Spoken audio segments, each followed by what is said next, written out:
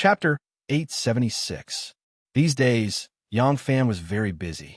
He managed the daily affairs of the military camp, inspected the situation of the garrison in the palace, went to the secret stronghold of the Succession Hall, sat and discussed with the old men of the Tianming Pavilion, met with the Shangwan family and other factions in the capital, and kept in touch with the Zhang brothers and Wu Sansi.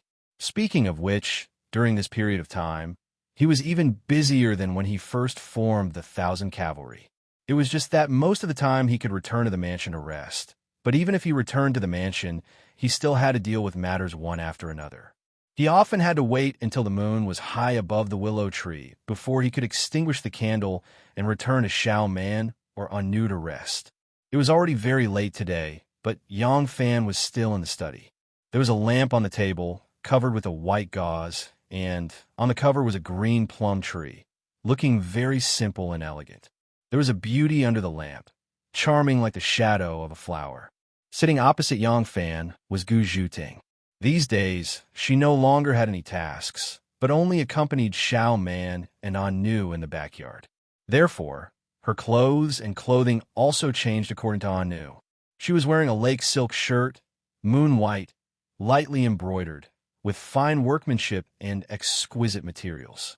It was easy to go from frugality to extravagance, but it was difficult to go from extravagance to frugality. Miss Gu had never worn clothes made of such expensive materials before. When she had first put on the soft, close-fitting, and comfortable clothes made of lake silk, she had felt somewhat uncomfortable. But now, if she were to change back into her coarse clothes, her delicate skin would probably feel uncomfortable. It was unknown whether it was because she had nothing to do all day in a backyard, so she had the time and mood to draw her eyebrows and lips, or because she deliberately dressed up before coming to see Yang Fan tonight. Sitting under the lamp, Gu Zhuting looked especially charming. Her summer clothes were thin, soft, and close-fitting, which made the lines of her body gentle and smooth. Her fair skin was like a freshly peeled perfume pear, and her glossy black hair was tied up in a bun with a green hairpin, showing a unique charm. That day, Gu Zhang misunderstood the relationship between Yang Fan and his daughter. When Gu Zhuting understood what her father was thinking, she was ashamed and angry at the same time. However, her thoughts were originally like a seed buried in fertile soil. It was originally deeply buried, and everyone knew what was on her mind. Now that her father had revealed it to her, especially when her parents not only did not object to it, but also seemed to be happy to see it happen. This was like the warm spring flowers blooming, the frozen soil thawing, and fresh air seeping in, allowing that seed to quietly germinate. At first, it was just an occasional fantasy, but now it was more and more difficult to get rid of. Especially since Anu was pregnant, Yang Fan often came over to stay and take care of his wife. Gu Zhuting could often see the two of them happily under the moonlight. She felt even more envious of them. Tonight, Yang Fan had summoned her to see him. Gu Zhuting knew that it was impossible for it to be a personal matter, but her heart was still beating wildly. Love was an inevitable part of life for both men and women. The longer one suppressed it, the harder it would be to suppress it once it was triggered. Yang Fan looked at her. Perhaps it was because of the hot summer night, but her tender cheeks were flushed red, looking very beautiful. It was impossible to tell that she used to be a female assassin who could take someone's life at any time. Yang Fan hesitated for a moment before saying, "I heard from Gu Zhang that the former Qianzhou governor Xie Yu killed King Chao in order to curry favor with His Majesty. Fearing revenge, he stayed in a tall building at night, with layers of guards outside and a giant bed inside, surrounded by dozens of concubines to prevent assassins. King Chao's heir spent a lot of money to hire you to go up the tall building at night and take his head. It was only when the sky was bright that the people inside and outside discovered his head was missing." Gu Zhuting was slightly surprised. Not knowing why he brought this up, she said yes. That was 14 years ago. At that time, I had just been transferred to the Succession Hall to work. In order to save money, the sect master accepted a large sum of money from King Chao's heir and ordered me to assassinate Xie Yu. At that time, I was not the only one who went with me. It was just that I was weak, so the others stayed outside, and I went in to carry out the task. Yang Fan clapped his hands and said, "You are only 13 years old and can accomplish such a big task. You are really amazing." Being praised, Gu Zhuding blushed even more. She gently lowered her head and said, "Why did Ah Lang mention this?" Yang Fan sighed and said, "To tell you the truth, I have a big task that requires a few people to handle first. I want to let your brothers go, but your father said that in terms of stealth skills, your brothers are not as good as you. In fact, letting your brothers go should be enough to complete this task. It is just that this matter is of great importance. If there is a first-class expert like you, then it will be foolproof. So, I am afraid I will have to make a slip of the tongue." Gu Zhuding was startled and said in surprise, "A slip of the tongue?" Yang Fan said, "Yes. I originally said that as long as you guard the rear residence, you will not show your face in public." Gu Zhuding suddenly understood and said, "Since the situation requires it, I am willing to serve Ah Lang. I will go through water and tread on fire without hesitation." Yang Fan quickly waved his hand and said with a smile, "It is not that serious. I am letting you go this time not to kill people. The bureaucracy has its own rules, and it is not something that can be solved by killing people. If you want to kill people, it must be done within the rules of the bureaucracy. You must know that killing is not the goal, winning is the goal." Gu Zhuting said, "Yes, I will follow Ah Lang's instructions." Yang Fan said, "Good. Then I will leave this matter to you, and your brothers will assist from the side." Yang Fan explained the matter to Gu Zhuting. Gu Zhuting thought for a moment and said worriedly, "If Ah Lang uses this method, will it infuriate Shenmu? Once it becomes a situation where they will not rest until one party is dead, this servant is worried." Yang Fan laughed and said, "Back then when I went against young Master Jiang, Anu was worried that I would not be able to withstand a single blow. Now that the obvious sect is in my hands, you are worried that I will not be able to withstand a single blow when I go against Shenmu. Is the obvious sect stronger or the hidden sect stronger?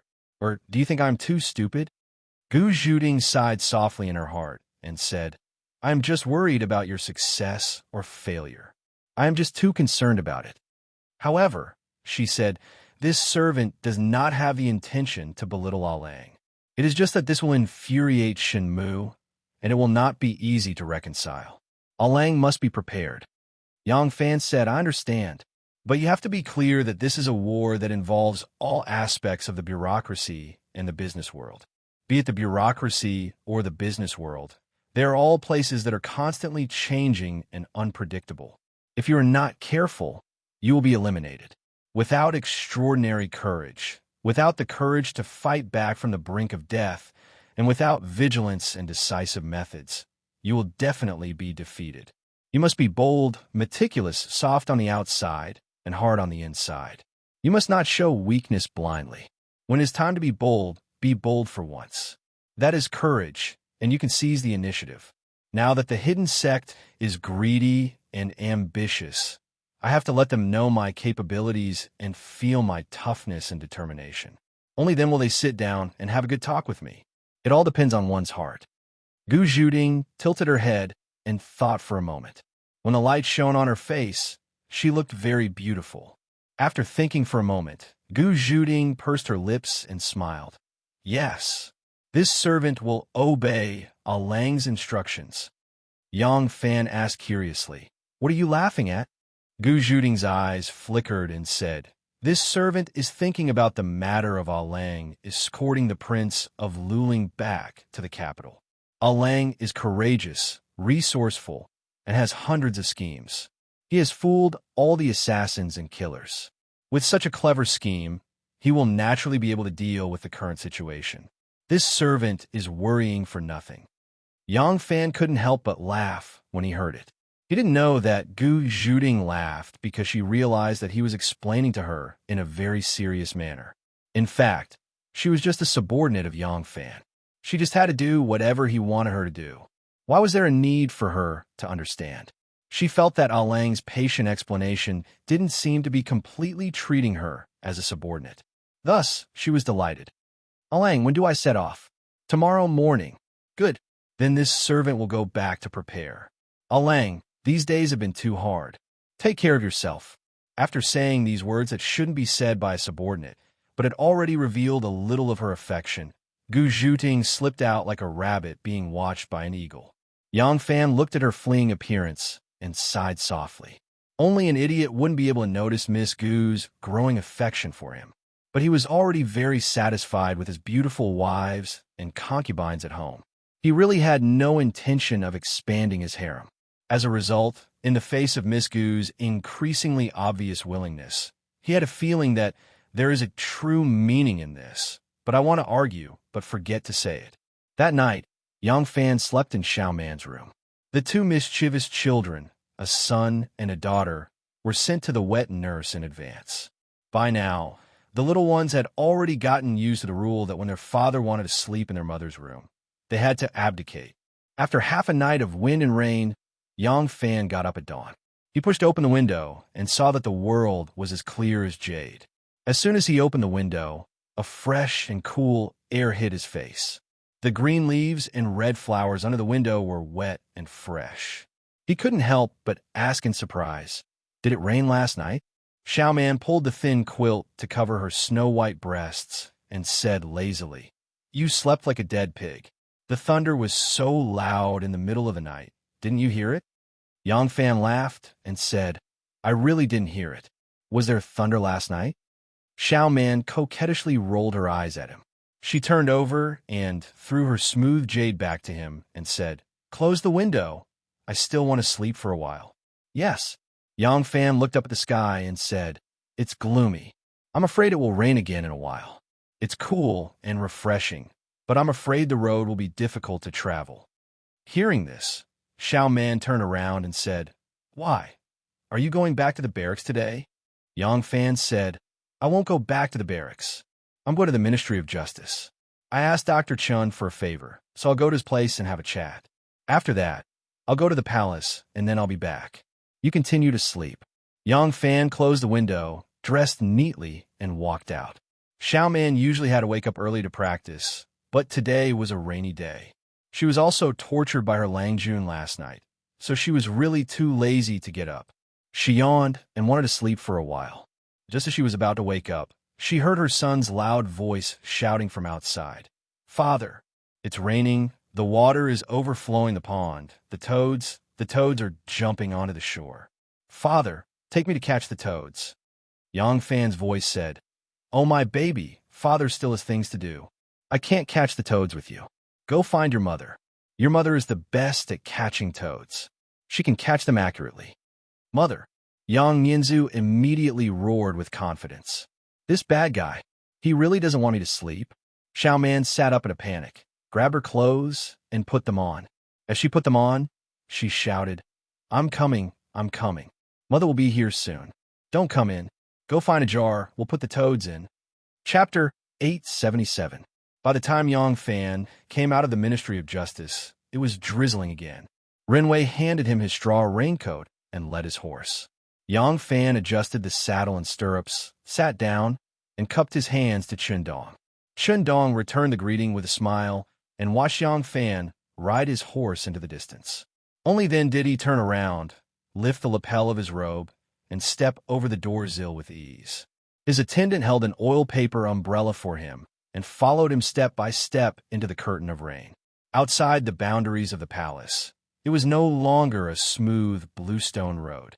It had rained heavily last night, and in the early morning, all kinds of pedestrians, carriages, and horses had made the originally smooth street into ravines, crisscrossing, and very muddy. Especially on the side of the Tianjin Bridge, the civil officials' ox carts, carriages, and the military officials' horses had trampled the ground into a puddle of mud. Yang Fan slowed down his horse. When he stepped on the muddy ground to the bridgehead, his horse's hooves, which were as big as the mouth of a bowl, were covered in yellow mud. Following the clattering of the hooves, yellow mud fell from the horse's hooves, and the entire bridgehead was also dirty. The drizzle continued, but the number of pedestrians on the street did not decrease. Ding Ding Street was the most prosperous and important street in Luoyang. Unless there was a hailstorm, there would not be a moment of peace here. Yang Fan crossed the Tianjin Bridge and went down along the long street, passing by the Good Selection Square. Just as he was about to reach the good selection square where he lived, there was a sudden commotion on the street, and there was a faint sound of cursing. Yang Fan stopped when he heard the sound and reined in his horse to take a look. He saw a fair-skinned, handsome young man hurriedly escaping from the square. This person's clothes were disheveled, and his hair was disheveled. His feet were trudging through the mud, and when he looked closely, he saw that he was barefooted. He was obviously dressed like a scholar, but he did not know what had happened to make him look so miserable. While Yang Fan was slightly surprised, another group of people chased after him. Among them was a young woman in emerald green robes. Her hair, accessories, and clothes were all in the style of a married woman. She looked to be about 17 or 18 years old. She was pretty, but the tip of her eyebrows was raised, faintly giving off a fierce aura. This long street had been soaked by the rain and was extremely muddy. Although there were many people on the street, there were very few women. This young woman with a head full of pearls and emeralds, dressed in luxurious clothes, did not care. In order to catch up with the young man who was running for his life in front of her, she lifted the hem of her dress with one hand and spread her legs wide open, causing the yellow mud to splatter everywhere. Seeing that the young man in front of her had escaped onto the main street, making it even more difficult to chase after him, the pretty young woman hurled with all her might in a moment of desperation. A black object flew into the air, smashing towards Yang Fan. Yang Fan stood his horse motionlessly, allowing Wei to drive his horse forward a step. The sheathed, long saber slapped towards the hidden weapon. With a plop sound, it fell to the ground. It was a wooden clog. Renwei looked at the clog, and then at his own mud-covered scabbard. For a moment, he didn't know whether to laugh or cry. As for the beautiful young woman, she was barefooted and caught up to the young man in just a few strides. She threw him down on the muddy ground like a tiger, swung her arms, and slapped him on both sides. Crack, crack, crack, crack, crack sounds rang out. Being ridden by the young woman, the young man was in dire straits and was unexpectedly unable to resist. After suffering several slaps in a row, he couldn't help but cry out, "I am your husband. How dare you treat me like this?" Riding on him, the young woman continued to wave her fan and claw as she loudly cursed. "My father will soon become the crown prince, and I will be the current princess. How dare you bully me like this?" Hearing these words, Yang Fan was inwardly alarmed. When he looked again, it just so happened that the pretty young woman was fiercely slapping him, causing some mud to splatter on her face. She used the back of her palm to wipe it off, leaving behind several traces of mud. Not only did this not obscure her beauty, it instead added a bit of mischievousness. Seeing that she looked familiar, Yang Fan thought to himself, "I've seen her before. Which daughter of the Prince of Luling is this? Ah, that's right, this is Ian Junju." Ian Junju Lee Sinyu had been chasing and beating, panting for breath. She was also somewhat tired. Seeing that the people of the residence had already caught up, she shouted, "A bunch of trash! Come here and tie him up for me." Since Ian Junju had obtained the title of Junju, she had a residence, guards of honor, and a salary. She also had a group of subordinates of the Junju Fu, such as the judges of the hall, attendants, eunuchs, palace maids, and so on. However, they were limited by the level of regulation and did not have anything like a chief clerk.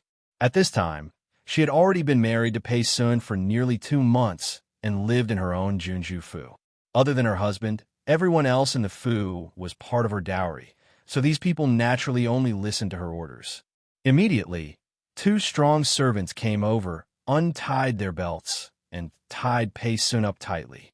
Ian Junju pointed at Pei Sun, unable to restrain her anger, and said, "You are so despicable. It has not even been 2 months since you were married to this Junju, and you already have an outside pet, treating me like I'm nothing. If I don't teach you a good lesson today, you won't know how powerful I am." Pei Sun refused to accept this and loudly retorted, "That woman was originally my maid, and we had intimate relations long ago. It was only because I married you that I sent her away and arranged for her to be placed in another residence. She's not an outside pet that I kept after I married you." Ian Junju Lee Sinyu gave him another heavy slap on the face, scolding, "You still dare to rebut me? Since you are my husband, you still have an unclear relationship with her. Do you think you are in the right? After Junju finished speaking, she turned her head and shouted, "You are all a bunch of useless servants. Have the executioners not caught up yet?" Pei-sun was shocked and struggled, saying, "Execute. Execute what? What do you want to do to Chinya?" Chinya must be the name of his outside pet. Today, when he was visiting a friend, he had gone to be affectionate with that outside pet. He did not know how Junju had received the news and actually led people to attack. Pei-sun had fled in a panic, not knowing that Junju was going to harm that woman. Hearing this, Junju only smiled coldly and said nothing. After a while, for eunuchs dressed in the robes of eunuchs hurried over and bowed to Junju. Junju said harshly, "Have you punished that lowly servant?" One of the eunuchs bowed and answered, "As Junju has ordered, we have already cut off that woman's nose and tongue. Please, Junju, examine them." As he spoke, he took out a cloth bag from his sleeve and opened it. There were two bloody things inside. Pei-sun gave a loud cry, and tears streamed down his face. He glared angrily at Junju and said through gritted teeth, "You vicious woman, extremely jealous and cruel. You are not worthy of being a descendant of the emperor." Junju smiled coldly and said, "Do you still want to slander the monarch's father? Do you want your entire family to suffer as well?" Pei-sun's heart shook, and he gritted his teeth. However, he did not dare to curse anymore. Junju snorted coldly and raised her chin. She said proudly, "Don't think that I don't dare to punish you just because you are my husband. I'm only giving you a small punishment today. In the future, if I find that you have wronged me in any way, I will castrate you." Junju slapped the bloody tongue and nose from the eunuch's hand and said, "Go, cut off his hair." When a eunuch heard this, he was shocked. He could punish a woman who had no one to rely on and no power, but the person in front of him was the husband of a Junju after all. How could he humiliate him like this? Also, the Pei family was a large and powerful family. The Pei family did not dare to do anything to Junju, but if he really dared to follow the Junju's orders, it would be easy for the Pei family to punish a servant like him.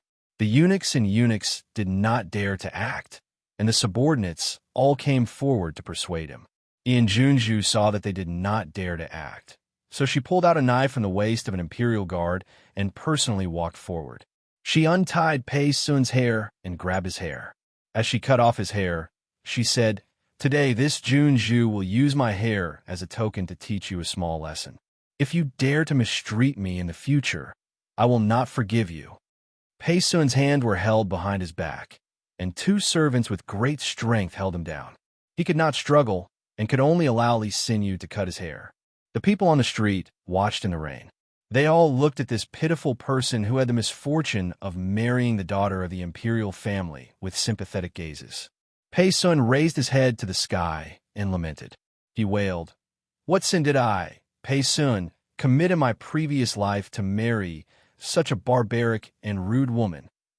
Yang Fan saw that this Junju was making an outrageous ruckus, especially when she implicated the innocent and ordered people to cut off the nose and tongue of Pei-sun's favorite. This action caused Yang Fan to feel even more disgust. He made a hand signal to Ren Wei. Seeing this, Ren Wei immediately urged his horse forward and shouted, "Stop!" Junju was burning with jealousy. She did not care who shouted for her to stop and continue to cut off his hair.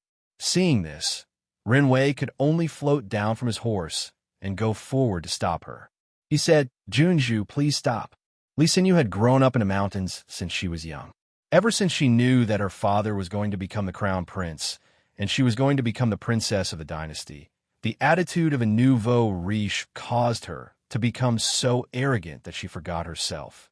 At this moment, the only person she was afraid of was the Wu family. Seeing that this person dared to go forward to stop her, she did not know the other's background. She stopped and asked, "Who are you?" At this moment, Pei-sun's hair had been cut into long and short strands, as if it had been chewed on by a dog. It was unknown how much he had suffered, but at this moment, he only raised his head to look at the sky, allowing the fine rain to fall on his face. Tears rolled down his cheeks, and he did not move at all. Rinwei said, "This subject is Runway. I am only a minor officer under the command of the investigating misconduct disposal envoy. Junju, using your wife to bully your husband, and this is on the streets, it is truly an affront to public morals. Even this subject cannot continue watching this. Please calm down, Junju. Since this is a family matter, even if there is something wrong with your husband, you can report it to your in-laws and make the decision." When Junju heard that this person's surname was not Wu and that he was some investigating misconduct disposal envoy that she had never heard of before, she could not help but laugh coldly and say, "Since when can a cat or a dog run over to meddle in the private affairs of the imperial family? Get lost." Yang Fan raised his horse and went forward. He said indifferently, "This official is the current emperor's sentinel, not some cat or dog. If there is anything in Luoyang that violates the law, this official can investigate it." Li Xinyu raised her head to look and saw that the person sitting on the horse was wearing a woven rush raincoat. She could not see the color of his travel attire, but she could recognize his cold and stern face. She could not help crying out, "Yang Xiaowei." Li Xinyu knew that this person had helped her family. If not for this person, her father might not have been able to return to Luoyang alive, and she would never have had the chance to become a princess. However, hearing Yang Fan's stiff tone, she was still displeased. She said coldly, "Yang Xiaowei, this is my family's private affairs. Please do not interfere." Yang Fan said coldly. Junju seems to have not heard clearly. Right now, this official is the investigating misconduct disposal envoy. This official can interfere with anything that is unjust and illegal. The law of duel states that if a wife beats her husband, she will be punished for a year. If the injury is serious, she will be punished with 3 levels of fighting injuries. If the nose of another person is destroyed, she will be punished for a year. If the tongue is broken, it will flow for 3,000 li. This official was once a minister of the Ministry of Justice. What I say is definitely not false. Is Junju not afraid of violating the laws of the country? Chapter 878. Li Xinyu was shocked and took 2 steps back. She put on a brave front and said, You dare? I am the daughter of the Prince of Luling. I am the granddaughter of the current emperor. You can't do this to me."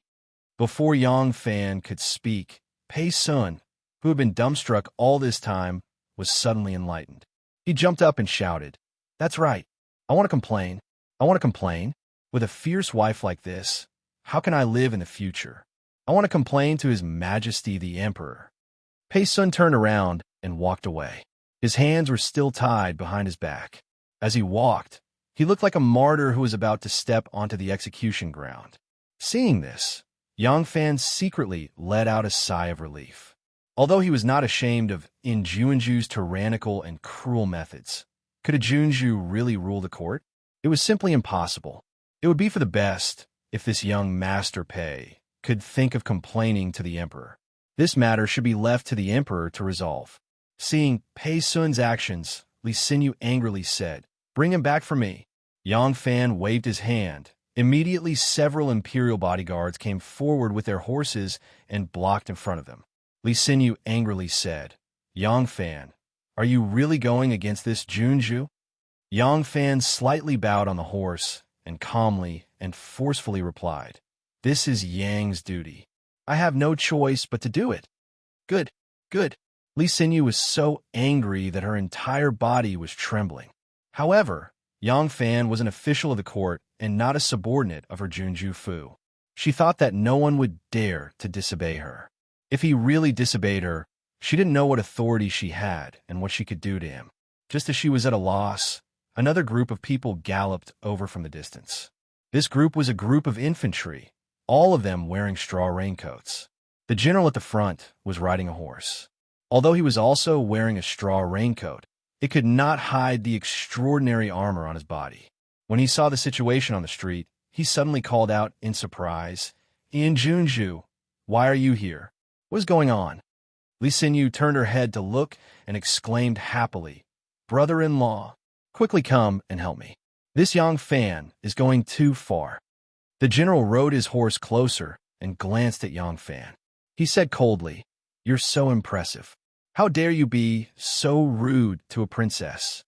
Yang Fan looked at him and frowned. "Who are you?" The man proudly said, "I am the left guard of Jin Wugwa Yi Wei Jia. I am in charge of the left guard of Jin Wugwa Yi Wei Jia.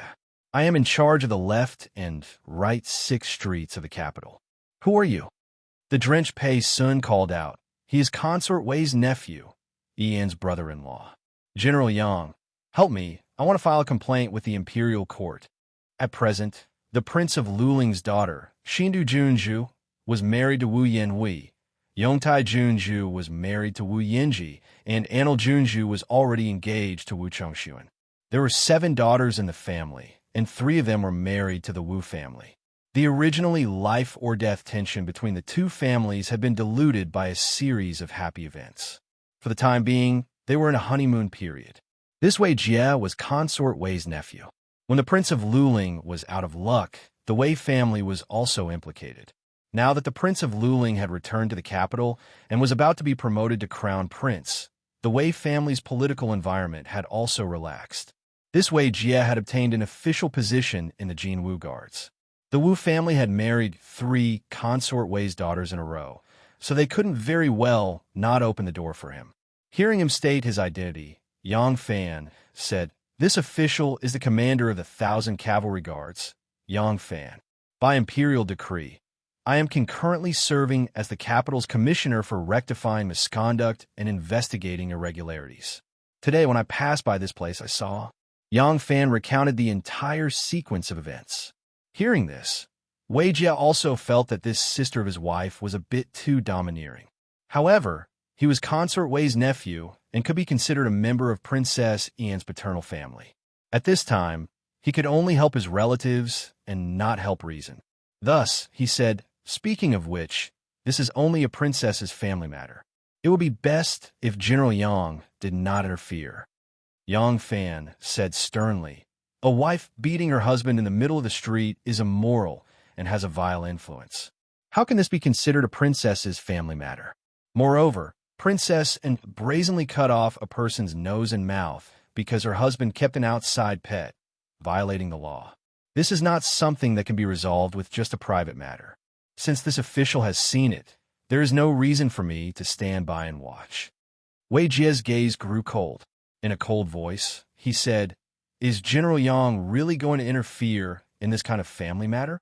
Yang Fan smiled coldly, his gentleness carrying a hint of toughness. "This official is determined to interfere in this matter. That Lady Qing, you had her nose and tongue cut off. Her entire life was ruined. It was very likely that she would commit suicide." Out of righteous indignation, Yang Fan was determined to interfere in this matter. He knew that it was impossible for Princess Ian to be exiled according to the law. However, if he could punish her, it could be considered as finding some justice for Lady Qingya. With this punishment, she would restrain herself if she wanted to bully others in the future. Moreover, ever since the Prince of Luling's family returned to the capital, they had inexplicably become cold and wary of him. This also made Yang Fan angry. He wanted to let the Prince of Luling's family know that he, Yang Fan, was not a soft persimmon that could be manipulated by anyone. If it could be said that Yang Fan had always been indifferent and easygoing towards power, then this time, Shun Mu's provocation had stimulated his sense of danger. He began to act like a wild beast patrolling his territory, beginning to possess a sense of territory and sovereignty. He needed to declare his existence. For him, the true danger came from the people he trusted. He had done a great favor for the Prince of Luling's family, but they had inexplicably become cold and wary of him. He had treated Shen Mu like an elder brother, but Shen Mu had secretly done something to him. In the past, his enemies had always been clear-cut. From the very beginning, he knew that they were his enemies. He had never felt this sense of danger. Now, all of this had deeply touched him, and his edge was beginning to shine. If he wanted to establish his own power, he needed prestige and the ability to rally supporters. He could no longer be like before, blindly lying low and relying on the protection of others. Hearing Yang Fan's reply, Wei Jie sneered and waved his hand, shouting, "Someone, escort Princess and Prince Pei back to the Fu." A group of golden guards immediately drew their spears and approached, intending to snatch Pei Sun back. Yang Fan's face turned cold as he shouted, "Protect Prince Pei." Rin Wei and the others immediately urged their horses forward, pressing down on the sabers at their waists. Wei Jie was infuriated, saying, "The one surnamed Yang, this official is in charge of the Fu's subordinates, supervising the patrolling of the 6 streets to the left and right of the capital. Are you going to oppose me?" Yang Fan said in a carefree manner, "It seems that you don't understand. This official regulates the conduct of the public and investigates the wrongdoings of the people and civilians of Luoyang. All illegal and unjust matters are dealt with by this official. If you dare to obstruct this official from enforcing the law, this official will take you down as well." As a member of the Golden Guards, Wei Jie had long heard from his colleagues that Great General Wu Yizong seemed to be at odds with Yang Fan. With this backing, he was not afraid of Yang Fan. He was still thinking that by standing out this time, he would definitely receive Wu Yizong's favor. Thus, with a clang, he unsheathed his sword. Holding his sword, Wei Jie proudly shouted, "The security of the capital has always been my responsibility. When has it ever been someone else's turn to dictate? Someone, seize Prince Pei back from me. Those who dare to resist, die, or be injured." Tit for tat, Yang Fan immediately gave the order, "Escort Prince Pei into the palace. Those who dare to obstruct, kill without mercy. As for this courageous Commandant Yi who dares to disobey this official's orders, take him down." Wei Jie was both shocked and angry. He shouted, "You dare to touch me? Why would I dare?" Before he could finish speaking, raindrops shot towards him. It turned out that Yang Fan had ripped off his woven raincoat and flung it at him. Before the woven raincoat reached him, the raindrops had already shot out, causing pain to his face. Wei Jie let out a loud "ah" and instinctively closed his eyes. The woven raincoat immediately covered his head. The raincoat was already heavy after being soaked in water, and with the strength of Yang Fan's wrist, it actually covered Wei Jie's face and threw him off his horse. Since the commander had already made a move, how could his subordinates dare to be careless? Immediately, the two sides began to fight. This group of Golden Guards had about 20 people. Other than Wei Jie, who was riding a horse, the rest were all foot soldiers. Behind Yang Fan, other than Rin Wei, there were only 6 people. However, these 6 people were all martial arts experts hired by the Hall of Succession with a large sum of money. In close combat, the number of people was small and the ground was muddy. This was the perfect opportunity for them to display their martial arts. In a short period of time, the 6 of them were more than enough to deal with the 20 over people. Wei Jie fell heavily onto the muddy ground and was dizzy from the fall, unable to distinguish north from south. Yang Fan said, "This person disobeyed my orders, using force to disobey the law, 30 strokes of a cane." Rin Wei used his saber to cut open the ropes that bound Pei Junma and helped him up onto Wei Jie's warhorse. He then walked in large strides to the side where a servant from the Junju Fu was standing. In his hand was a water and fire stick. Seeing the 2 groups of imperial soldiers fighting each other, he was dumbstruck. As soon as he saw Rin Wei approaching with a saber in hand, his legs went soft and he unconsciously knelt down on the mud, howling, "Sir, spare my life." Rin Wei coldly snorted and with one leg, he picked up the water and fire stick in front of him and caught it in his hand. He turned around and walked towards Wei Jie. With a pung, the stick smashed down. Wei Jie, who was dizzy, woke up and gave a blood-curdling scream as he tried to jump up. As soon as his feet touched the ground, Rin Wei swept his stick across his calf. The strength of this blow was just right. Although it was not enough to break his legs, the pain penetrated into his bones. Wei Jie could no longer stand, and with a blood-curdling scream, he fell onto the muddy ground again, falling flat on his face like a dog eating shit. Rin Wei laughed. "That blow just now doesn't count." As he finished speaking, he swung his stick again. For a moment, the stick flew through the air, hitting Wei Jie's buttocks. The sound was no different from a foot stepping on the muddy ground. Ren Wei's use of the stick was not like the military's use of canes. There were intervals between each strike, and in his hands, one could only see the shadow of the stick flying through the air, and the pung-pung sound was unceasing. Wei Jie wanted to scream, but he couldn't keep up with Ren Wei's rhythm. It was drizzling on the streets, but more and more commoners were gathering. Many of them didn't even bring their umbrellas. Those at the back were hopping forward to look, and each and every one of them was in high spirits, beaming with joy. With the population of Luoyang, fights in the alleys were a common occurrence. Large-scale fights on the streets were relatively rare. After all, the officials and patrolmen were keeping a close eye on the situation. If they accidentally got involved in the court, both sides would be in trouble. But today was different. The people fighting were all soldiers, and they were using swords and spears. This was a rare sight. It was really celebrating the new year. Yang Fan's subordinates had been with him for a long time, and they understood his intentions very well.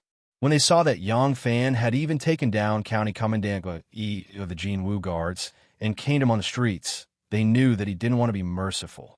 Moreover, he wanted to use this opportunity to establish his authority. Without any hesitation, they used their full strength. In a short while, the Jinwu Guards were all lying on the ground under the storm-like attacks of the 1,000 horsemen and 6 imperial bodyguards. Although none of them died, they were all injured and rolling on the ground, screaming in pain. The remaining 6 or 7 quick-witted Jinwu Guards didn't care that their county commandant was being beaten, and they all ran far away. Chapter 879. While Yin Junju was domineering, that was only because of her arrogance that it swelled after her rise. She had stayed in the small mountain village for many years and thought that just because she had the noble status of being the descendant of the emperor, everyone in the world would respect her. Right now, Yang Fan did not give her any face at all. She stood there without any ideas. Ren Wei used the staff quickly, but his strength did not lessen at all. Because he used the staff too quickly, the pain had not been felt for long, so Wei Jie had not fainted yet. However, when Ren Wei finished his last strike and picked up the staff to leave, he had lost all feeling in his lower body. He could not even get up if he wanted to. Yang Fan threw off his straw cape. After knocking Wei Jie off the horse, he smiled slightly at Pei Juanma and raised his hand, saying, "Please." Pei Sun was extremely grateful.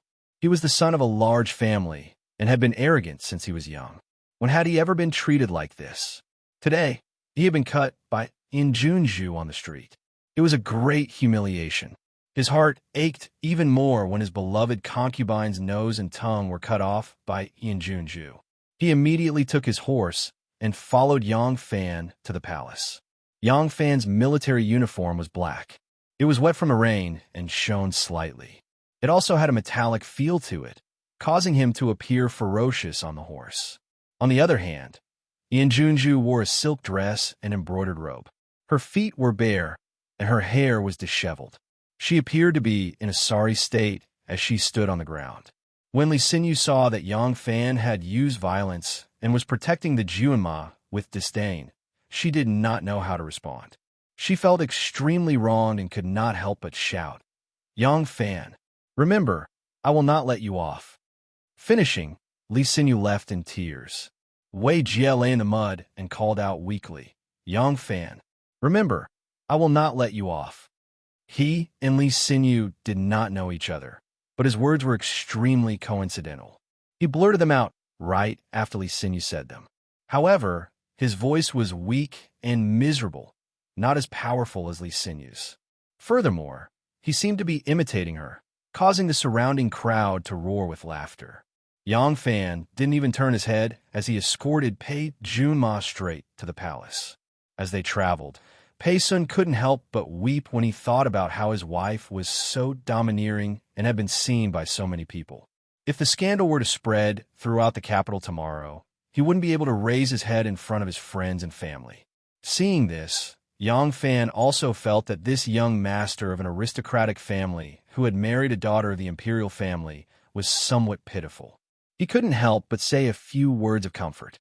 Pei Sun choked with sobs as he said, "A few days ago, the shoe merchant Long Jiutao asked me to introduce him to Zhang Tongxiu. As a token of appreciation, he gave me 4 beautiful shoe girls. Considering the jealousy of my wife at home, I did not accept any of them. Which man lives as sullenly as I do? Qing had been serving me since we were young. We loved each other and had long had an affair. I had originally planned to make her my concubine after taking her as my main wife. But because I married a Junju, I could only go back on my promise and set her up in an outer residence. I had already made her suffer greatly. Now, Yang Fan was a little disdainful of his incompetence. He spoke so passionately.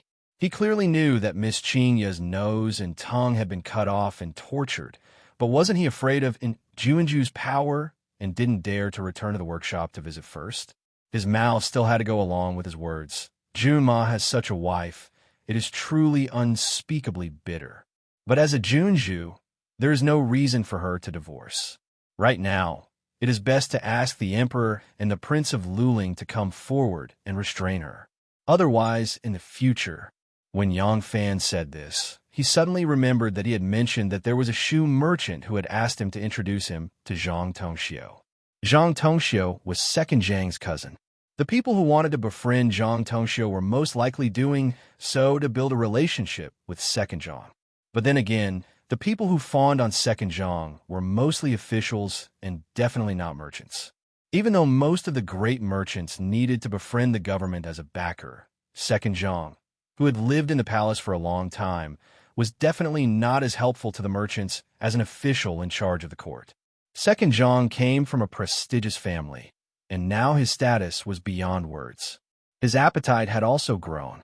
Befriending Second Zhang required more than 10 times the cost of a court official, but the effect was far less than a court official. Which merchant would make such an unprofitable transaction?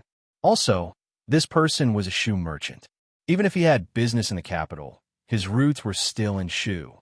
In this era, a round trip to a different place would take a long time, at least half a year.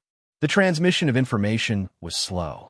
Great merchants would not stay in a different place for long, so it was far less profitable for great merchants to open a branch in a different place than to ally with the local tyrants.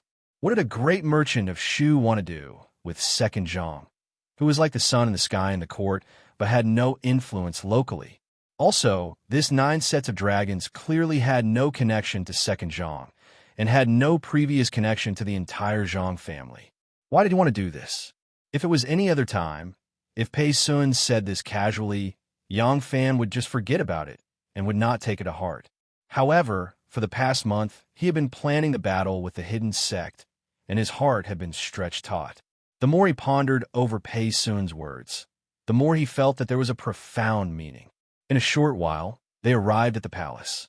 Although Pei Sun was the county horse, he did not have a palace pass.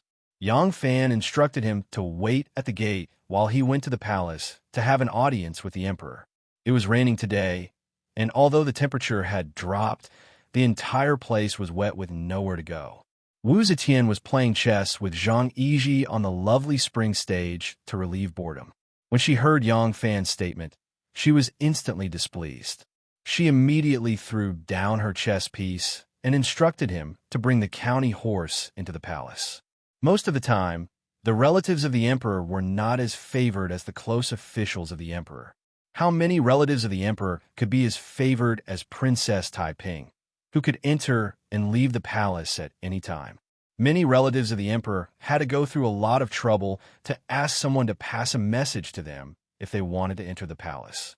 The emperor might not even meet them, so it was not as good as the close officials of the emperor who could speak at any time.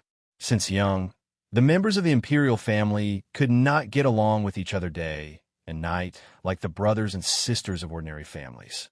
Their blood ties were thin, and it was even harder to meet them after they grew up. Furthermore, after being instigated by the close officials, there were plenty of people who hated them and did not want to meet them or even treated them coldly. Therefore, even if they were relatives of the emperor, there were very few who were willing to offend the close officials of the emperor. Only Princess In, who did not know the immensity of heaven and earth, would be incomparably unyielding when she saw Yang Fan interfering. Wu Ziqian ordered Yang Fan to bring the county horse into the palace. After thinking for a moment, she also asked a servant to summon the Prince of Luling. The Prince of Luling had been living in the East Palace and was next to the Crown Prince's younger brother. It was obvious that he was waiting for his brother to make room for him. However, the imperial court was more concerned about reputation, and he could not find a suitable opportunity. Hearing that the Empress had summoned him, the Prince of Luling hurriedly dressed himself and followed the young servant into the inner palace. He secretly stuffed some money into the young servant's hands and asked why his mother had summoned him. The young servant knew that he would definitely become the crown prince in the future, and then the son of heaven after that, so he did not dare to make things difficult for him. However, this young servant had been waiting outside the palace at the time, so he did not understand why the emperor had summoned him. The young servant thought for a moment and said, "This servant does not know either. I only know that General Yang Fan entered the palace for a while and then left in a hurry. The saint then sent word to summon your highness." This servant noticed that the saint seemed to be secretly angry. "Your highness should be a bit more careful." Li Xian's heart tightened when he heard this.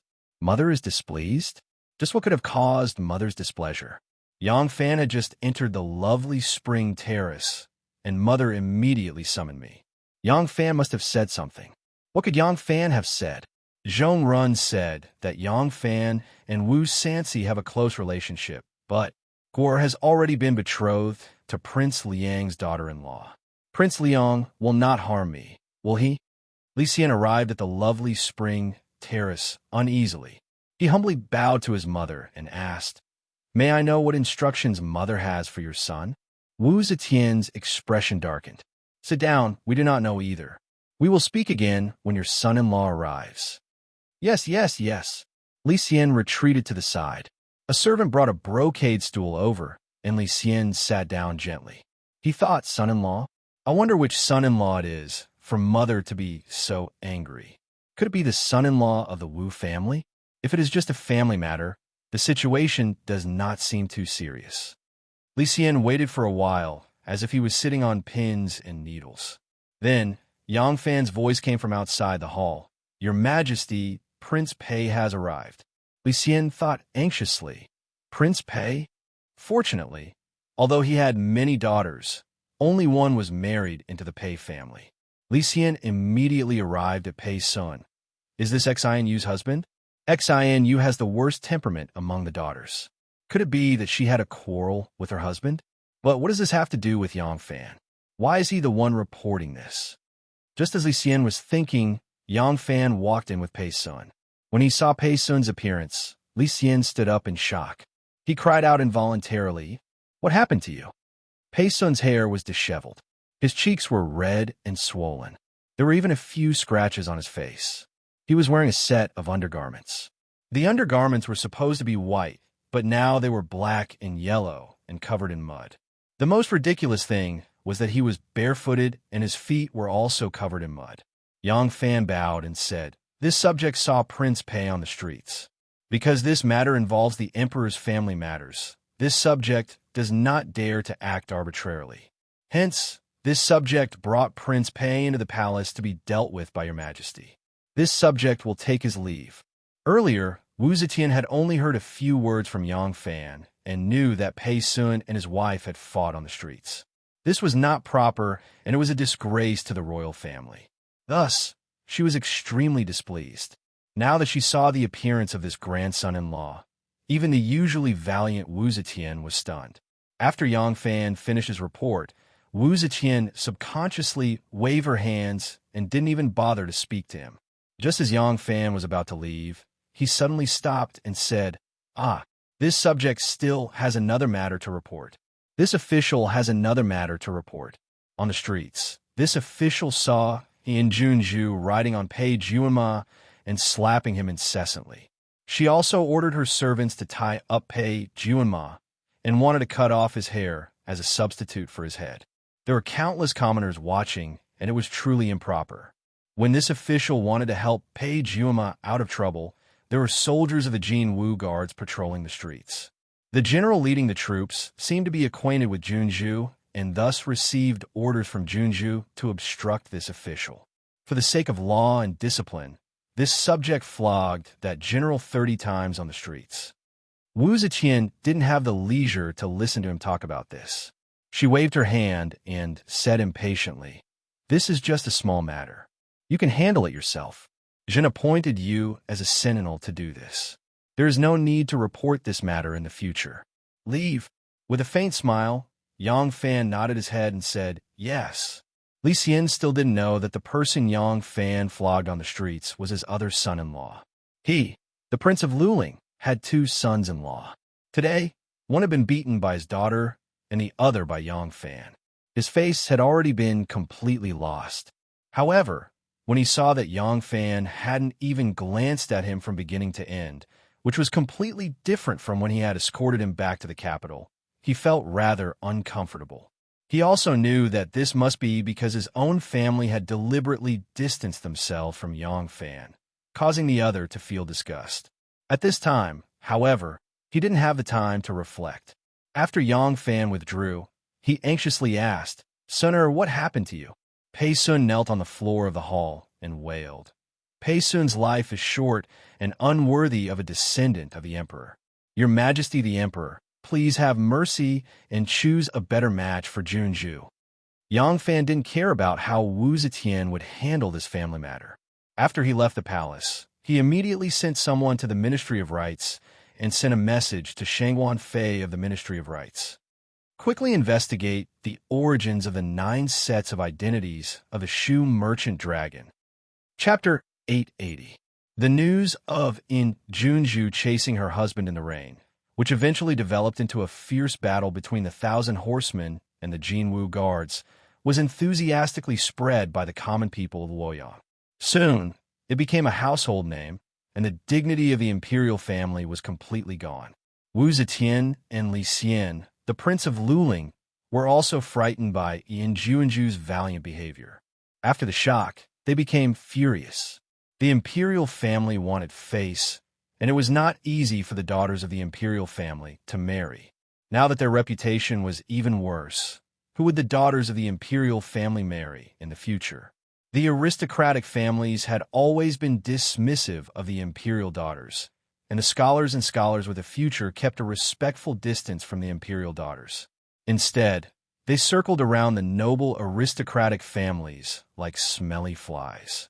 All of this had long made the imperial family unhappy. In the end, those imperial princesses were so troublesome. It was fine if they only had a private imperial examination and secretly had a lover, but now they had even publicly beaten their husband. The imperial family was supposed to be an example to the world, but didn't they become the laughingstock of the world? Before Pei Juema's snot and tears could finish complaining, Wu Zetian had drawn up the punishment measures. Junju would be demoted to Junju, and the rules and etiquette would all be lowered by 1 grade. Originally, the Junju had a salary of 1st rank, but now she was demoted to 2nd rank. Wu Zetian also selected 3 female officials from the palace for her. One would lecture on Banjiu's women's precepts, one would lecture on the women's rules written by Empress Zhang's son of the Tang dynasty, and one would lecture on the essentials of internal conduct, written by Emperor Zetian of the current dynasty. Wu Zetian vowed to teach her to be a good wife and mother, so that she would not embarrass the imperial family again. As for Pei Sun, having a mistress was also a mistake, so he was punished as well. He was demoted from the capital and appointed as the provincial governor of Feng Province. In fact, this was a kind of compensation for his apparent demotion, but hidden promotion. After Ma Shang Junju of Pei County, he was promoted to a 5th-rank official to disperse the court. He had no real power, and his official position was not high. Now, he became the provincial governor of Feng Province, a 4th-rank local official. Furthermore, the scenery in Peng Province was beautiful and rich. Prince Pei would return to the capital sooner or later, so he was being demoted but actually rewarded. That day, there was another Wei Juema who had been beaten, and his ending was even worse than Pei Juema. Both his buttocks had been smashed, and he had to be carried home. Xian Peng Junju, who had just been married and was sticking to her husband like glue, felt her heart ached so much that tears rolled down her face. She couldn't resist running to the palace to see her parents and viciously complaining about Yang Fan. That day, the one who had attracted the most attention was the Junju beating her husband. Yang Fan and Wei Jie, who had not announced his status as the Junju, were ignored by the common people and did not spread among the people. Now, they wanted Li Dan to take the initiative to explain this matter to the emperor. Hadn't their family suffered enough humiliation? After being scolded by his mother, Li Xiangang didn't dare to look for trouble. He could only scold his daughter and tell her to restrain her husband. He told her not to get too close to Wu Yizong and not to provoke Yang Fan. When Wu Yizong heard that Wei Jie had been beaten, he went to visit. Commandant Guiyi's position among his subordinates wasn't small, and he also had the status of a Junju. When Wei Jie saw the Grand General, he immediately complained tearfully and even added details to the story, saying that he had mentioned Grand General Wu, but Yang Fan didn't give him any face. Wu Yizong gritted his teeth as he listened. He was so angry that he wanted to immediately find trouble with Yang Fan. But charging into the camp was akin to mutiny, and he didn't dare. While the 1,000 cavalry were on duty in the capital, they were within the palace. Wu Yizong's sphere of influence was outside the palace. He didn't dare to charge into the palace and fight, and could only endure it for now. Pei Juema heard that he had profited from a disaster. Not only could he leave that tigress, but he could also become a local tyrant. He couldn't help but be overjoyed and immediately went to find Yang Fan to thank him. He didn't forget that if it wasn't for Yang Fan's generous help, he wouldn't have remembered to complain to the emperor. Even if he remembered, he wouldn't have been able to enter the palace. He couldn't possibly cry and pray to the imperial palace, could he? If the matter really got out of hand, the dignity of the imperial family would be gone. Although the emperor would still punish in Junju, he wouldn't be able to have such a good job. Pei Juema excitedly went to the Yang residence with generous gifts. After asking around, he found out that Yang Fan had already returned to the 1,000 cavalry camp. Pei Juema left the gifts and personally went to the 1,000 cavalry camp in the north of the city. He insisted on thanking Yang Fan in person, and it could be said that he was very sincere. In the 1,000 cavalry camp, the soldiers were doing their daily drill on the drill ground. The sound of battle cries were uniform. Yang Fan walked slowly along the green path at the foot of the mountain. Beside him was Ren Wei, who was quietly reporting something to him. Yang Fan asked, "It's been more than a month. You still haven't found anything that can be used against them?" Ren Wei replied, "I won't hide it from Sect Head. Ever since the obvious and hidden sects fell out, both sides started to conceal their respective powers. Young Master Jiang came to Luoyang from Chang and hoping to make a comeback here. In the end, because the 3 swindlers old Nun Hanoi, Taoist Si Fong, and the barbarian Mo Lei fell from power, his power was wiped out in one fell swoop. The obvious and hidden sects also learn a lesson from this. From then on, the identities of the officials that were supported and bribed by the obvious and hidden sects, as well as the officials that had never been exposed before, were only known by the few core figures in the sections. No one else had the chance to know. The few officials that belonged to the other side in the past had all fallen from power in a few fights. Now, it's very difficult to determine who's on the other side if we want to control them." Ren Wei sighed and continued, "As for the hidden sect's weaknesses in other areas, Shenmu has returned to the Central Plains for more than a year. I'm afraid that all the loopholes that could be filled have been filled. Up until now, we haven't found any places that can be attacked." After Ren Wei finished speaking, he was afraid that Yang Fan wouldn't believe him and continued, "This matter concerns the future status of our obvious sect. Even though there are a few elders in the sect that are dissatisfied with Sect Head acting arbitrarily, they will definitely not drag Sect Head down on this matter. They said that they haven't found any weaknesses of the other side, and that should be the truth." Yang Fan nodded and slowly stopped walking. He asked, "What suggestions does Tian Shu have?" Ren Wei said, "They believe that rather than casting a wide net and investigating aimlessly, it will waste time and effort with little results. It is better to focus on one point." "What point?" "Food." "The reason?" "Food is the foundation of the imperial court, and it is also an important method for me to influence the imperial court. Once the scale is large, it will not be easy to hide everything. Therefore, if we start from this aspect, we should be able to obtain some results. Also, Shun Mu and young Master Jiang once fought over food, and then he was sent to Exile Luo. Before he finished speaking, Yang Fan started to smile. He had already secretly sent people out of the capital with the goal of food. However, he hadn't thought of the first reason that Tian Shu thought of. The reason he set his target on food was because he thought of the second reason. In the Battle of Chong, and 2 years ago, the weapons that both sides used were food. In that vicious battle, logically, the obvious sect had the advantage and was much stronger than the hidden sect. However, because young Master Jiang did not listen to honest advice and was obstinate and self-opinionated, and the succession hall was established by him with the full support of the Liu clan, no one could do anything to him. As a result, they fell into Shun Mu's trap and suffered a crushing defeat. But to kill 1,000, one would lose 800. To defeat young Master Jiang, Shun Mu's losses would not be small. After that, Shun Mu was sent to Exile Luo. He did not have time to make up for the losses caused by using food in the battle. Even though Shun Mu had quietly returned to Chong, and last year, when he returned to the Central Plains, the Khitans had rebelled, and then the Tuju had invaded. The hundreds of thousands of troops of the imperial court had moved to the north and gathered large amounts of food from various places. The Guanzhong Granary was the main gathering area. The war in the north had continued until last winter. In other words, during this period of time, in such a large environment, Shun Mu had no way to make up for the problems that had occurred with food. The only thing Shun Mu could do was wait until this year's autumn harvest had large amounts of surplus food. Right now, it was summer and still far from the autumn harvest. Shun Mu could not make a pile of food out of thin air. Therefore, starting from this direction should be the most correct direction. The reason that Yang Fan was happy was because from the suggestion of Tian Shu, he was sure that the succession hall was now of the same mind as him. When a new emperor ascended the throne and the military power was scattered and the throne was unstable, the most commonly used and effective method was to divert trouble from the outside.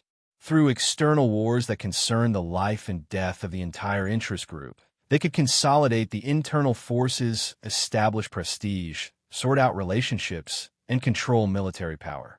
He was the obvious sect lord, and this method was also applicable.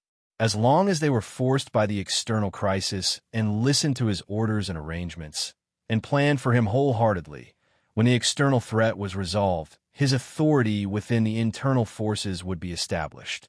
During this period of time, if anyone provoked him, he could use the fact that most people were forced to obey him due to the overall situation to easily kick the other party away with the least resistance and replace them with his own people. Good. This is a good idea. Let's start from this direction. Yang Fan clapped his hands in praise. He naturally did not have to say that he had already sent people to act. It was not a smart idea to let the people of Succession Hall discover that he did not trust them enough. Ren Wei said, but there is one more thing. Our obvious sect has also used a large amount of food. If we want to make a fuss about this, how do we prevent the fire from coming to us? This is a problem. Yang Fan frowned and asked, do we have a lot of holes? Ren Wei said, not a lot. After all, the food has always been in our hands. While the hidden sect had secretly started to interfere with the food storage, they had to avoid our eyes and ears and did not dare to make too big of a move. Most of the food they obtained was given to Wu Zhila, who was supported by them. Thus, they used much more storage than us. But just in case, we need to be clear about ourselves. Before this, we cannot launch a counterattack in case they become desperate and try to take us down with them. Yang Fan nodded and said, all right, have Heaven's Pivot draw up a detailed plan. On one hand, we will fill in our holes, and on the other hand, we will look for their holes. Whoever makes the first move will be able to influence the outcome of this battle. Yes, Ren Wei responded solemnly and turned to leave. Yang Fan walked to the front of the slope and looked up at the sky. The coolness from yesterday's heavy rain had been gradually dispelled by the sun in the sky, and the earth was once again hot and stuffy. Just as Yang Fan was about to rush back to his tent before the sun's power was fully unleashed, a junior colonel rushed over from afar and reported in a loud voice. "Middle Commander, there's a prince consort Pei outside the Yuan Gate who wishes to see the general." Yang Fan was startled and asked curiously, "Consort Pei? What's he doing here?" That junior colonel said, "I heard him say that he is indebted to the general's help. Now that the imperial court has appointed him as the provincial governor of Feng Province, he is here to express his thanks." Feng Province? Yang Fan's eyes suddenly lit up. Among the prefectures in the Guangzhou Prefecture, the Feng Prefecture was a major grain-producing prefecture, and Lady Gu was headed there. If the provincial governor there could give him convenience, wouldn't he have more confidence in dealing with the hidden sect? Yang Fan looked at the sun that was gradually emitting blazing rays and smiled as he muttered to himself, "Even the heavens are helping me. Elder brother Shun, what do you have to fight against me?" Chapter 881. Yang Fan came out of the gate to welcome him. As soon as Pei Junma saw Yang Fan, he immediately clasped his hands and said gratefully, "I am indebted to General for your help, allowing me to avoid the humiliation of a woman. Today, I have been sent by the court to be the provincial governor of Pengzhou. Before I leave, I have specially come to express my gratitude to General." Yang Fan hurriedly said, "This is my duty. There is no need for Pei Junma to be so polite." Pei Sun said with a smile, "Now you are the county horse, county horse." Yang Fan smiled and said, "The weather is hot. Please come into the tent to talk." Yang Fan invited Pei Sun into the commander's tent, and they sat down as host and guest. Pei Sun seemed to be in high spirits about this exile to Pengzhou. His words were torrential, and he was very talkative. Yang Fan followed his words and began to talk about Pengzhou.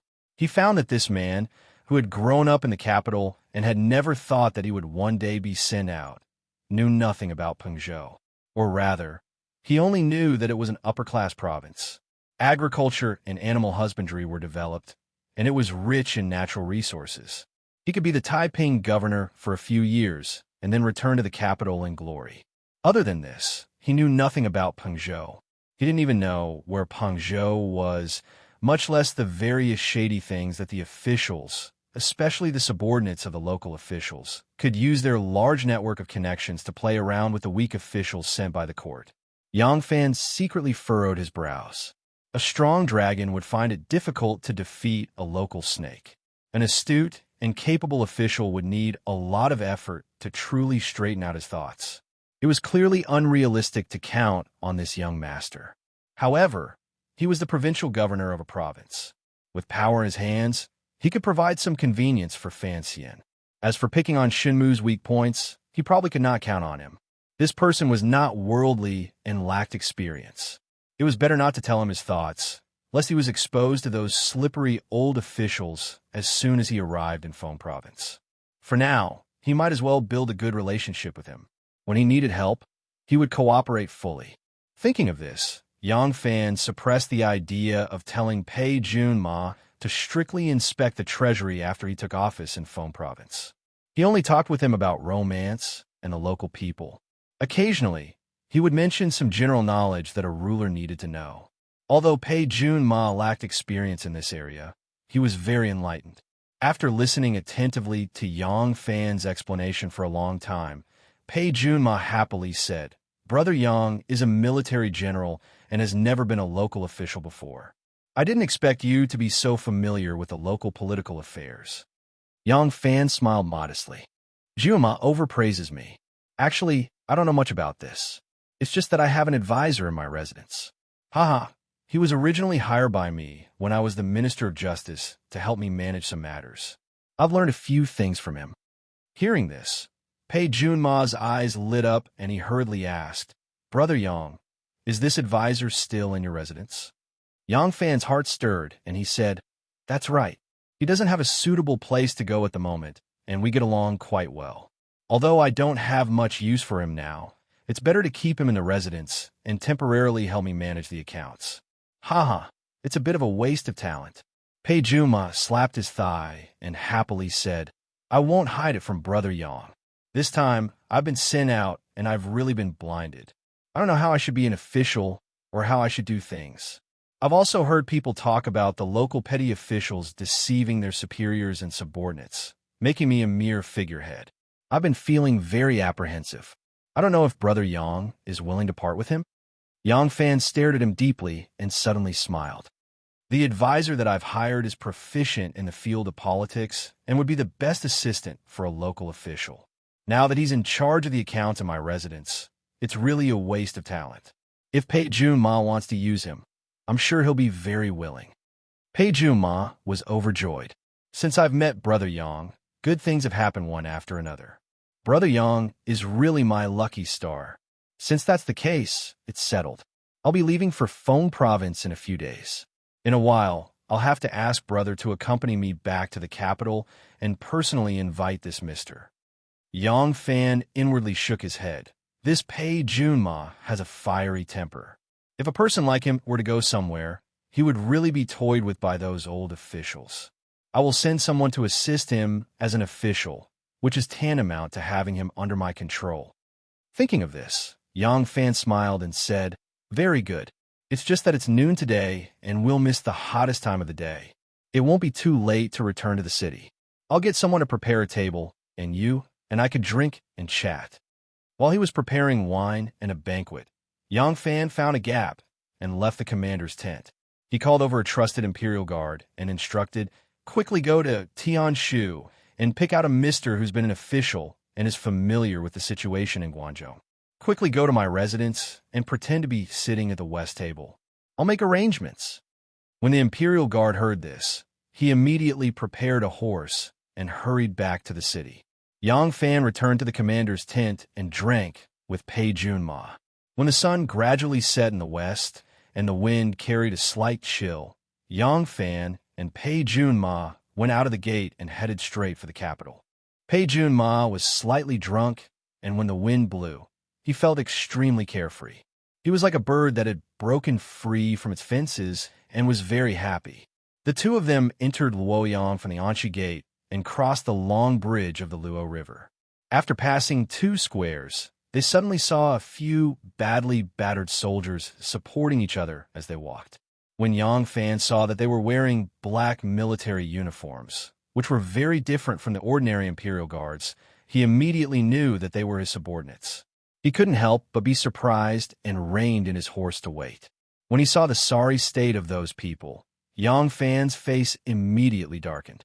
When the soldiers saw Yang Fan, they couldn't help but be overjoyed and rushed to the front of their horses, kneeling on the ground and loudly complaining about their injustice. They were all talking at once, and Yang Fan couldn't hear them clearly. He couldn't help but sternly shout, "Shut up!" Yang Fan swept his eyes over them and saw that one of them was a cook who was covering his mouth with his hand and had a nosebleed. Pointing his horsewhip at him, he shouted, "You speak." The cook's face was covered in blood as he reported, "Middle Commander, we originally wanted to go to the southern city to play and then return to the barracks. We didn't expect to meet the Jinwu guards, and they purposely bumped into us. We only cursed them once, and they swarmed us and beat us up. We begged for General to give us justice." Yang Fan's face was as dark as water as he coldly asked, "They beat you, and you're going to let them beat you up?"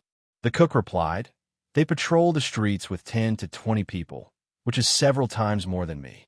Moreover what?"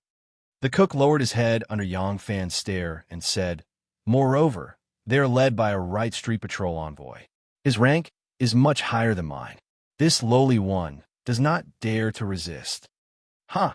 Yang Fan laughed and lightly slapped the horsewhip in his palm a few times. He suddenly shouted, "Men!" Behind Yang Fan were 7 to 8 soldiers. Immediately, with a roar, Yang Fan pointed his horsewhip forward and shouted, "Each of you will be punished with 10 strokes of the cane. Beat them for me." Yes, the soldiers only cared about obeying the general's order. They jumped off their horses and went to the roadside shops to search for 2 large sticks. They pressed the soldiers who had just been beaten to the ground. The soldiers did not dare to resist and gritted their teeth as they received the punishment. After a round of beating, Yang Fan asked, "Do you know why this official beat you?" The cook's hands were on the ground as he gritted his teeth and said, "I know. This lowly one did not immediately return to the barracks after leaving my post and violated the law by wandering the streets. Nonsense. Think again." The cook was originally sullen, but after hearing Yang Fan's scolding, he couldn't help but be startled. After thinking for a while, he stuttered, It's because this lowly one had a conflict with the Jin Wu guards. We fought on the streets and violated." Yang Fan slightly leaned forward and stared into his eyes. He said in a deep voice, "This official beat you for one reason. Remember this, because you have embarrassed Qian Qi." Ah. The cook lay on the ground and raised his head to look at Yang Fan with a stunned expression. Yang Fan used the horsewhip like a sword and pointed it at him. He shouted, "Who are you?" "You are Qian Qi, the emperor's personal guard. Other than the emperor, who can beat you? You have been beaten, and even the emperor will be humiliated because of you. Remember this, whoever wants to bully you, go find them yourself. Don't come crying to me like a girl. I don't like it." The cook's face immediately turned red. He forcefully nodded his head and shouted, "This lowly one will remember." Yang Fan coldly looked at the soldiers who had just received the beating and said lightly, "He has a lot of people. Don't you have brothers? If you can't beat him with fewer people, go find your brothers for help. Do you need me to teach you this? What a bunch of idiots." Yang Fan turned his horse and walked past them. He only left behind a sentence, "Don't embarrass Qian Qi. No matter how big the matter is, I will bear it." A few of the Qian Qi soldiers who were beaten looked at Yang Fan's receding figure and felt their blood boil. It was until Yang Fan's figure disappeared at the end of the street that the cook jumped up. He forcefully wiped the blood from his nose and looked ferocious. He raised his arms and shouted, "Brothers, return to camp." They had a lot of people. "Don't we have brothers?" "Yes." "Return to camp." A few of the soldiers who were beaten got up. They no longer limped, and their legs were no longer limping. They rushed towards the north of the city. They were all family. The soldiers had held back when they were beating them. They would not really beat them. Pei Jun Ma followed behind Yang Fan and asked with concern, "The great general of Jin Wu guards is the king of Hanoi."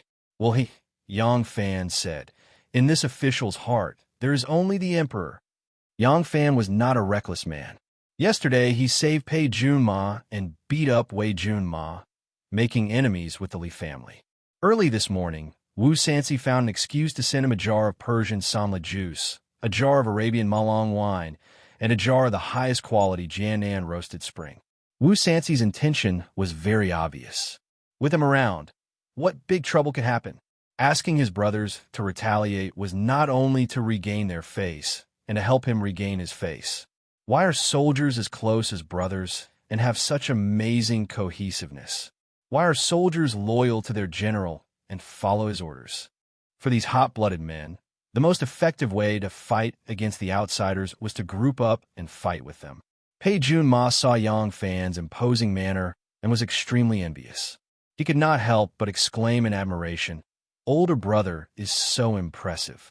When can younger brother be as overbearing as you? Only then will I not be a man in vain." Yang Fan thought, "I'm afraid what you want the most is to be a husband. It's a pity that you married such a domineering wife and have a royal family. Don't even think about it in this lifetime." But he said, "It's just a habit of martial artists. What's there to be envious of? When younger brother becomes the governor of a region, you'll be able to govern the people, recruit talents, adjudicate cases, investigate traitors, appoint and dismiss officials.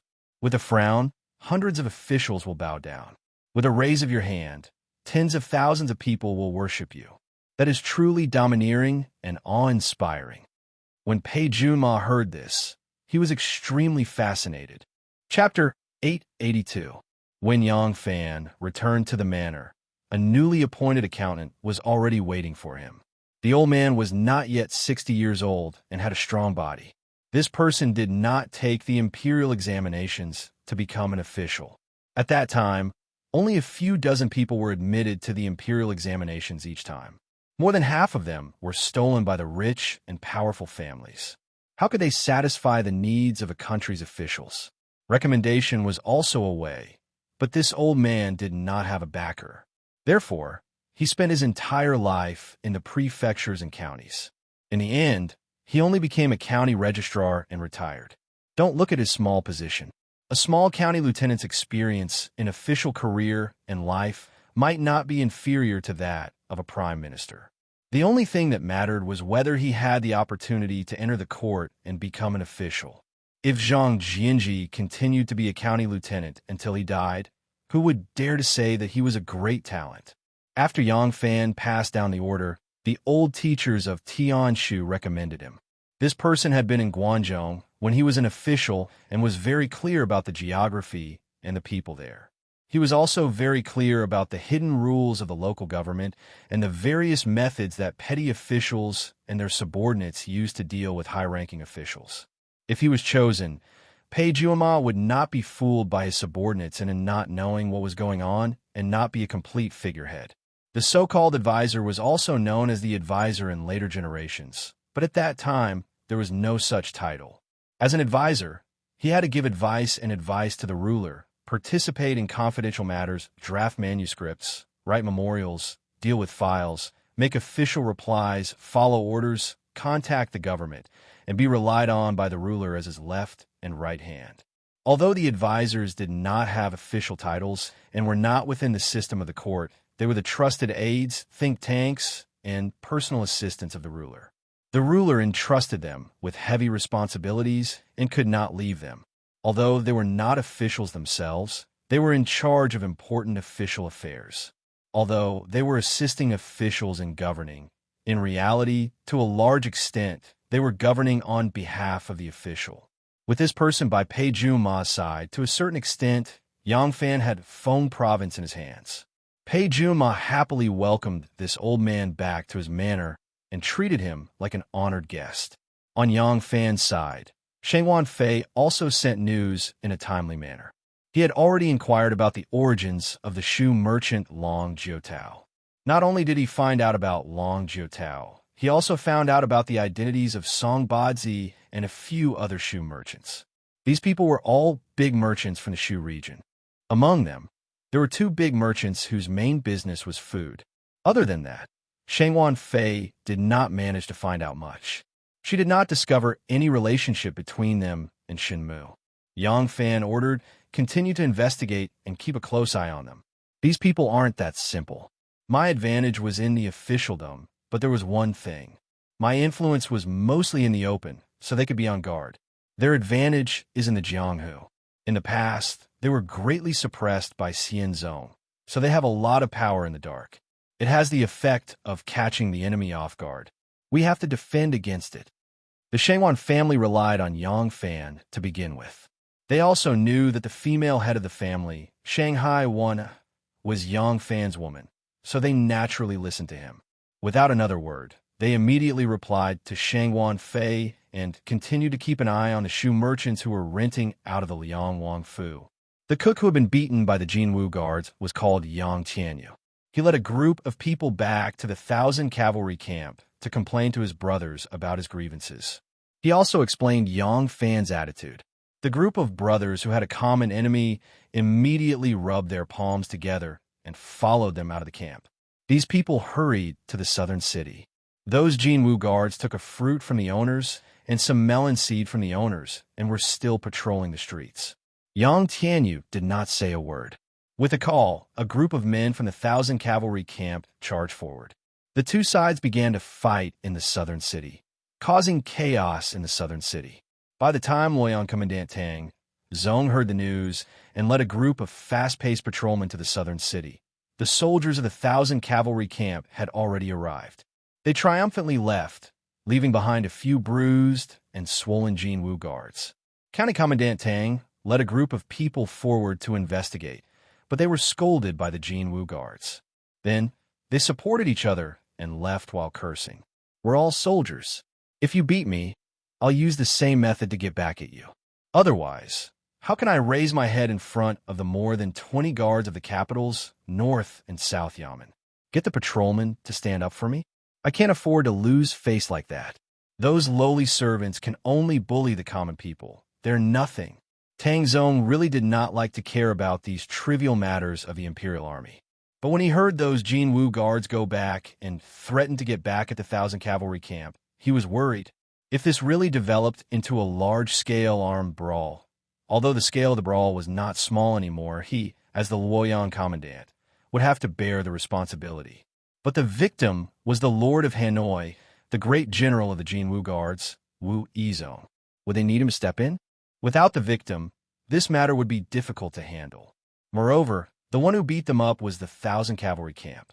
The 1,000 cavalry camp was not even under the jurisdiction of the Ministry of War or the Political Affairs Hall.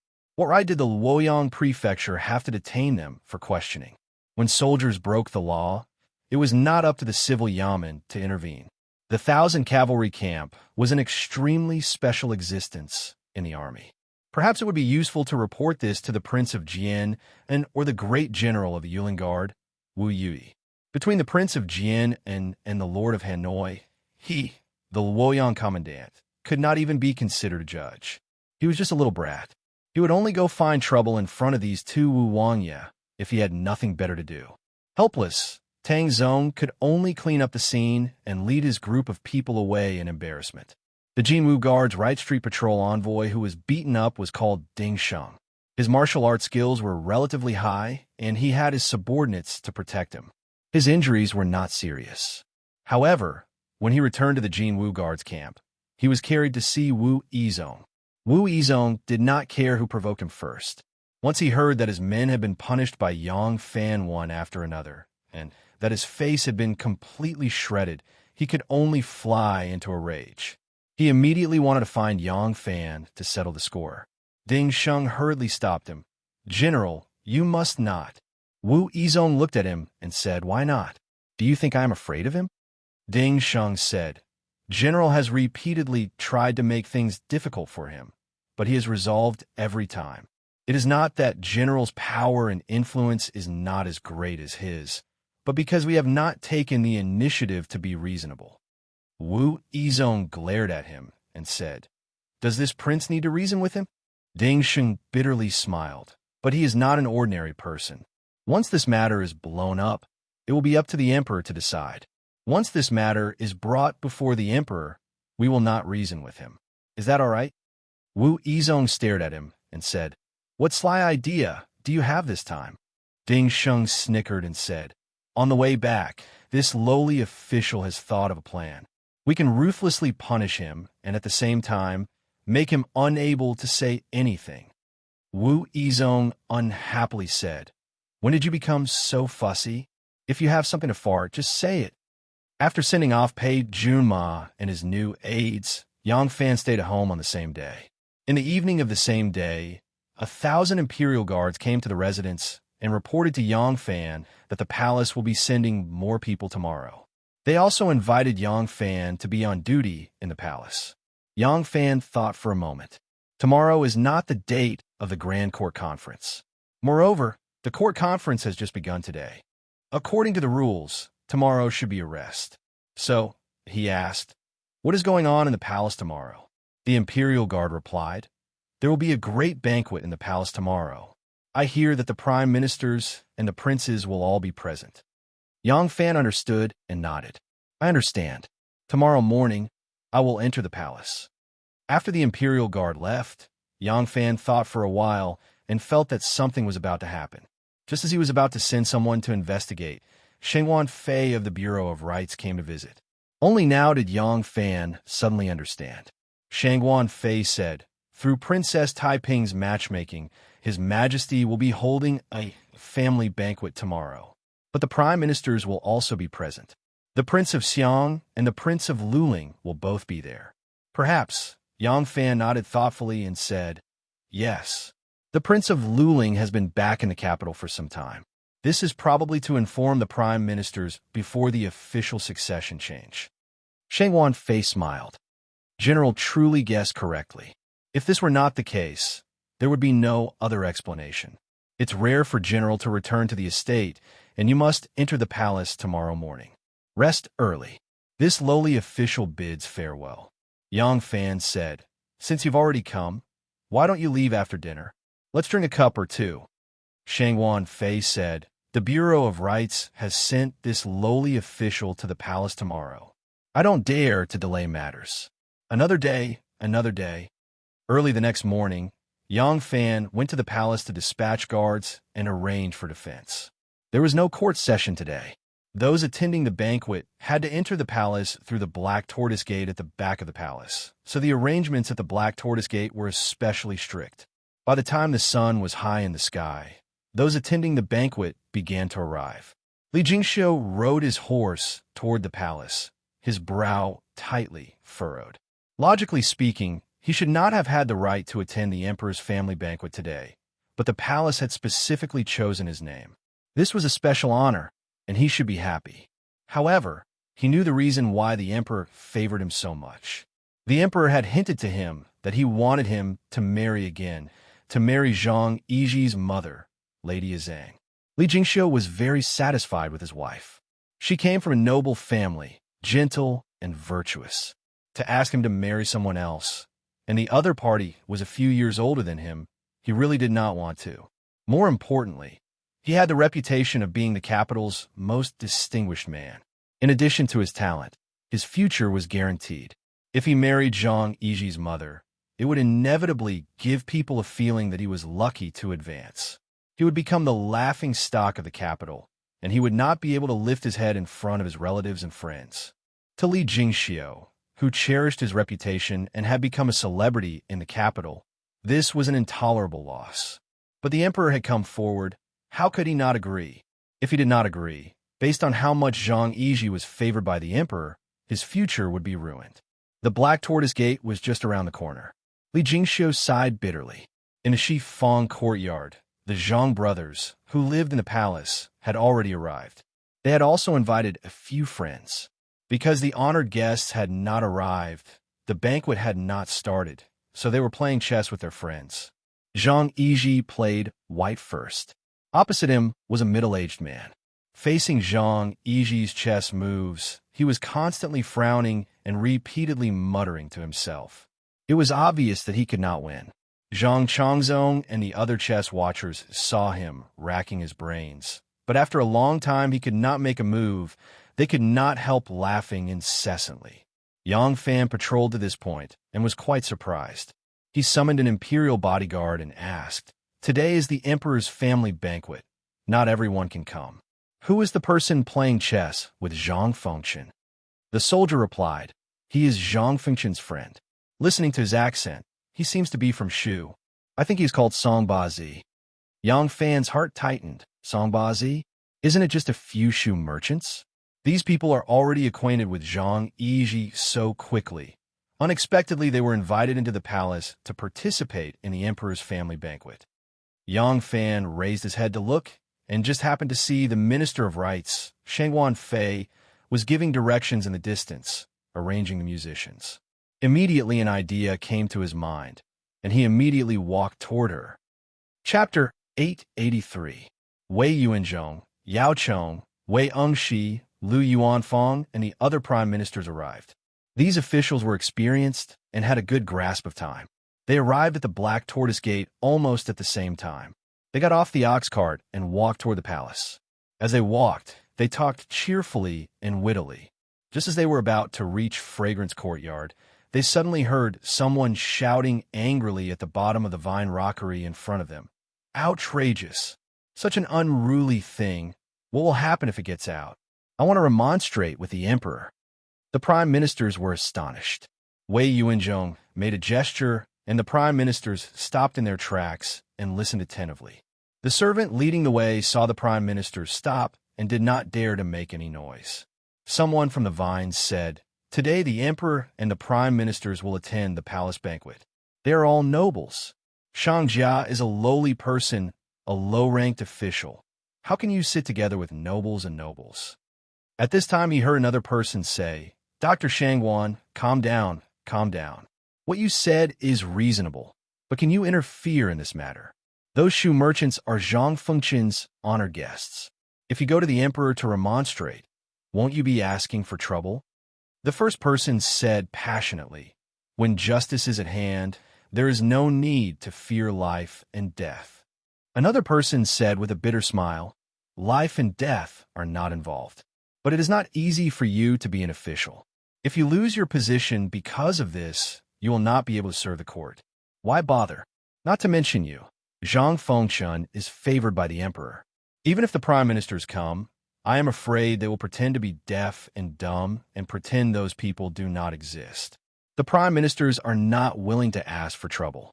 Why do you have to meddle? I am the guest of the Ministry of Rights. All right. Calm down. Quickly arrange your errand. In your position, you must plan your own affairs. This is true, but today the prime ministers are here. Even if there is something wrong, it is not up to a small guest of the Ministry of Rights to take action. Quickly go and do your work. Following the sound, the two of them went further and further away. Not long after, the two of them bypassed the rockery in Wisteria and appeared at the Moon Gate. Wei Yuanzhong squinted his eyes to take a look and recognized one of them as the recently popular commander of the 1,000 Horsemen Guards, Yang Fan, and the other was the Minister of Rights, Shang Wanfei. Yao Cheng turned around and frowned. Zhang Yiji actually brought the merchants into the palace for the palace banquet today? Lu Yuanfang stroked his beard and said, "A few days ago, I heard someone say that a magnate from Shu presented a treasure to Zhang Tongxiu. The pearl is the size of a bowl, and the coral is about 7 feet long. It is unbelievable. Now that you've said it, it seems that there really was a merchant who came to the Zhang residence to bribe the second Zhang." Wei Engshi suddenly said, "Just like that, a bunch of lowly merchants can stand proudly in the imperial court." Lu Yuanfang smiled bitterly. "In the end, it was Zhang Fengchun who invited us. As long as your majesty is not displeased," Wei Engshi said, "as prime ministers, we assist the Son of Heaven and appease the officials. How can we sit by and watch as the court rules are overturned and the palace is in chaos without saying a word?" Finished speaking, he waved his sleeve and walked away. Wei Yuanzhong and Yao Cheng looked at each other and slowly followed. Wei Engshi had just entered the political affairs hall, so it was most suitable for him to take charge of this matter. If he angered Tian Yin, then everyone would come forward to mediate for him. Wei Engshi took the lead and entered the fragrance courtyard. Seeing the prime ministers arrive, Shang Wanfei quickly went forward to greet them. His face was still faintly angry. Wei Engshi looked at him appreciatively and said, "His Majesty is not here yet. We will take a look around first. You go and do your work." Finished speaking, he slowly strolled with Wei Yuanzhong and the others along the flower-shaded corridor. When the merchants were seated, they did not sit down, ashamed to be associated with them.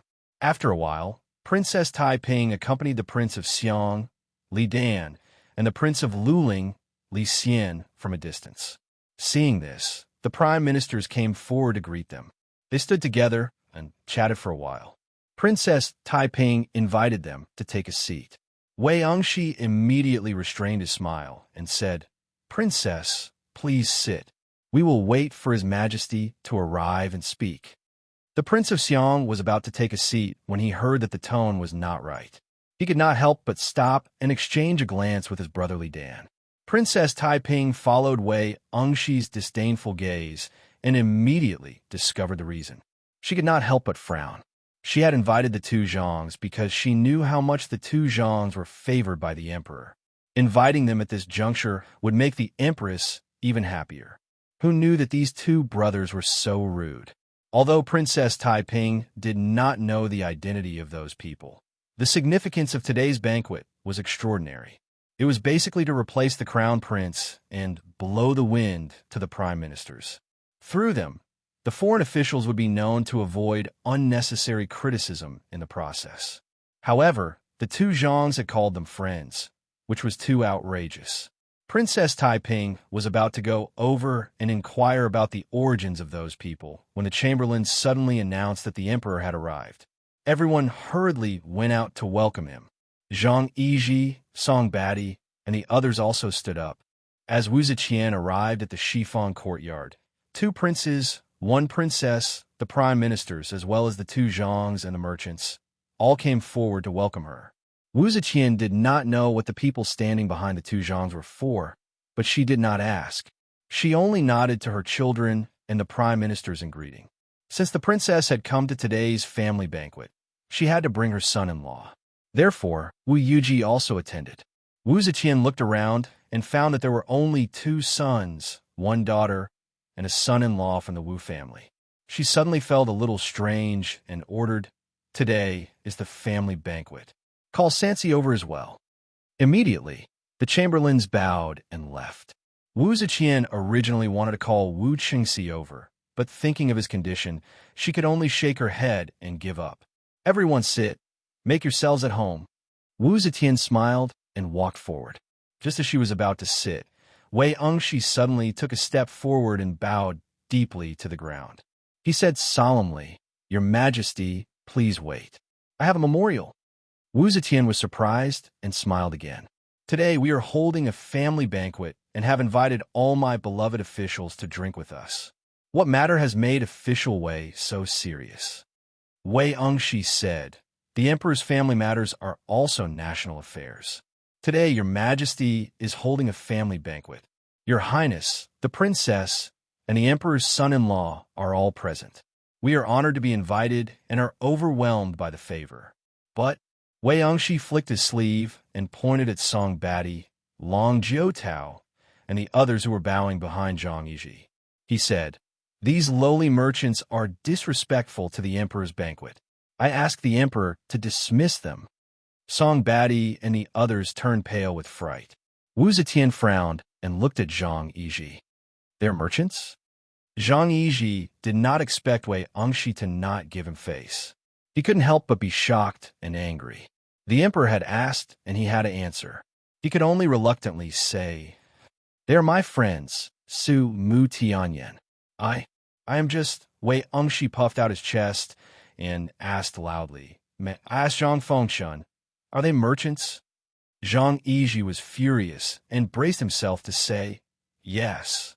Wei Engshi turned to Wu Zetian and cupped his fists. He said loudly, "These lowly merchants should not attend this banquet. Your Majesty, please dismiss them." The Prime Minister was serious, and his words were well-founded. Wu Zetian was also very helpless.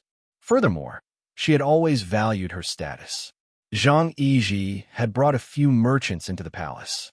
She also felt that it was somewhat frivolous. She flicked her sleeves and said, "Throw them out of the palace." Your Majesty, your Majesty."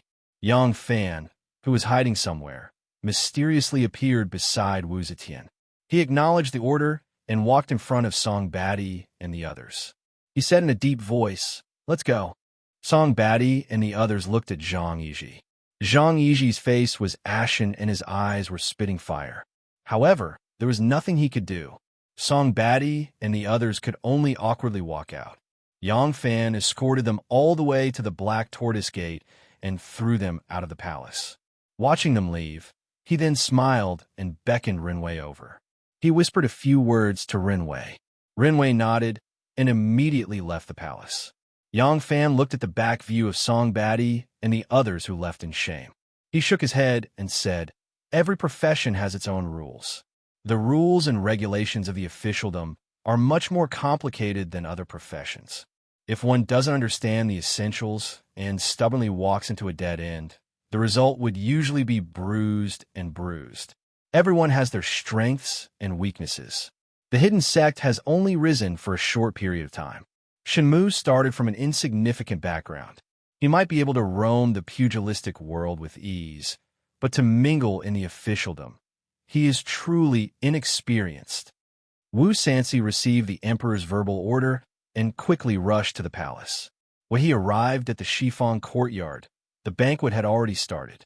After 3 rounds of wine, the Zhang brothers might still be furious, but at least they had regained their composure on the surface. For dancers were dancing in front of the hall. Wu Ziqian held her chopsticks and looked at them. She suddenly recalled that day at Dragon's Gates EK, where her daughter danced with Shanghai, won her by the riverside of River. She subconsciously looked at her daughter and then at Wanner, who was by the side. The two of them were as beautiful as before. Time didn't seem to have left any traces on their bodies.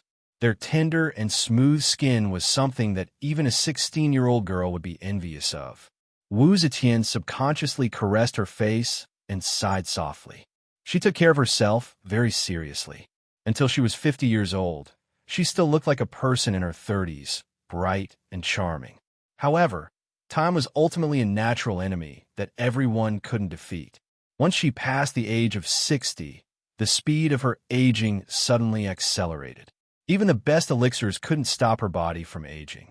Even the best makeup couldn't cover up her wrinkles. She once again felt her old age. As a person who had been dominant her entire life, when she had to face a situation that she couldn't reverse, the feeling of helplessness was something that ordinary people couldn't understand. Her old eyes flitted across the faces of her son, daughter, son-in-law, nephew, and her lover, one by one, as if she was dreaming. Everything in front of him seemed to be harmonious, but how long could this scene last?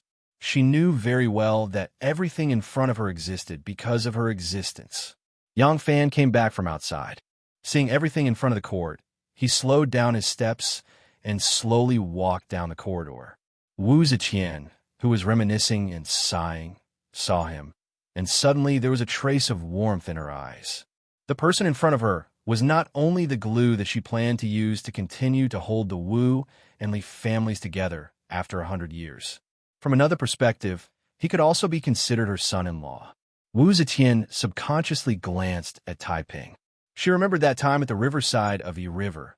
After Taiping had danced the Toji dance, he had struggled with her. Her daughter finally gave in, but she wasn't happy. Wu Zetian knew that. Recalling the past and touching the scene, Wu Zetian suddenly felt that her heart was abnormally fragile today. So, just as Yang Fan was about to flash down the corridor, Wu Zetian kindly called out to him, "Subject Yang, stop." Yang Fan stopped in surprise and bowed. Wu Zetian said, "Take a seat and drink with the princes, the prime minister, the princess, and the son-in-law." Chapter 884. Yang Fan was slightly surprised by the special privilege of the Empress, but he saw a smile and kindness in Wu Zetian's eyes. The Empress, who was usually cold and stern, occasionally showed kindness. This made Yang Fan a little uncomfortable.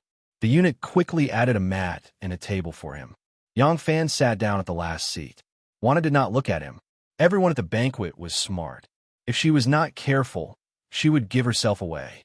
After Yang Fan became the commander of 1,000 cavalry, he could walk around the palace as he pleased. He had more opportunities to meet with Wana in private. Naturally, he was not as hungry as he had been for a long time. Princess Taiping, on the other hand, looked at Yang Fan with a smile. Everyone knew about the scandal between her and Yang Fan.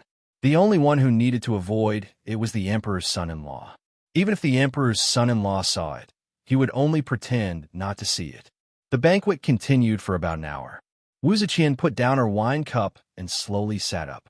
Shangguan Fei, who was standing to the side, saw this and quickly waved her hand.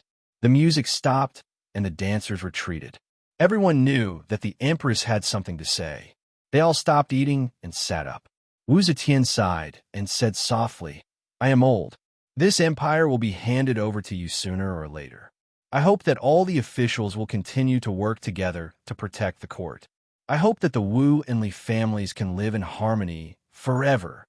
Wan'er said, "Everything will be as the saint wishes." Everyone agreed. Wu Zetian nodded slowly. She looked at everyone and said, "Today there are the princes of the Wu and Li families, my daughter, the emperor's son-in-law, and the prime ministers. I like the happy and harmonious scene today.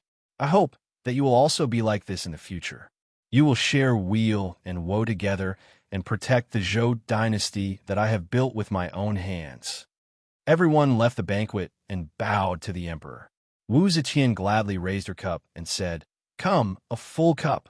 After everyone had filled their cups with wine and raised them, Wu Zetian said emotionally, "Great Zhou is renewed and the country is stable, just like the sun rising from the east. From now on, as long as the princes and ministers follow the path that I have set, the country of Great Zhou will be protected for thousands of years." "Yes, your majesty." The crowd roared in agreement.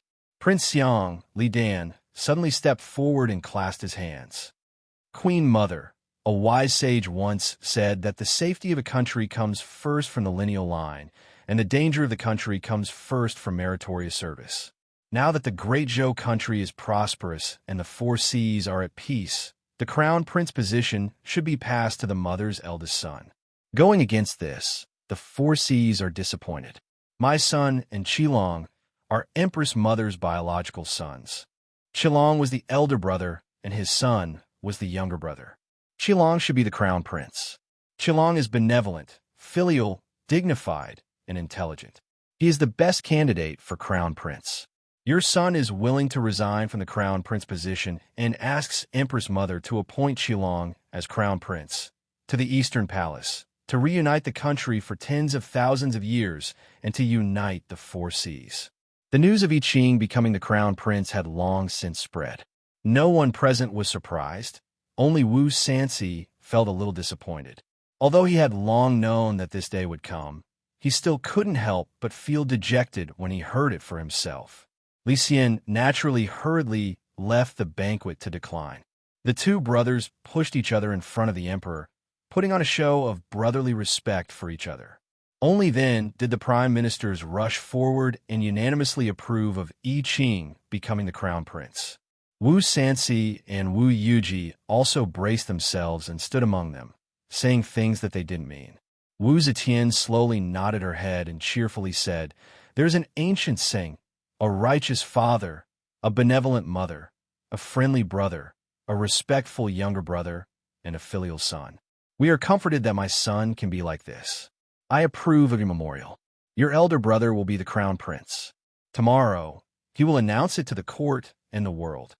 Seeing that his mother had spoken, Li Xian stepped forward to receive the edict. This time, it had to be more solemn. He knelt in front of his mother and solemnly accepted the edict. Wu Zetian said, "As a ruler, you should respect and cultivate your moral character. You should be upright in order to control your subordinates. You should be firm in order to resolve matters. You should be bright in order to observe the minute details. If you do not slack off, the world will change and the atmosphere will be harmonious. You are the crown prince. You should study the ways of a ruler in order to strive for a prosperous country and to help the people." Li Xian kowtowed and said, "I sincerely obey Empress Mother's teachings." Wu Zetian then said to the prime ministers, "All of you, civil and military officials, are assisting officials. You should wholeheartedly and faithfully assist the ruler. The ruler has the beauty of appointing virtuous people and accepting advice. The officials have the loyalty to assist the ruler in admonishing. We should discuss the rise and fall of the rebellion, the gains and losses, so that the ruler can understand the most important things. This can serve as a warning. If the ruler is wise and the officials are good, then the country can prosper." All the prime ministers, princes, and even the two Zhongs knelt on the ground to accept the edict. Because Wu Zetian's first words were "all of you, civil and military officials," Yang Fan could not escape the military part. He could only follow the prime ministers in kneeling and kowtowing. Their solemn appearance had the aura of someone who cared about his life. From Yang Fan's point of view, this seemingly harmonious scene of the ruler and officials choosing the crown prince was just a play. Moreover, it was a play whose ending was already known. It was very boring. All the officials put on an impassioned appearance and cooperated with the emperor in completing this grand play of choosing the crown prince. All the prime ministers expressed their support and praise. Tomorrow, when the court officially chose the crown prince, there would be no need to worry about any accidents. Wu Zetian, who had long felt tired, returned to the inner palace. Once the emperor left, how could the officials sit there and eat and drink? All the princes, princesses, and even the prime ministers dispersed. Yang Fan walked out of the black tortoise gate. Rinwei was already waiting there.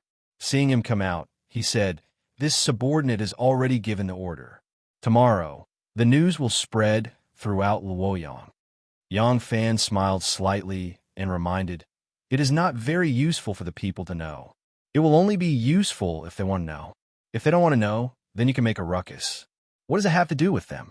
Let the people above know that the two Zhongs come from prestigious families and their friends are all officials. Only these people can truly influence them." Rinwei's eyes revealed a smile. He nodded and said, "This subordinate understands. The reason why we have to go from the bottom to the top is to make it difficult for them to find out." The next day, at the court assembly, a piece of news that had long been known by the court and the public was announced in a loud and heavy manner. He appointed the Prince of Luling, Li Xian, as the crown prince. The happiest person was probably Yin Junju, Li Xinyu, but the most unhappy person was also her.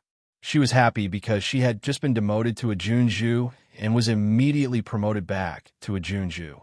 She was unhappy because her sisters had all been promoted to princess while she was still a Junju. This made Yin Junju, who had always liked to compare, very unhappy. However, she had just been punished. If she was directly promoted to princess, the emperor's lecture would become a big joke. She could only accept the fact that she was one level lower than her sisters. The replacement of the crown prince was already known by everyone. The only difference was that no one knew when it would happen. Therefore, the news of Li Dan resigning from the crown prince position and Li Xian ascending to the crown prince position did not cause much of a stir in the court and the public. Instead, the rumor about the shoe merchants Song Beici and Long Jiutao entering the capital to befriend the two Zhongs began to spread in an orderly manner. In the rumor that Yang Fan had inspired to spread, Song Beici, Long Jiutao, and the other shoe merchants were first described as unbearably vulgar and unceremonious nouveau riche. This was very much in line with the mentality of those who hated the rich. Then, they concocted many vile acts of preying on the common people, shorting weight, and raising prices in the process of doing business. This was also in line with the mentality of those noble scholars who had always looked down on merchants. At the same time, it aroused the hostility of the common people who had suffered at the hands of the unscrupulous merchants. Thus, these people all joined the ranks of those who spat. This was not all. There were also some words and short stories about what Song Beici, Long Jiutao, and the others had said after entering the capital that mocked the people of the capital. Of course, Song Beici and the others had not said such things, but the common people would not doubt who had been standing next to them and heard these words and knew so much. Song Beici and the others could not pull passers-by to explain one by one. Once this pot of shit was put on them, Song Beici and the others immediately became the public enemies of the capital. At that time, the regional barriers were very serious. Song Beici's regional discrimination speech could easily cause the local people to unite against a common enemy. Moreover, they were discriminating against the common people of the capital who had a strong sense of superiority. How could this be tolerated? For a moment, Song Beici and the others became the target of scorn. It was as if everyone wanted to beat them up. Not only did they not dare to go out, even those who spoke with a Shu accent did not dare to go out. Soon after, there was a vague mention of the day of the banquet in the palace. They were led into the palace, and the news that they were expelled by the emperor. In this little story, Song Ba-zi and the others once again became unbearably vulgar and ignorant country bumpkins. They made a lot of jokes in the royal palace. How ugly they were. They became the laughingstock of the people of Jingdou. Then, under the inquiry of some people, some well-informed people began to reveal some information. It seemed that the person who led them into the palace was the descendant of the prime minister, the current function magistrate, young Master Zhang. Some people also mentioned that it was said that these tasteless country bumpkins had given young Master Zhang a golden bowl because young Master Zhang was born in the year of the ox. Dirty water and ridicule began to slowly spread from Song Beici and the others to the Zhang brothers. At the beginning, Song Beici and the others were very angry at the rumors in the capital, but they did not take it to heart. In any case, it did not affect the overall situation, so they could only comfort themselves with the words, "The innocent will be innocent, the turbid will be turbid." But gradually, they found that Zhang Tongxiu and the other Zhang brothers began to alienate and ignore them. They no longer accepted their invitations, and when they came to visit, they were often closed the door. They finally realized the seriousness of the problem, but it was too late to change it. The Zhang brothers were disciples of a noble family and now had power and influence. Money was just icing on the cake for them and did not have much allure. Reputation was what they wanted to have and maintain the most. Now, the entire matter had been formed by a large amount of public opinion. Song Basie and the others were alone in a foreign land and could not defend themselves in the face of this overwhelming slander. They had already guessed that their identities had been exposed and that Xianzong had secretly done something, but they had never dreamed that Xianzong would use such a method. They had spent a lot of effort and money to get close to the Zhang brothers, but before they could use this relationship at all, they had been spat out. Don't slack off. When Yang Fan heard Renwei's report, he imagined the anxious appearance of Song Basie and the others and couldn't help laughing. They have failed, so they will definitely think of another way. We have to keep an even closer eye on them. I still don't know why they have come, but their goal must be their greatest weakness. This subordinate understands. Renwei had just responded when the sound of hurried footsteps came from outside. Before the footsteps reached the door, the old steward's nervous voice came. Alang. Something has happened. Something big has happened. Chapter 885. Yang Fan gestured to Renwei and quickly walked to open the door. The old steward had just arrived at the door. Seeing Yang Fan come out, he hurriedly said, Alang. Something bad has happened. Several soldiers from Thousand Horsemen camp have come. All of them are wounded. They say they were wounded by the Jinwu guards, and many of them were taken away by them. Yang Fan's expression tightened, and he said in a deep voice, I'll go take a look. Yang Fan started to walk out, with Renwei following closely behind. Yang Fan swiftly rushed to the front yard and saw several soldiers sitting or standing in the gatehouse, all of them covered in blood. Yang Fan saw from a distance, and his heart sank. There were saber wounds. Recently, the conflict between the Jinwu guards and Thousand Horsemen camp had become increasingly intense. Both sides had fought at times, but fighting was not a battle. Even if both sides had weapons, other than when Yang Fan was punishing Prince Consort Wei and had used weapons because of obstructing official duties, both sides had only fought with their fists and legs or randomly picked up a stick from a roadside shop. No one dared to use weapons because once weapons were used, the nature of the fight would be different. But today, his soldiers had saber wounds on them. This meant that the conflict between the two sides had escalated, and the other side had people who could no longer restrain themselves and used weapons. Yang Fan quickly walked to the gatehouse. When the wounded soldiers saw Yang Fan, they all stood up. Those with more serious injuries were helped up by others. Yang Fan looked at them and supported a wounded soldier who was standing on one leg. He asked in concern, Is it serious? The wounded soldier tried to straighten his body and loudly replying to General, This lowly officer is fine. My leg was hit by a saber, but the tendons and bones are not injured. Pausing, he continued in a loud voice, As long as this lowly officer can rest for 10 days or half a month, this lowly officer can take back the face that our Thousand Horsemen camp has lost and flip over those sons of Asterisk cheese. Yang Fan roared with laughter and affectionately punched the soldier's shoulder, saying, If you wait until you recover before taking back the face, then you will be losing the face of all the brothers of our Thousand Horsemen camp. You're injured. Can't the brothers, and I help you get it back? Finishing, Yang Fan's expression turned solemn as he asked one of the squad leaders, What happened? The squad leader recounted the entire story.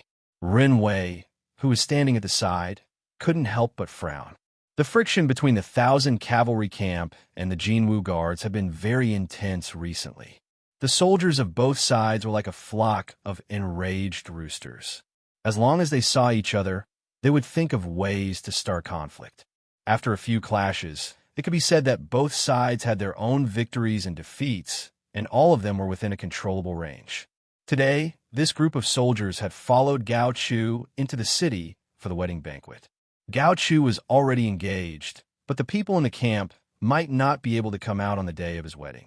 In particular, the soldiers might not be qualified to attend the Gao family's wedding banquet.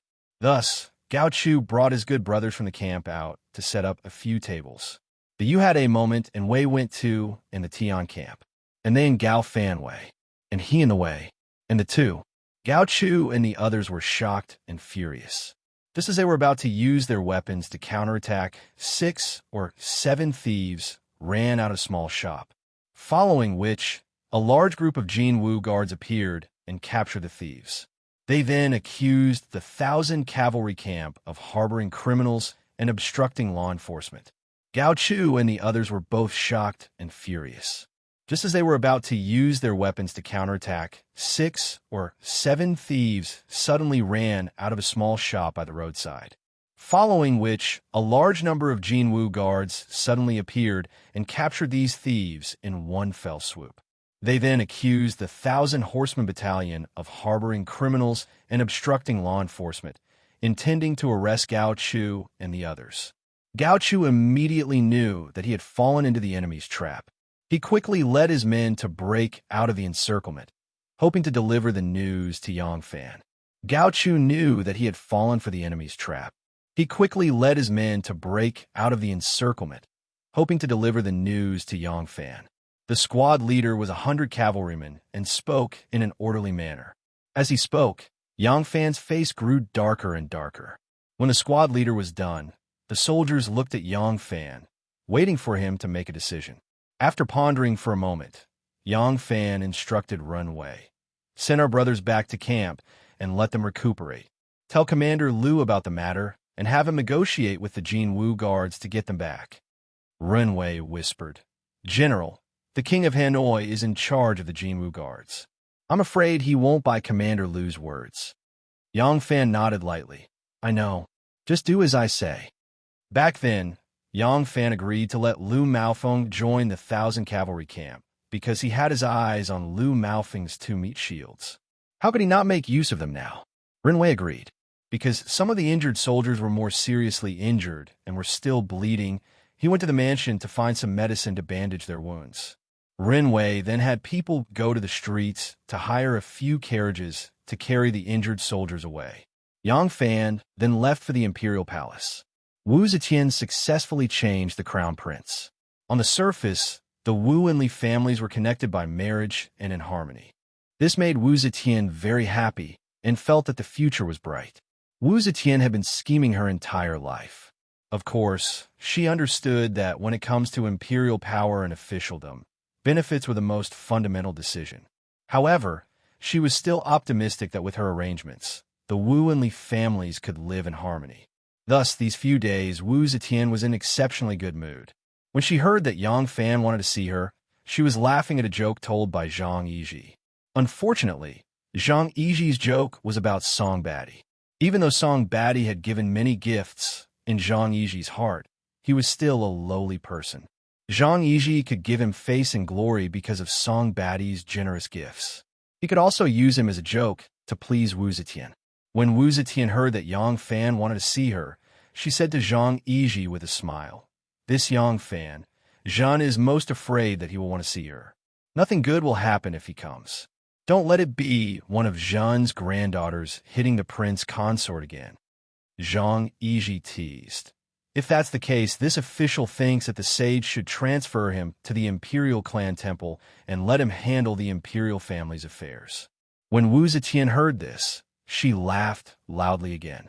Amidst the laughter, Yang Fan walked into the palace hall. Seeing Wu Zetian lying on Zhang Yizhi's lap, he quickly lowered his gaze and said respectfully, "Subject Yang Fan greets His Majesty."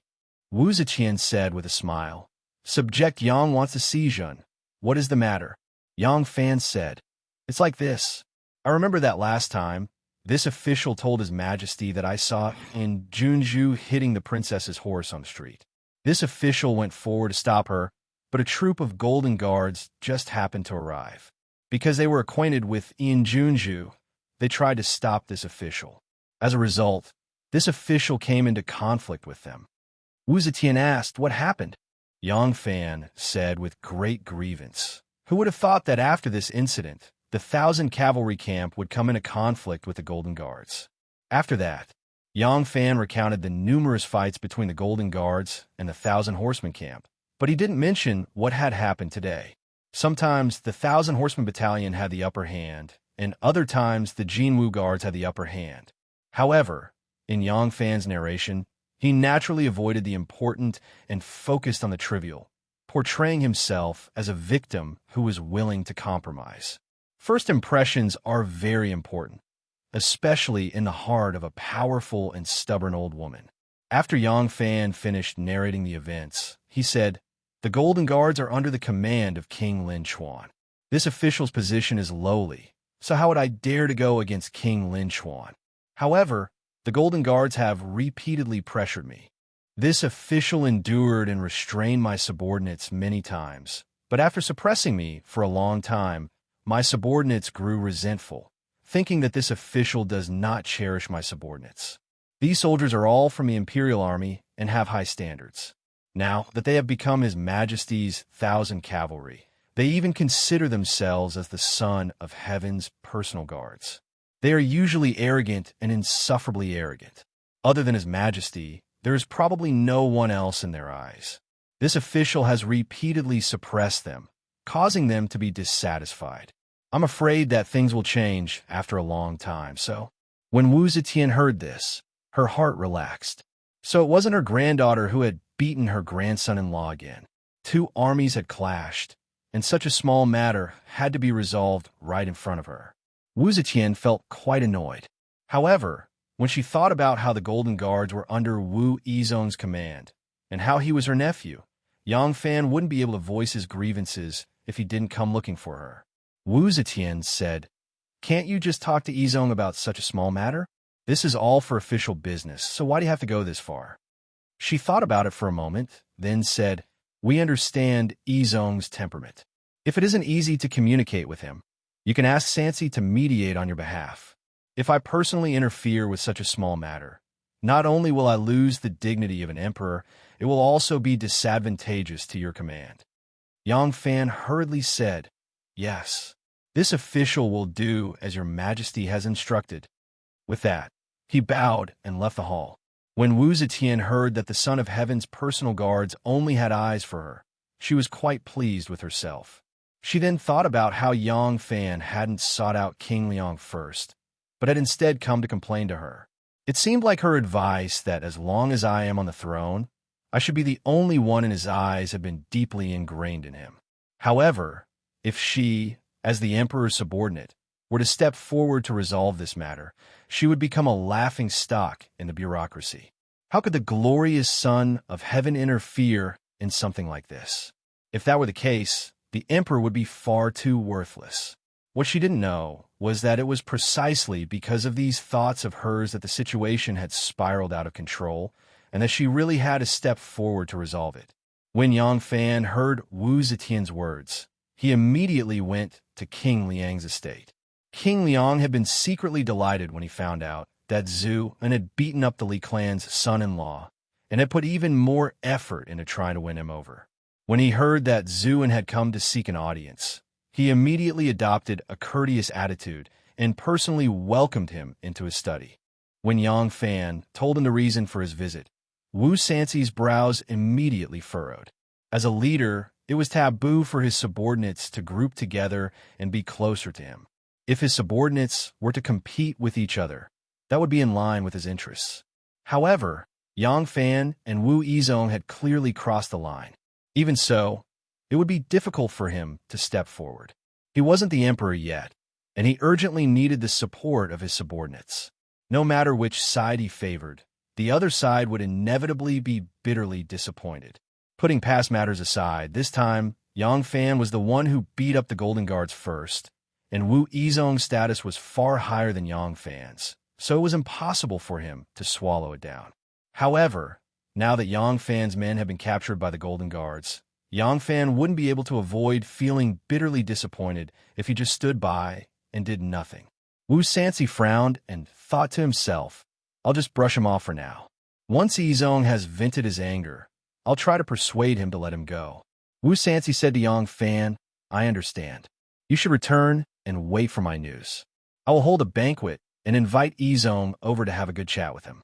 Do your best not to blow this matter up." Yang Fan cupped his fists and said, "In that case, I will have to trouble your Highness King Liang." Wu Sansi grunted in acknowledgement, then said, "You should restrain your subordinates as well. Also, don't make this matter known to the higher-ups. It won't look good for anyone if things get out of hand." Chapter 886. When Yang Fan returned to the Thousand Horsemen camp, Chu Kuanga, Ma Qiao, Huang Xuchong, Lu Yin, and the other officers immediately surrounded him. Some were quarreling and some were cursing at him. It was impossible to hear what they were saying. Yang Fan's face darkened and he shouted, "All of you shut up."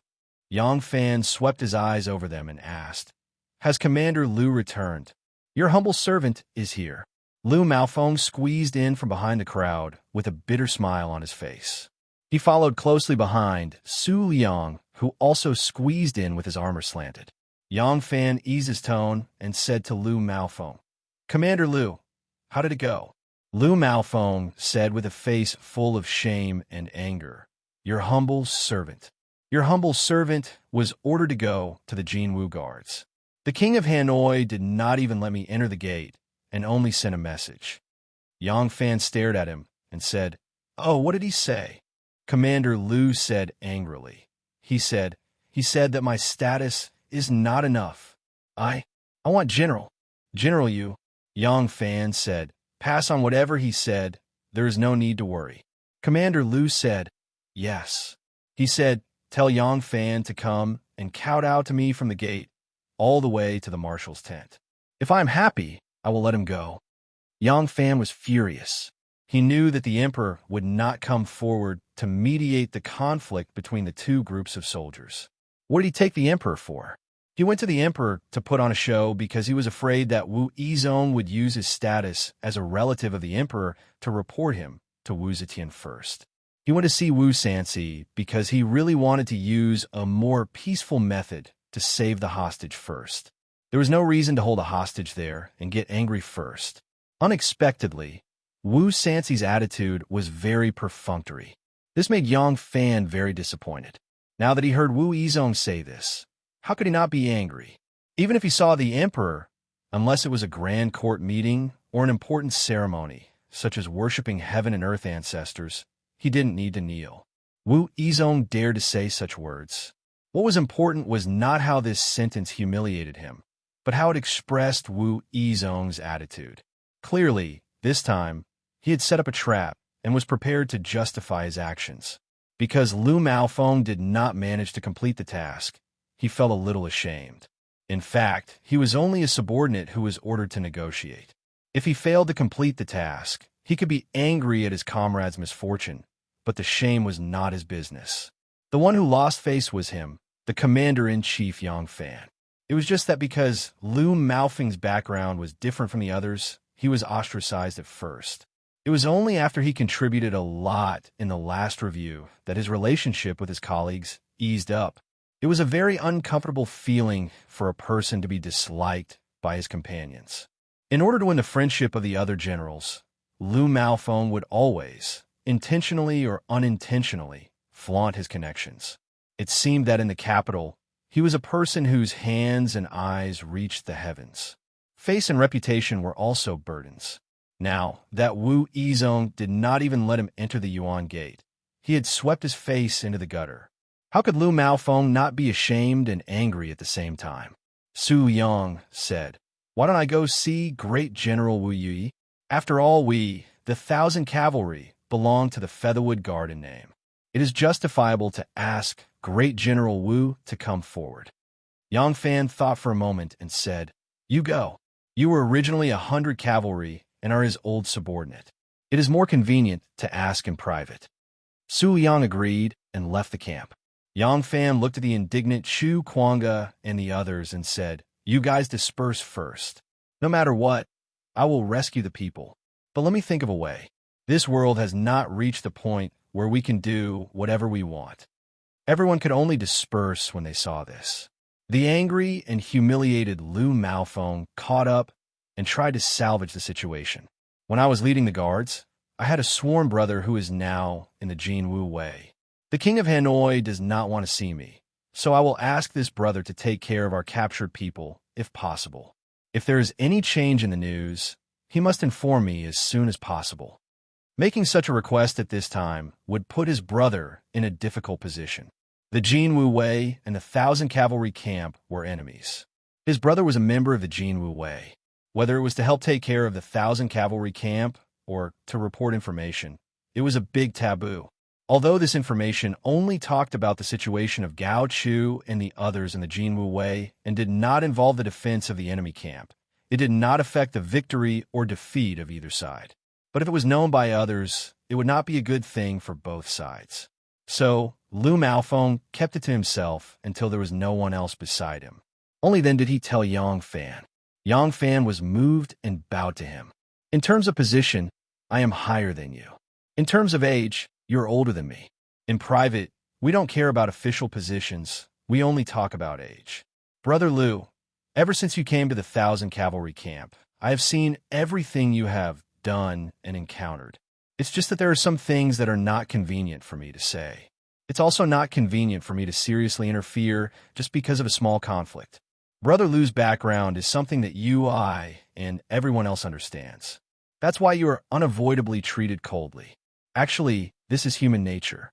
Brother Lu is older than this little brother and has more experience. I'm sure you understand this. If we were in each other's shoes, and someone insisted on shoving someone in a Brother Lu's circle, I'm afraid Brother Lu would not like that person either. Lu Maofeng's face turned red, and he did not know what to say. He did not know why Yang Fan suddenly brought this up. He was at a loss as to what to do. Yang Fan smiled and said, "But everyone has seen Brother Lu's actions after coming to our 1,000 Cavalry camp. Brother Lu did not treat himself as an outsider. He did his best for our 1,000 Cavalry camp. No matter how Brother Lu came in, Brother Lu's ability is worthy of this position. Brother Lu's sincerity towards our 1,000 Cavalry camp is also worthy of being our brother. Brother Lu, do not take other people's prejudices to heart. Time reveals a man's heart. Everyone will eventually understand Brother Lu's character. Actually, I have long wanted to say these words to you. It's just that it was too abrupt to say it so suddenly. Now that I have this opportunity, I can have a heart-to-heart talk with you." Lu Maofeng's eyes brimmed with tears when he heard this. He had indeed used Zhang's connections, but he did not have any backing in the army. Now that Zhang had prospered, and the ancestors of the two families were related by marriage, it would be a waste not to use this bit of relationship. Why couldn't he use it? So when Zhang slightly tried to recruit him, he agreed. But the army was not like the rest of the country. There was a system here, and it was difficult for Zhang's influence to seep in. He felt that his abilities and talents were not inferior to others, and he was even more sincere for the 1,000 Cavalry camp. But there were always people who looked at him differently. They either felt that he did not live up to his reputation because he had used his connections, or they felt that he was a traitor planted by others. Because of this, he did not know how many times he had drunk in private and was extremely sullen. Now, Yang Fan's words made this man's heart warm up, and he could not help but tear up. Yang Fan did have an opinion of Lu Maofeng at first. Although he was very close to him at that time, he was purely using him at that time. But as he watched coldly from the sidelines, he had gradually changed his view of Lu Maofeng. Now, he could still use the relationship between Lu Maofeng and Zhang as much as he could, but he no longer saw Lu Maofeng as a pawn to be used. Yang Fan's words were indeed from the bottom of his heart. As the saying goes, a friend in need is a friend indeed. He could do what you want to humiliate me and what you want to hate me. That was his brother. No matter what happened in the future, who would he choose between Zhang and himself? But Yang Fan wanted him to know, you treat me sincerely, and I will treat you sincerely. Now we are brothers. It was already close to dusk when Su Liang returned. The news he brought back was not good. Wu Yi was different from the other Wu clan scions. He had always been the great general of the Featherwood Guard, and was in charge of the Imperial Guard's most elite force, as well as the army the Emperor trusted the most.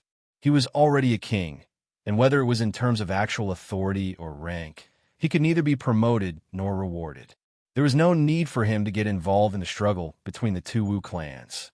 Even though Wu Sanxi was gradually gaining the upper hand, the crown prince had already been decided, and Wu Sanxi no longer had a share of the throne. There was even less of a need for him to curry favor with King Liang. Because of these reasons, he and the other brothers of the Wu clan walked rather far apart. Even though they were cousins, he and Wu Yizong were close friends.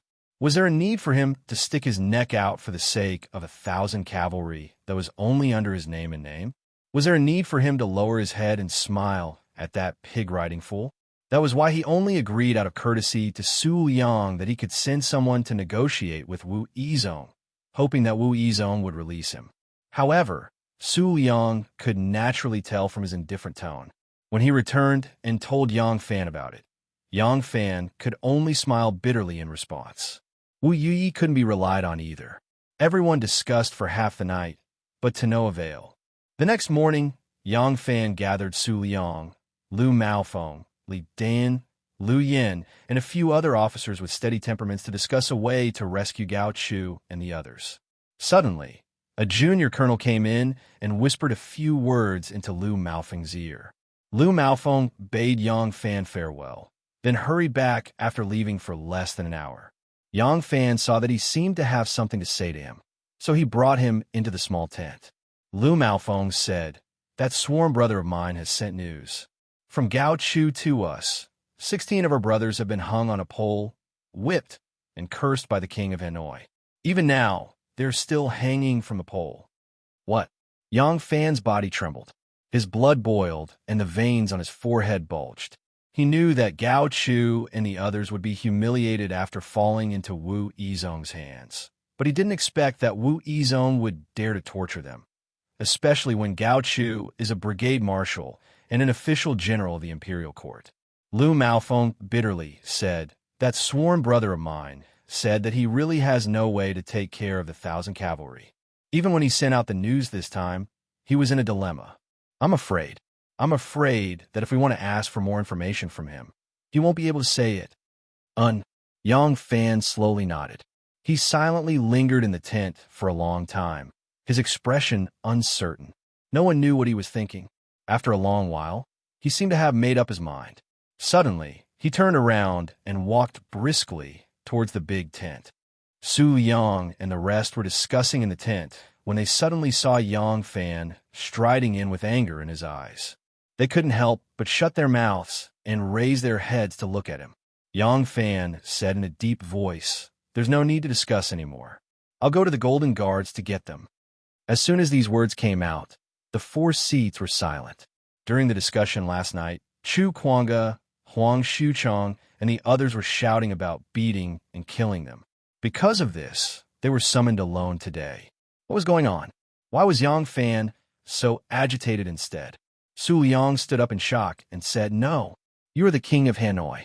He won't let you go even if you go. Instead, you'll be humiliated again." Yang Fan said, "What else can we do? Our 1,000 cavalry and the Golden Guards are the Imperial Guards of the North. The Political Affairs Hall and the Ministry of War can't do anything about it. The Ministry of Justice and the Supreme Court can't do anything about it. It'll be a joke if we go to the Luoyang government. Can't we go to the censorate to impeach Wu Yizong?" Su Yang's eyes lit up and he said happily, "That's a good idea." Yang Fan laughed angrily and said, "The problem is by the time the censorate starts to spit saliva in the court, Gao Chu will already be a dried corpse, and his fiancée will also be a widow." Su Yang was shocked and said, "How could it be? Then what should we do?" Yang Fan said gloomily, "If the ceremony is over, then we'll send troops." Chapter 887. In front of the Jinwu Guards Gate, there was a market. On both sides of the road, there were small buildings of different heights. There were many lanterns and banners, and most of them were brothels and wine shops. It was noon, and the sun was scorching. The banners hung listlessly, and a few soldiers were eating and drinking in the tavern. There were also women in red dresses sitting under the green eaves, sewing and mending clothes.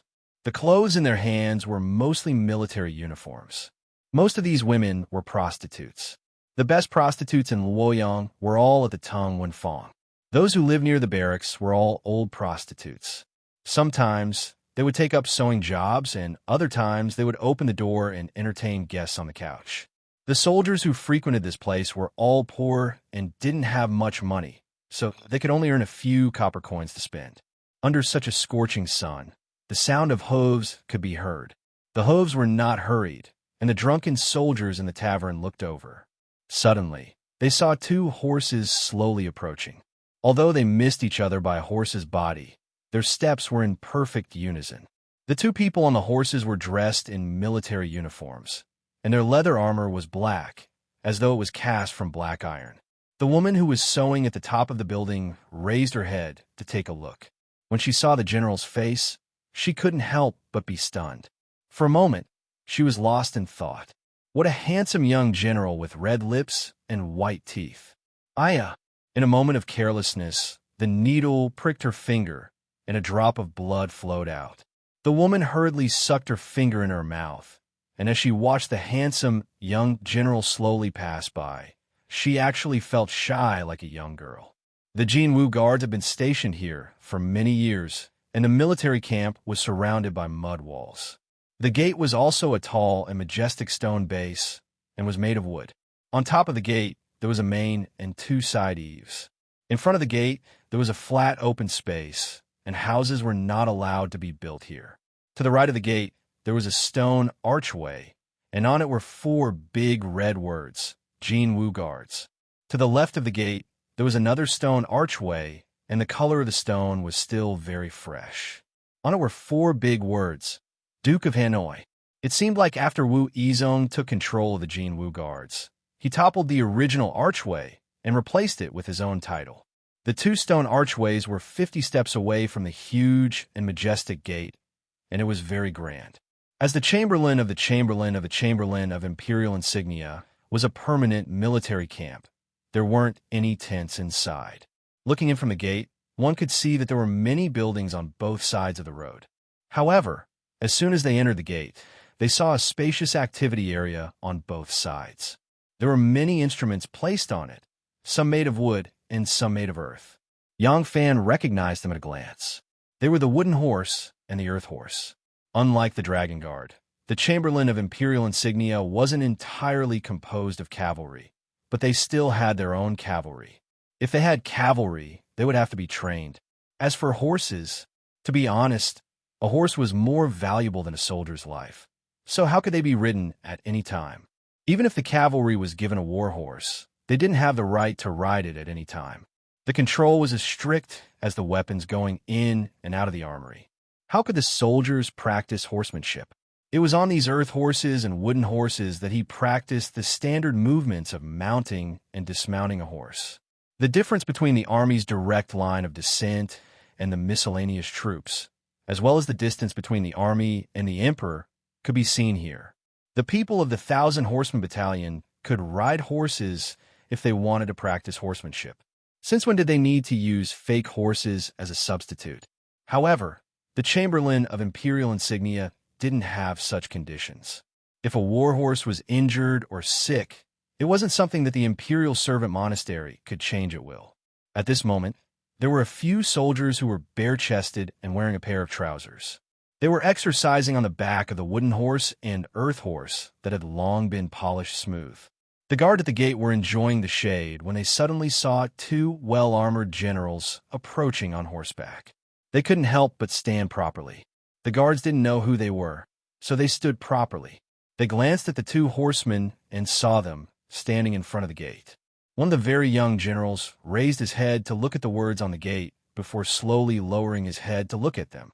The young general didn't look old, but his eyes were sharp and spirited. It made the guards even more uneasy. At this moment, another general beside the young general said, "Quickly report to the Grand General of the Chamberlain of Imperial Insignia. Just say that Guide Lieutenant General Yang Fan of the 1,000 Horsemen Battalion and Field Marshal Su Liang request an audience."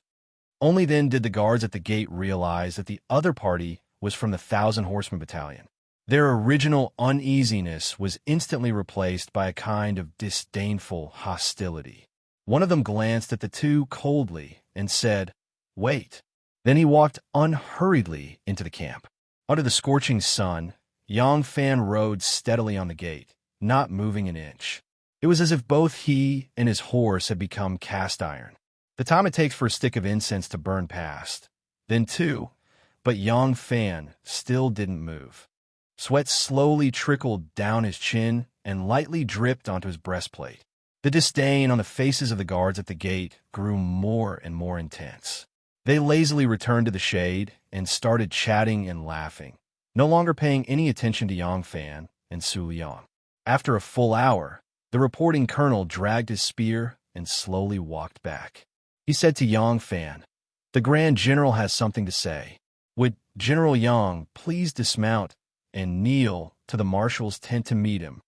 Yang Fan raised an eyebrow and said in a low voice, "I am the Guide Lieutenant General. Although my position is lower than the King of Hanoi, how dare you humiliate me like this?" The colonel grinned and said, "If General Yang is unwilling, then please leave." Yang Fan said, "But what about the 1,000 horsemen captured by Grand General Wu?" The colonel said, "Those people have offended Grand General Wu and interfered with the Jin Wu Guard's work. They have been punished by the Grand General. You want to bring them back?" "No way." Yang Fan said, "Even if the 1,000 horsemen are in the wrong, it is not the Jin Wu Guard's turn to punish them. This is not the execution of military law. This is the indiscriminate punishment." The colonel laughed. "So what if it is? You can either kneel and beg our Grand General to be merciful, or you can leave." Su Yang raised his horse, and it took 2 steps forward. The frightened colonel hurriedly took 2 steps back and shouted, "If any of you dare to trespass the camp, the Grand General has orders to kill without mercy." As soon as the colonel finished speaking, a troop of soldiers suddenly charged out from the gate. They formed a formation on both sides of the gate and pointed their spears at Yang Fan. Yang Fan said sternly, "If it is to save my brothers, why should I kneel? However, my knees are worthless, but the dignity of the 1,000 horsemen is not to be offended. The emperor's 1,000 horsemen would rather bleed than humiliate their dignity." The colonel laughed and wanted to say something, but Su Liang had already raised his hand, and with a bang, a firework exploded in the sky. The scorching sun was high up in the sky, and the sky was bright. Although there were not many fireworks, the sound was not soft. The sound of the firework was followed by the sound of people shouting and horses neighing in the distance. In just a moment, smoke and dust could be seen billowing. A large army turned into 3 torrents and rushed over from the 2 rows of houses. In the middle was a general wearing a black helmet. He was tall and sturdy, with thick eyebrows and a wide mouth. He dismounted from his horse and galloped forward. The spear in his hand shone with a bloodthirsty light. It was Chu Kuanga. Behind him were the horsemen, each of them pointing their spears forward like a gust of wind. On the left, there was a group of soldiers and horses. The person at the very front was holding a snow-white zamadeo, like an arrow that had just left the bow. The soldiers behind him formed groups of 3 and advanced in an arrow formation. This person was Ma Qiao. He had been in the Dragon Guard for many years and was the best at cavalry battles. The soldiers he led were also the best at cavalry battles. On the other hand, the army on the right side was different. The one leading the army was Huang Xuchang. This former commander of the 100 Cavalry Brigade had been in the Emperor's control center for a long time and had seen the nobles and generals every day. He saw them bowing and scraping in front of the Emperor all day long, so he really did not have any reverence for them. Thus, he held a horizontal saber in his hand and shouted arrogantly, looking even more powerful than Chu Kuanga. Of course, his soldiers followed suit, and the formation looked a little messy. They galloped forward and quickly shortened the distance between them and the gate. 800 steps, 500 steps, 300 steps, the earth trembled. The 1,000 horsemen that were galloping as fast as lightning did not have the slightest intention of stopping. The soldiers in front of the gate were dumbfounded. The halberds in their hands involuntarily drooped down. One of the captains was muttering to himself, "The 1,000 horsemen have gone mad. The 1,000 horsemen have gone mad. Run." Someone beside him pulled him back in the spirit of brotherhood. Captain Zheng, who was in a daze, turned his head and saw that most of his brothers had already run away. He hurriedly ran to the left and right as well. He wasn't that crazy to use his own body to block 1,000 crazy cavalrymen. Other than the 100 men on duty in the palace, the entire 1,000 horseman battalion was mobilized. Like a broken dam, they charged into the main camp of the Jin Wu Guards and rolled forward along the main road. Yang Fan and Su Liang were bypassed by the soldiers and stood motionlessly in front of the gate. The billowing dust gradually dissipated, revealing the figures of Yang Fan and Su Liang. Other than them, there was no one else at the gate. The 1,000 horsemen had charged into the Jinwu guards, and the soldiers guarding the gate had fled. Su Liang let out a breath that he had been holding in for a long time and took a step closer to Yang Fan. He asked worriedly, "General, is it really all right to charge into the camp?"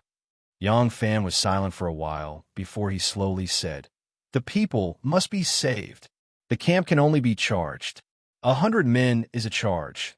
Even if they turn out in full force, it's still a charge. Rather than causing a small ruckus, why not make a big one?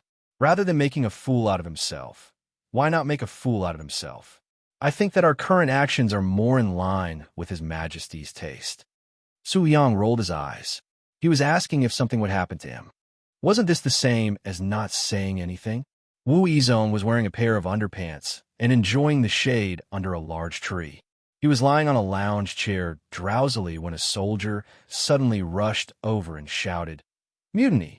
They're charging into the camp. General, leave quickly." Wu Yizong jumped up in shock and cried out, "Mutiny? How can there be a mutiny? This general has never been short of soldiers' pay." The colonel replied, "It's not our men. It's the 1,000 horsemen battalion. The 1,000 horsemen are charging forward and the entire army is in chaos.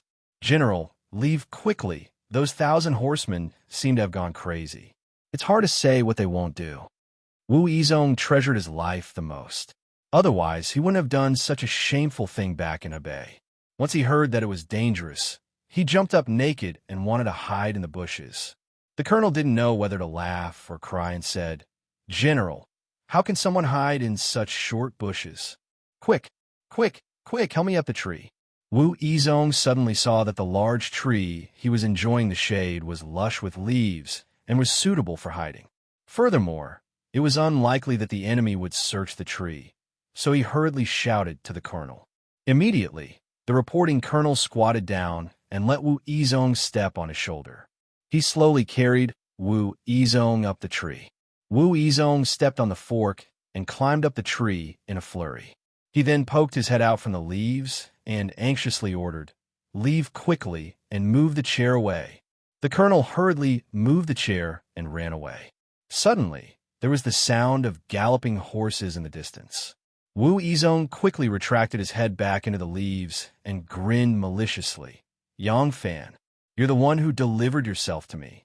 Before he finished speaking, Wu Yizong suddenly felt a strange itch at the back of his neck. He stretched out his hand to grab it, and a colorful insect appeared in his hand. It was still struggling with its claws and fangs. Wu Yizong was so scared that he screamed and fell down from the tree. Chapter 888. Yang Fan's 1,000 cavalrymen charged into the Jinwu guards. When they reached the central tent, they put down the poles, saved their brothers, dragged their horses, and turned to leave.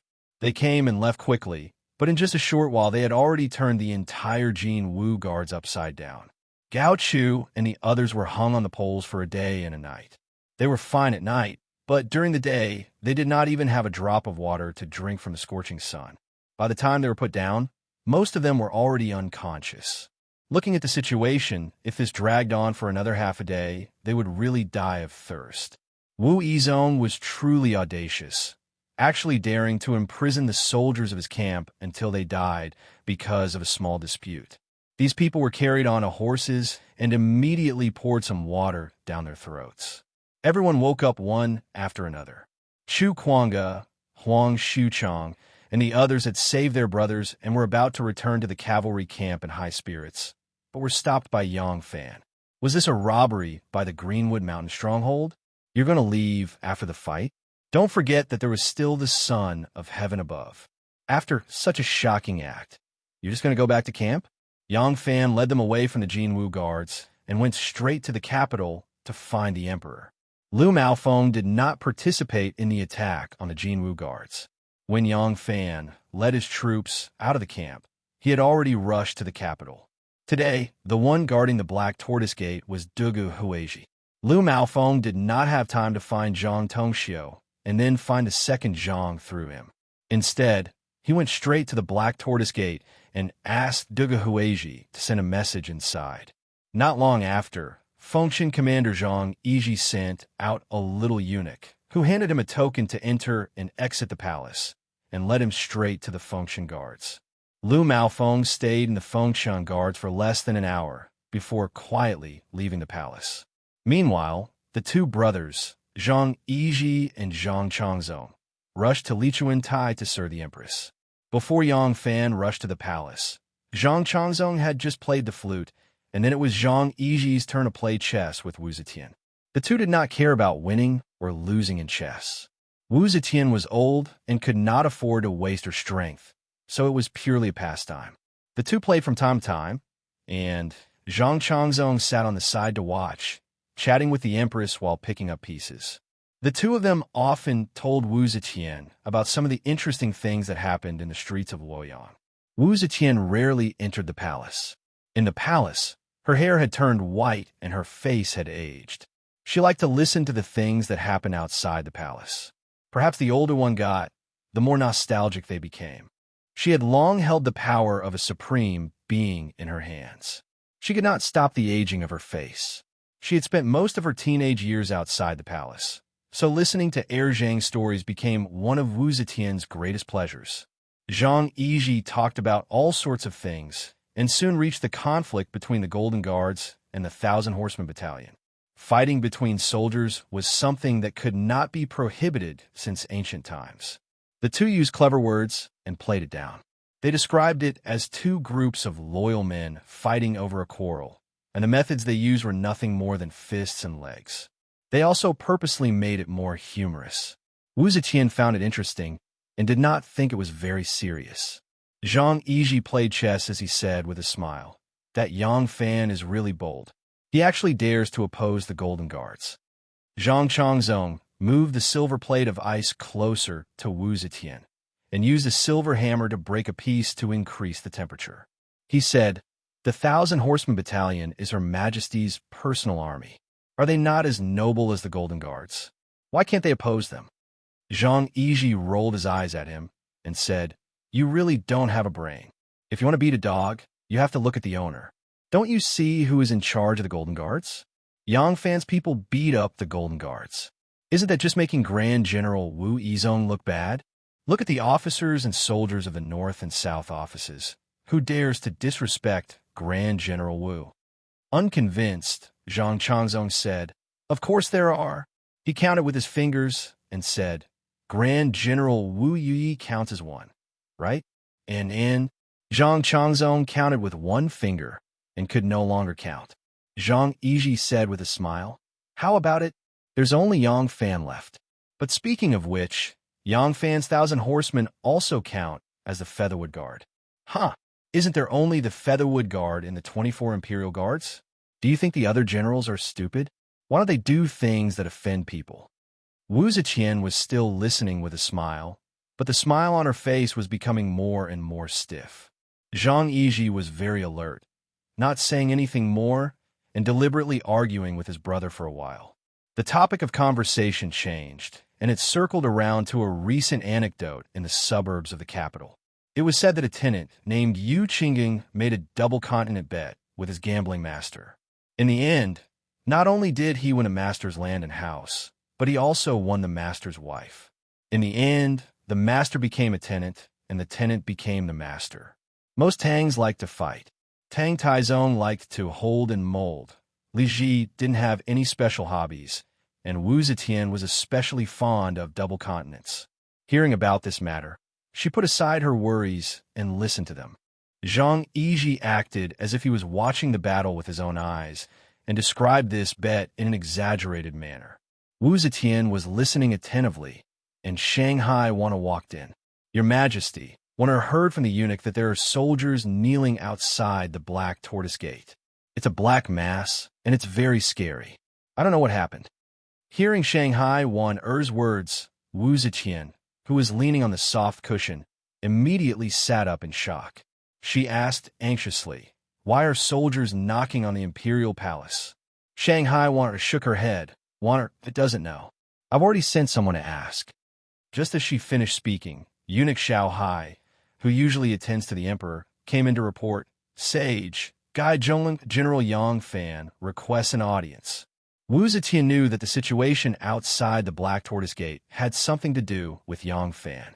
She hurriedly said, "Let him in." A loud announcement was made outside the gate, and Yang Fan walked in proudly. When Wu Zetian saw him, her eyes immediately widened. Yang Fan was wearing a pair of trousers and a pair of military boots, but his upper body was naked. His arms were tied behind his back, and there were also a few thorns tied to his back. Was he going to carry thorns and ask for forgiveness? Zhang Changzong covered his mouth and laughed. "What is General Yang doing? Even if you're Lin Pa, there is no Lin Xiangru here." Yang Fan knelt down on one knee with a military salute and said in a deep voice, "Minister Fengshan must be joking. I'm here to ask for His Majesty's forgiveness." Wu Zetian's face darkened, and she slowly asked, "What happened?" Yang Fan said, "Following His Majesty's instructions yesterday, I first paid a visit to King Liang's place, and then returned to the barracks. I heard that the soldiers under my command had a conflict with the Jinwu guards, and 16 of them were captured, and a few of them escaped back to the barracks with injuries. A general in the army has already rushed to the Jinwu guards to demand their release. I hurriedly restrained my subordinates and quietly waited. When it was getting dark, that general rushed back and said that Great General Wu Yizong has an order, and if he wants the soldiers back, I'll have to go personally." Wu Zetian frowned and said, "Then why don't you go?" Yang Fan said, "Great General Wu said that he wants me to kneel at the gate, kowtow with every step, and go to the main tent to ask for forgiveness before he will release the soldiers." "Ha!" Wu Zetian slammed her palm on the table, and the chess pieces were knocked into a mess, and she sternly scolded, "Scoundrel! Who does he think he is?" Yang Fan nodded and said, "As a member of the Emperor's personal army, I dare not disgrace the Emperor. However, it was already late, and if I had entered the city at that time, the gates would have been closed by the time I reached the city. As such, I wanted to wait until this morning to ask His Highness King Liang to mediate." Unexpectedly, just as I was about to enter the city, someone suddenly sent me news saying that several of my subordinates were captured by the Jinwu guards at noon yesterday. They were first whipped, and their bodies were covered in cuts and bruises. Then, they were hung on a high pole and exposed to the scorching sun. They have not had a drop of water for a day and a night, and many of them have already fainted and are on the verge of death. Wu Zetian's expression became more and more gloomy. Yang Fan said in a sorrowful voice, "When the three armies heard the news, they were worried about their comrades, and all of them were furious. I really could not suppress them, and Great General Wu is using his power to bully me." Yang Fan lowered his head and choked with sobs, and no one knew if he had shed a few tears of heroism. Shangguan Wan quickly turned her head away, fearing that she would burst out laughing if she saw her Longjun's pretentious expression. But on second thought, her Langjun had really caused a great disaster today. Although she had tried her best to make up for it, His Majesty's mood was unpredictable, and she did not know if he would really be safe. She could not help but feel deeply worried.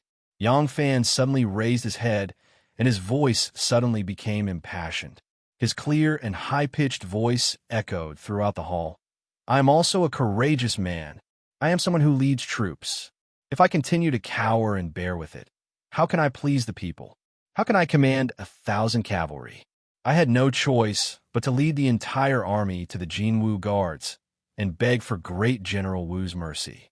Under the scorching sun, I stood solemnly for 2 hours and lost count of the number of people who fainted. In the end, Great General Wu did not even want to see me, and only sent a message. Either I kowtow with every step I take and kneel to the commander's tent to beg for forgiveness, or I return and leave my brothers hanging on a high pole to fend for themselves. I begged again and again, and bowed my head again and again, but in exchange, Great General Wu took a mile after giving me an inch. I wanted to endure it, but I could no longer. I wanted to retreat, but I had no way out.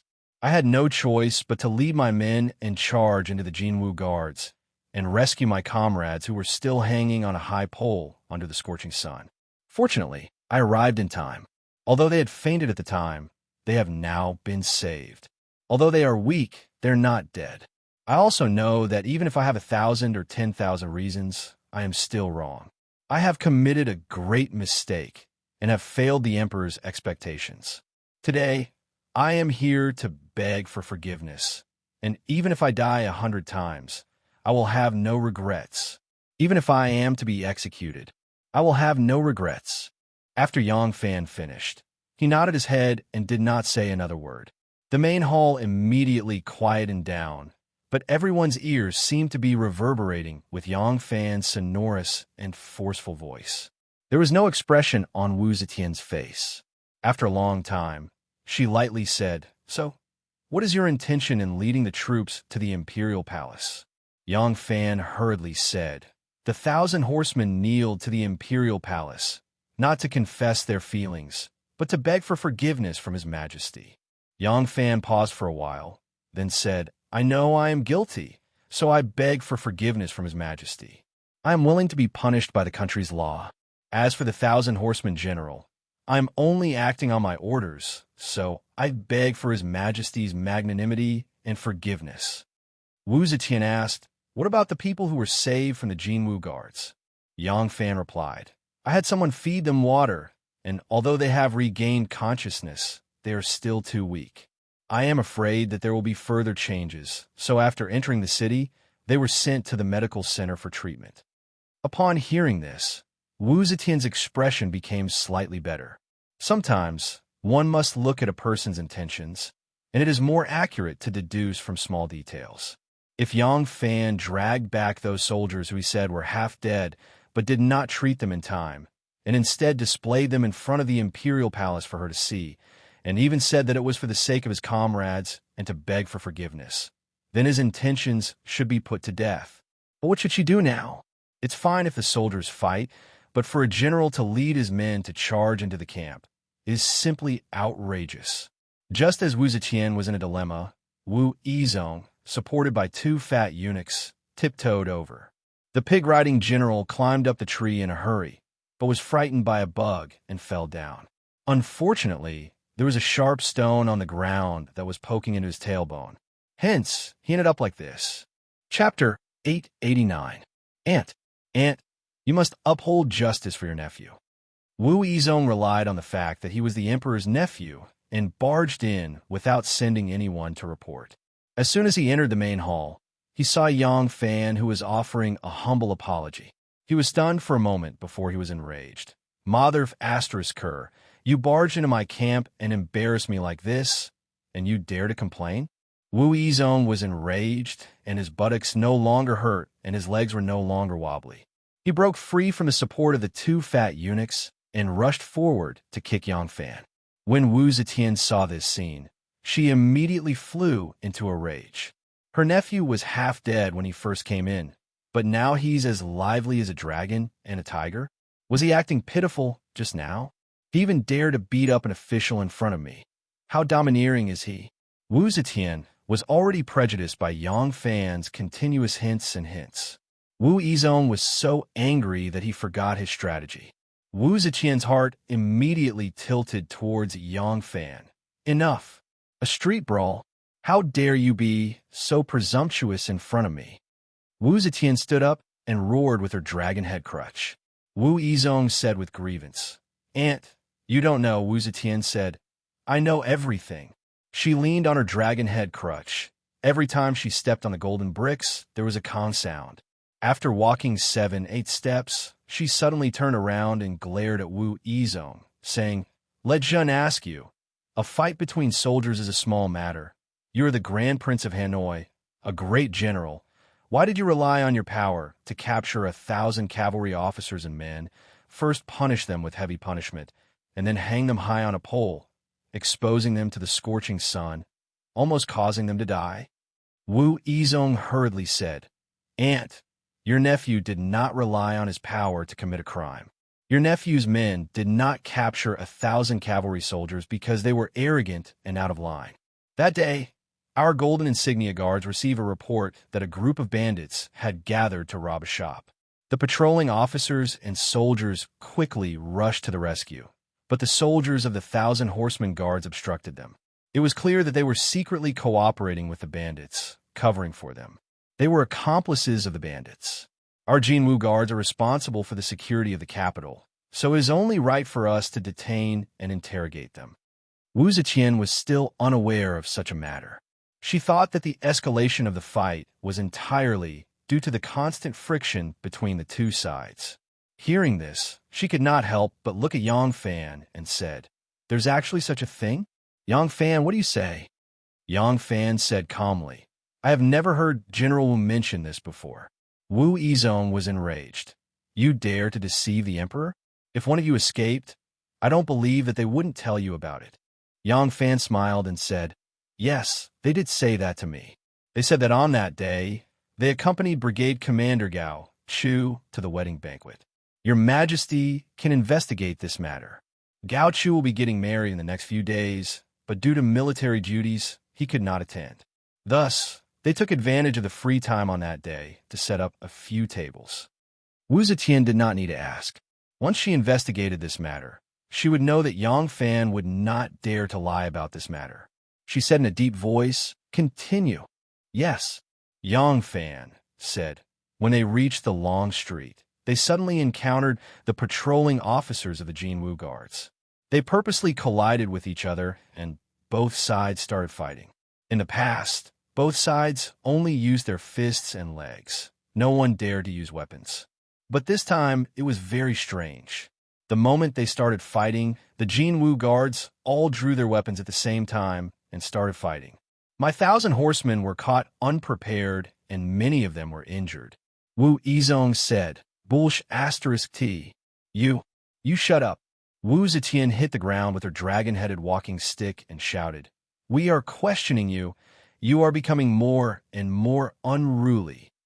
Wu Yizong swallowed his saliva and angrily shut his mouth. Yang Fan continued. Just at this time, a few thieves carrying sharp blades suddenly jumped out from a small shop by the side of the road. At the same time, a large group of Jinwu guards suddenly appeared and blocked both ends of the long street. They then arrested my subordinates and those thieves together and accused my subordinates of covering up the criminals and our accomplices. Speaking up to this point, Yang Fan paused for a while before continuing. However, when I was earnestly negotiating with Grand General Wu, I did not hear Grand General Wu mention a single word about this matter. He kept saying that I only need to kowtow with every step and kneel to the commander's tent of Jinwu guards to beg for forgiveness. There was no one present who did not understand what Yang Fan was trying to say. It was not difficult to verify this matter. If Wu Yizong had handled this matter carefully, and those thieves were real, they might have intentionally bribed the criminals and fallen into their hands long ago to trick others. How long has the 1,000 horsemen been established? The soldiers were also drawn from the various guards, so it was impossible for them to form a relationship with the local bandits and thieves in such a short period of time. Instead, this convenient condition belonged to the Jinwu guards. The 1,000 cavalry battalion was guarding the palace. How could they help the thieves? Wu Ziqian was silent for a while, before turning to Wu Yizong and asked, "What do you have to say?" Wu Yizong replied, "Those thieves are indeed criminals and have been handed over to the Luoyang government. If Ant does not believe me, you can investigate and you will know. Since those people are criminals, the 1,000 cavalry battalion cannot absolve themselves from the blame." Wu Ziqian looked at Yang Fan again. Yang Fan said, "When I was handling criminal cases in the Autumn Magistrate's office, there was a system of protecting the innocent in the judgment. Anyone who beats someone will be punished within a time limit. Beating someone with hands and feet, whether or not the person is injured, is limited to 10 days. Beating someone with other objects is limited to 20 days. Using a blade to hurt someone is not limited to size. Using fire or water to hurt someone is limited to 30 days. Breaking a bone or breaking a bone, regardless of whether it is the hands or feet or other objects, is limited to 50 days. Those who die within the time limit will be punished according to the crime of murder. His Majesty will definitely understand this principle." Yang Fan's words meant that there was such a rule in the imperial court called the system of protecting the innocent. For example, if two people were to fight, it is not based on the other party's injuries. There is also a period of observation because there is the problem of the worsening of injuries. Therefore, if one uses fists and feet to hurt someone, then from the day of the incident, one must be observed for 10 days. If the person dies within 10 days, then you will be charged with murder and not injuring someone. Of course, the person who dies within 10 days must be related to the fight. At the very least, you will not be able to find any other cause of death. You cannot say that if one was punched today and run over by a car tomorrow, it will be the responsibility of the perpetrator. Wu Zetian did not understand Yang Fan's intention, but she was very clear about this law. The law of Tang has been revised many times, and the law is an important power of the state. It must be reported to the emperor for discussion and approval. Wu Zetian nodded and said, I am naturally clear about this. She briefly explained the meaning of the system of protecting the innocent and asked Yang Fan, why did you mention this matter? If the captured soldiers are killed or injured, will the Jinwu guard be held responsible? Yang Fan said, in front of His Majesty, everything will naturally be decided by His Majesty. What this subject means is that the imperial court has such a law. It is clear that everything must be done according to the order and cause of the matter. If today someone is falsely accused of murder, and this subject investigates the matter, punishes the real murderer, and clears the name of an innocent person, and this innocent person kills another person 10 years later, is this subject going to hold this subject accountable for judging him innocent 10 years ago? The conflict between the Thousand Horsemen camp and the Jinwu guards this time, whether there was an antecedent cause or not, if it was just a conflict, then Great General Wu's arbitrary decision, arbitrarily using the law, disregarding human life, was a serious crime. As for those thieves, whether they're real thieves or fake thieves, it depends on whether the Thousand Cavalry camp knew about it, and if they're really covering for it. If the Thousand Cavalry camp has nothing to do with these thieves, then even if the thieves are guilty and the Thousand Cavalry camp did not know about it, in that case, Great General Wu's actions are also unreasonable and also guilty. Therefore, now we only need to investigate whether the Thousand Cavalry camp and those thieves know each other, and if there is any collusion, then the truth will be revealed. Yang Fan did not want to tangle with Wu Yizong on the details and went straight to the crux of the matter. He said to Wu Zetian, this subject begs your majesty to have the Ministry of Justice, the Supreme Court, and the censorate to investigate and find out the truth. If my Thousand Cavalry camp is really colluding with the thieves, this subject is incompetent and does not know the right person. I am willing to be punished for both crimes. Wu Yizong heard this and thought to himself, the Ministry of Justice is your home, and many people in the censorate rose to their positions because of you. They owe you a favor. Moreover, they have always considered themselves to be clean and are very dissatisfied with my Wu family. As for the Supreme Court, they're not your people, but they're also not my people. If we think about it carefully, I am afraid they will be more biased towards you. What 3 departments joint investigation? Aren't you just finding people to take sides? After hearing Yang Fan's words, Wu Zetian thought for a while and said, all of you go out. I want some peace and quiet. Yang Fan and Wu Yizong looked at each other and said respectfully, this subject obeys your majesty. It had been fine if he had just stood there without moving, but now he wanted to leave. After talking for a long time, his anger had mostly dissipated. Only then did Wu Yizong feel the pain again. He had 2 fat eunuchs help him out. Seeing this, Wu Zetian felt that Wu Yizong was putting on an act, which made her hate him even more. Yang Fan and Wu Yizong retreated to the outside of the hall and stood side by side. They looked at each other and really hated each other. Wu Yizong laughed coldly and said sarcastically, offer a humble apology? Only you can think of that. Leading troops to attack my Jin Wu camp. No matter how you look at it, you have committed a capital crime. Yang Fan, this day next year will be the anniversary of your death. At that time, I will burn some joss paper for you, so that you won't be too down and out in the netherworld. Yang Fan smiled and nodded, saying, this Yang has a son and a daughter. I do not need your highness to sacrifice for me. Wu Yizong was enraged, but after being reprimanded by his aunt a few times, he didn't dare to make a move. He could only laugh coldly and say, "You have a sharp tongue, so what if I let you have your way?" Yang Fan said, "Your Highness has the demeanor of a gentleman. It seems that this Yang is stingy." Thank you, thank you." As the two of them bickered inside the palace, Wu Ziqian was full of misgivings, and it was hard for her to make a decision. This matter itself is not difficult to determine. Yang Fan mobilized his troops and attacked the Jin Wu Guard's camp. Whether he was in the right or not, he must be guilty.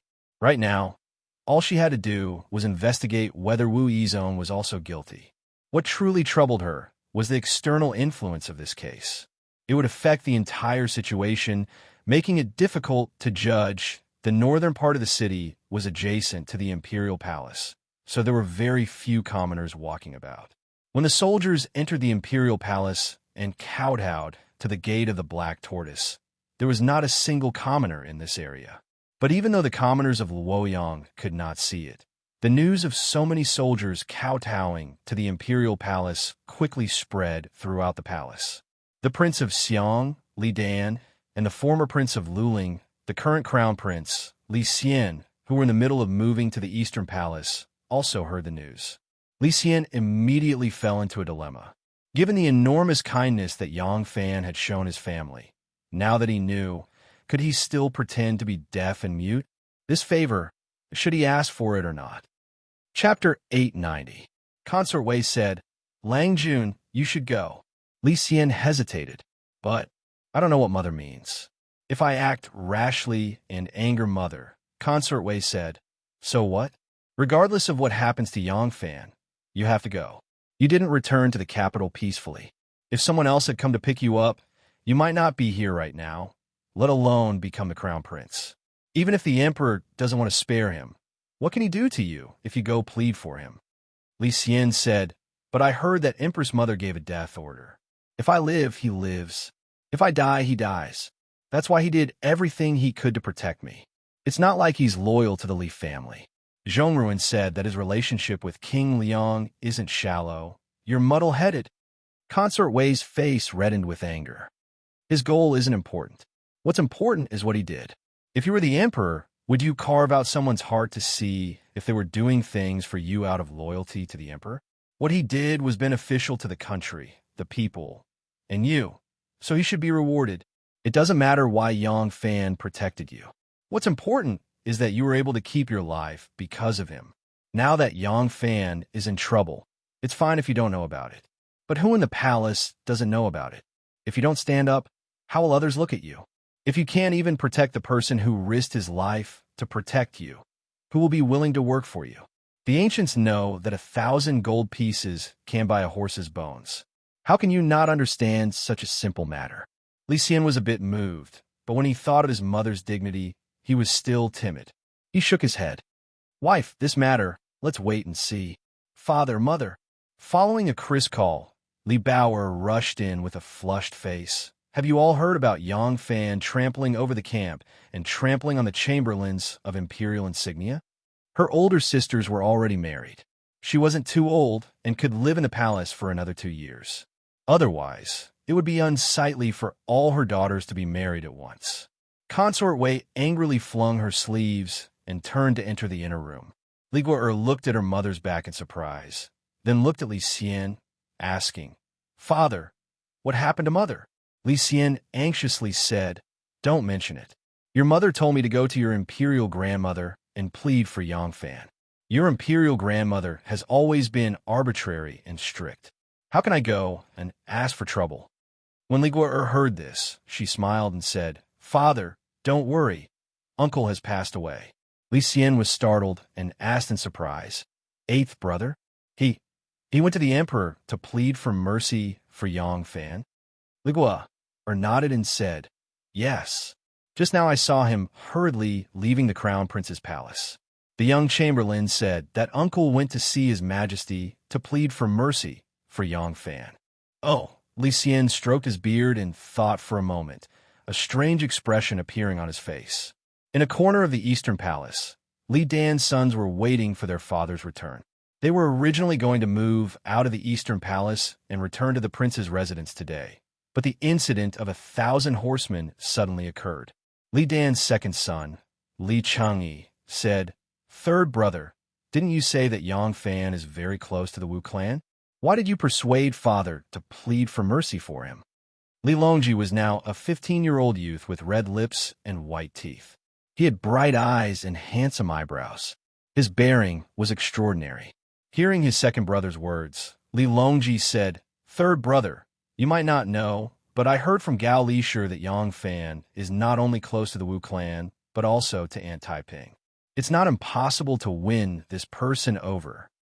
The current Li Longji was no longer the young man who had been angry at Yang Fan for echoing the Wu clan's words. He had been living in the palace all year round, and he had been trying to survive amidst all kinds of deceit and danger. He had already gained the ability to see through the surface of the problem. Li Longji said, "This at least shows that Yang Fan's position between the Wu and Li clans is still uncertain. If our Li clan can plead for mercy for him and save his life in today's crisis, he will have to accept this favor no matter what. He controls 1,000 horsemen, and with his support, our Li clan's position will be more stable." Fifth brother Li Longye was unconvinced. Seventh uncle should be the one to say that. He is the crown prince, so why should we let our father do it? Li Longji dotingly rubbed his fifth brother's head and said with a smile, "Fifth brother, you should know that seventh uncle is the crown prince, so it's not convenient for him to do it. If seventh uncle does, imperial grandmother might think that seventh uncle is trying to buy people's hearts. Father is just a prince, so it's more convenient for him to do it than seventh uncle. At least there won't be any suspicion of buying people's hearts." Li Dan had 6 sons. Other than his 6th son, who had died young, he still had 5 surviving sons. They were different from the other descendants of the imperial family, who had an apathetic relationship of blood and shallow brotherhood. Thanks to Wu Ziqian's care, these 5 brothers had been locked up together since they were young, trapped within the walls of the Eastern Palace. They had gone through thick and thin together, so their brotherhood was very sincere. The 5 brothers of the Prince of Xiang's clan were like the brothers of many impoverished families among the common people. To them, brotherly respect was no joke. It was truly like feet and hands. They were extremely close, brothers united in harmony, and a deep sense of righteousness and loyalty. For the Son of Heaven's clan to have such deep brotherhood between brothers could be considered unprecedented in history. Wu Ziqian slowly paced back and forth on the lovely spring platform, her mind in a dilemma. From what she had observed just now, she had already understood 80 to 90% of the truth of the matter. Investigate? If she really did investigate, then the thief was definitely real, but the Golden Guard's deliberate framing was also definitely real. Given her nephew's conduct and the massive difference in status, how could it be Yang Fan who had initiated the provocation? Yizong had been in the wrong first, and Yang Fan had been impetuous. One was the 1,000 cavalry camp, one was the Golden Guards, one was a close minister of the Son of Heaven, one was her own nephew. Was this case better treated as a misunderstanding, or was it better that one side deliberately framed the other and brazenly violated military discipline? From an even longer perspective, although she was inclined to protect Wu between the Wu and Li clans, she had been forced by the general trend to return politics to Li. This was because she understood that if she completely abandoned the Li clan, the Wu clan would lose the support of the people. Her nephews also did not have a single genius who could serve as a cornerstone, so the Wu clan would inevitably be abandoned. Thus, she had no choice but to return politics to Li and control the military to Wu. The establishment of the 1,000 cavalry camp was to balance these two factions, to give the Son of Heaven a certain amount of power to protect himself. This was not only for the future Son of Heaven, but also for the present Son of Heaven, herself. After she had planned out the blueprint for the future regime, she began to strengthen the process of devolving military power to the Wu clan.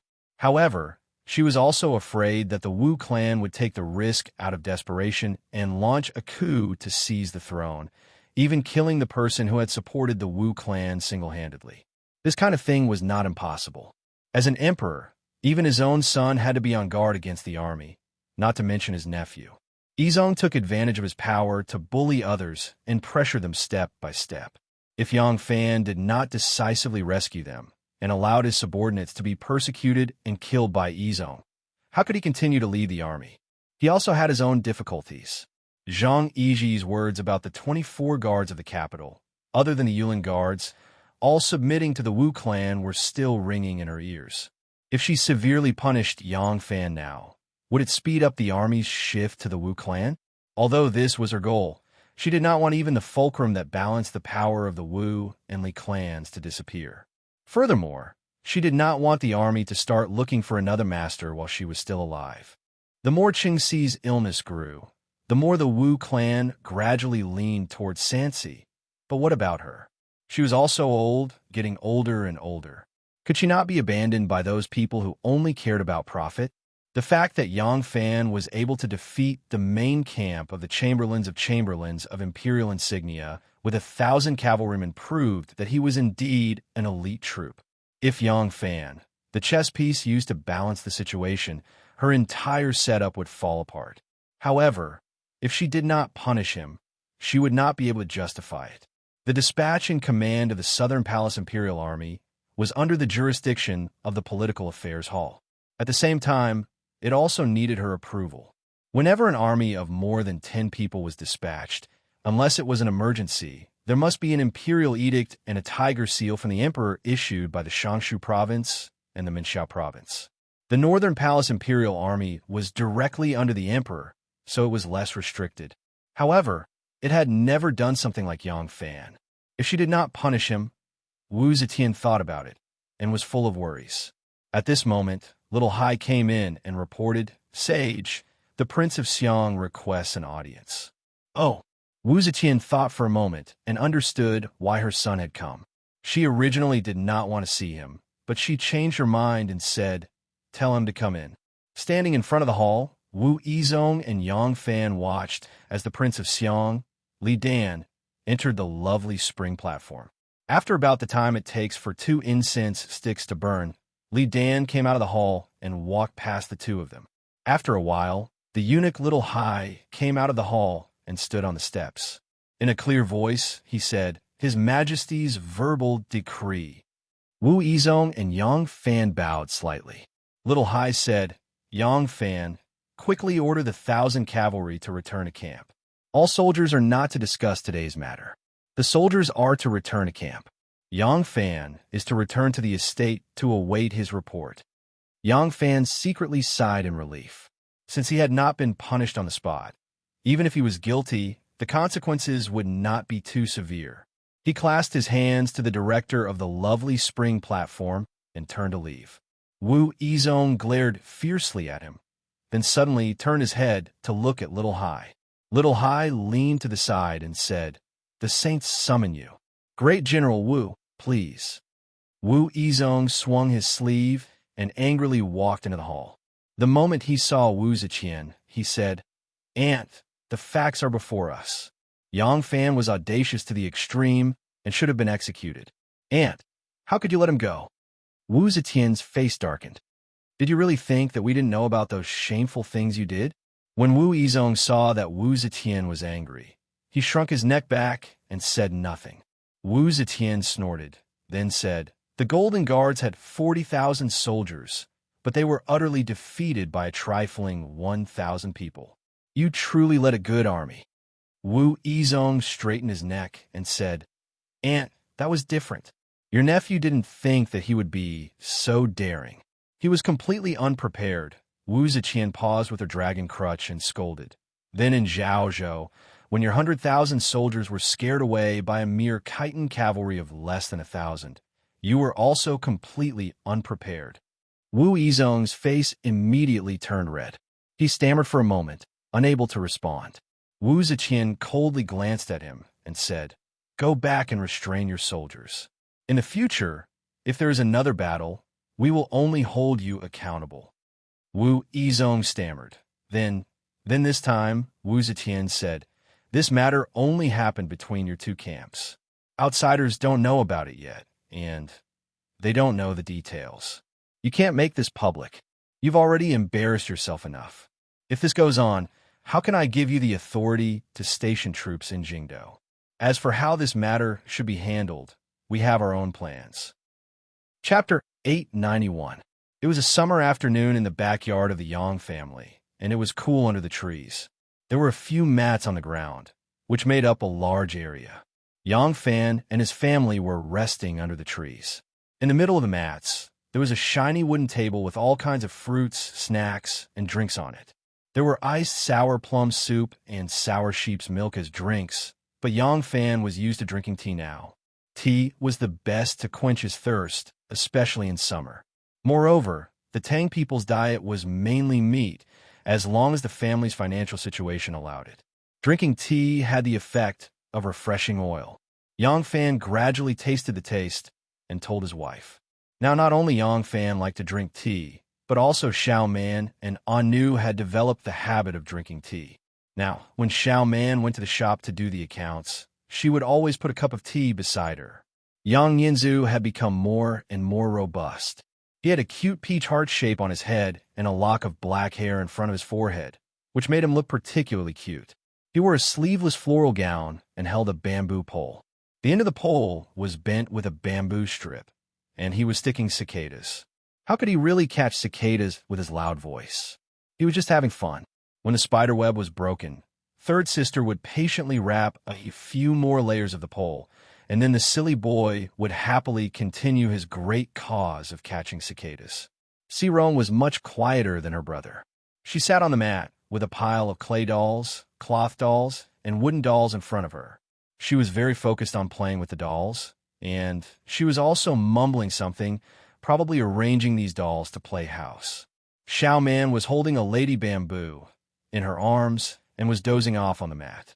Last night, Yang Fan slept with Anu, so the children naturally came back to sleep with their mother. Unexpectedly, the little century eggs were even more annoying than Yang Fan. First, they refused to sleep, and then they asked her to tell them stories. Finally, they fell asleep, but it was easy to wake up in the summer night. One got up in the middle of the night, and the other looked for their mother. She didn't sleep well all night, and now she was sleepy. Anu sat at the side, attentively threading a needle and sewing a small piece of clothing. In fact, with the Yang family's current family business, there was no need for Anu to make her own clothes. Not to mention the tailor shop in the square, there was also a needlemaker in her house. But to make a shirt for her own children was a very different feeling. Yang Fan did not directly sit on the banquet. Instead, he set up a leisure chair on the bamboo chair. Yang Fan lay on the bamboo chair with his eyes closed. He looked as if he was sleeping, but in fact, he was thinking about something. He had already made a move, but he didn't know how Mu would react. So far, he didn't notice of Shin Mu. In fact, if the clues of Song Batty and Dragon 9 were left untouched, it was possible to figure out Shun Mu's plan from their actions. That was what the old gentleman of Heaven's Pivot had suggested to him. But after thinking it over, Yang Fan thought that he would rather not take the risk without knowing Shin Mu's purpose. One had to know that his greatest advantage in dealing with Shan Mu was the power of the officials. If he allowed Shun Mu's people to form a relationship with the most favored second Zhang, once they found a way to involve second Zhang, then his greatest advantage would disappear. At that time, even if he understood Shun Mu's intentions, what use would it be? He wasn't very worried about leading people to attack the Jinwu guards. Since he was ordered to stay behind closed doors, then there was still room to maneuver. Otherwise, with the fact that he mobilized troops without permission, he could have been dealt with immediately. Whether this matter should be dealt with lightly or heavily depended on the emperor's whims. Mobilizing troops without permission was a big taboo, but the cause and process of the matter was due to the discord between the two generals, which developed into frequent conflicts between the soldiers under the two. If the emperor had enough trust in him, then he could completely understand this matter as a larger-scale group fight. The nature of the matter was different, and the punishment wouldn't be as severe. As Yang Fan was pondering, his arm was suddenly touched by someone. Yang Fan opened his eyes and saw Anu had stopped her needlework. Her beautiful and alluring red lips were moving towards him. Yang Fan was stunned for a moment, then revealed a mysterious smile and returned a knowing look to her. Yang Fan's expression was wrong, causing Anu to be stunned for a moment. Then, she came to her senses and blushed. This shameless fellow, what are you thinking about? Now that she was pregnant, Yang Fan often stayed in her room just to take care of his beloved wife's emotions. It was impossible for him to think about the matters between a man and a woman. But sometimes when he was aroused and faced with his beloved wife, he would not force himself to restrain himself. For example, last night, after a series of begging, Anu half-heartedly leaned towards the jade flute and pressed her lips against his. Unexpectedly, Yang Fan seemed to have tasted it. Seeing her pouting, he actually thought of such shameful matters again. Anu glared at him, her beautiful red lips pressed into a line. Her slender, jade-like fingers held a silver needle and pointed behind Yang Fan. Only then did Yang Fan understand. Turning his head, he saw Tao Mei standing there. Thinking that Tao Mei had something to report, but seeing that he was dozing off, she did not dare to wake him up. Yang Fan asked, "What is it?" Tao Mei presented a letter with both hands and said in a low voice, "From Princess Taiping's residence." Yang Fan understood and took the letter. With a light wave of his hand, Tao Mei retreated. Yang Fan opened the letter. There was only a thin piece of paper inside. After reading it carefully, Yang Fan's lips slowly curled into a smile. "All of you rest first. I'll make a trip to the study," Yang Fan said to Anu, who had her head lowered as she sewed. Her heart was filled with joy as she looked forward to becoming a loving mother as soon as possible. He then stood up and walked confidently towards the study. The incident that happened between the Thousand Horsemen camp and the Jinwu guards was not known by the common people. The only people who saw the Thousand Horsemen move were the people in the wine shops and brothels in front of the Jinwu guards' encampment. Moreover, they only saw the Thousand Horsemen pass by aggressively and did not know what happened after that. As for after they entered the city, because they went through the north gate, they turned directly towards the palace. Thus, the common people in the city did not know about it. However, this incident was known by everyone in the palace. Through the mouths of the internal palace maids, this matter quickly spread to the outer court, and then through the internal servants of the Political Affairs Hall, Hamlin Academy, and the Hall of History to the ears of the officials. Very quickly, this matter was no longer a secret in the imperial court. Almost all the imperial censors in the capital submitted a report to impeach Yang Fan. Those in their positions had to plan for their own affairs. Such a major matter, they could not pretend to be unaware. Thus, even the imperial censors who had a good relationship with Yang Fan or had a good impression of him had to report to the emperor. The only difference was that some people only severely impeached Yang Fan, while others punished both Yang Fan and Wu Yizhong. Wu Ziqian still couldn't make up her mind. It wasn't difficult to punish Yang Fan. She could behead him, exile him, demote him, or take away his salary. There were many ways to do so. The problem was that Wu Zetian wanted to find a way to punish him. This way, she would be able to explain herself to the nation's laws and regulations, but it wouldn't affect her own political plans. On the second day after the imperial censors submitted a report to impeach Yang Fan, Prime Minister Yao Cheng spoke to the emperor. He believed that Yang Fan had a rash and impulsive personality and was not qualified to command 1,000 horsemen. He recommended the Left Commander Zhang Hao to the emperor, saying that this person had a calm personality, was honest and prudent, and had a reputation in the army. He was qualified to command 1,000 horsemen. Wu Zetian did not express her opinion on the surface, but she was very unhappy in her heart. The emperor had always regarded the northern Yamen as his own backyard. Not to mention that Wu Zetian had always been under too much pressure because she was a woman and had always been suspicious of the emperor. Even Li Shimin had always regarded the northern Yamen as his exclusive property and did not allow others to touch it. In the 15th year of Jingguan, the Xuanwu Gate in Chang was being renovated. After hearing this, Prime Minister Fang Xianling and Gao Shirlian inquired about the progress of the Xuanwu Gate's renovation from the junior supervisor of the Ministry of Finance. Li Shimin was very unhappy after hearing this. He especially found Fang Xianling and other prime ministers and warned them, "You should just take care of the southern Yamen. The northern Yamen has nothing to do with you." Now that Yao Chong coveted 1,000 horsemen, Wu Zetian was very unhappy. Back in the harem, the Zhang brothers led the beautiful young men of the Fengshan prison to present a large-scale song and dance that they had just rehearsed to Wu Zetian. Only then did Wu Zetian's gloomy mood slightly dissipate. While she was beaming with joy, Zhang Yizhi, in a roundabout way, hinted to Wu Zetian that he wanted to put one of his cousins into the army and lead 1,000 horsemen. Wu Zetian, who was dissatisfied with Yao Chong's overstepping his authority, was extremely sensitive at the moment. When she heard Zhang Yizhi's words, she immediately refused. In the past, whenever the Zhang brothers performed a song and dance to make her happy, she would ask them to stay in bed with her. But this night, she was not in the mood and went to sleep alone. The news that Wan Chong and Zhang Yizhi had their eyes on the 1,000 horsemen camp and had recommended wise men to the emperor quickly reached the ears of Wu Yuyi, the general of the Yulin Guard. Wu Yuyi was afraid that the 1,000 horsemen would fall into the hands of others, so he quickly went to recommend them to the emperor. As a result, he naturally met with a rebuff that was neither soft nor hard. Wu Yi had just left when Wu Sanxi smelled the scent and ran over. The unhappiness that Wu Zetian had accumulated from Yao Chong, Zhang Yizhi, and Wu Yuyi had already turned into a thunderous rage by the time Wu Sanxi rushed over.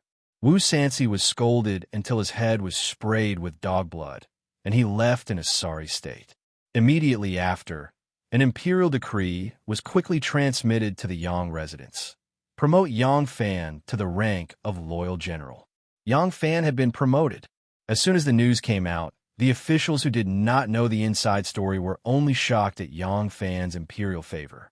The officials who knew the inside story could not help but secretly laugh at Li Dang, Wu Dang, and Zhang Dang's eagerness for doing all this for nothing. The officials who knew the inside story did not dare to say anything to incur the emperor's displeasure, and the officials who did not know the inside story would not dare to offend the emperor's favorite. Therefore, the strange phenomenon of Yang Fan being promoted instead of being punished could only be said by the censors who were always upholding justice and speaking up for justice. However, the words of the censors had to be listened to by the emperor. If the emperor was willing to listen, it would be swords. If the emperor was not willing to listen, it would be spit. This time, the censors' remonstrance was undoubtedly spit for nothing. Yang Fan's promotion had nothing to do with his authority. He was still in charge of 1,000 cavalrymen. Be it loyal general or guide commander-in-chief, those were just ranks. What was related to rank was not authority, but treatment. For example, salary, exemption from classes, punishment, order of class, carriage, clothing, etc. Other than that, it also involved retirement, conferment of nobility, purchase of property, construction, funeral, posthumous appointment, etc. A Gaizhongling general was a lower secondary rank 4, while a loyal marshal general was a higher secondary rank 4. Yang Fan skipped the upper secondary rank 4 and lower secondary rank 4, and was directly promoted to the upper secondary rank 4 loyal marshal general. He had actually been promoted 3 times.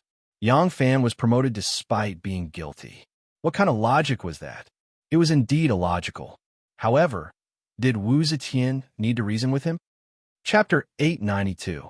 The bright moon hung in the sky, and the light clouds covered it.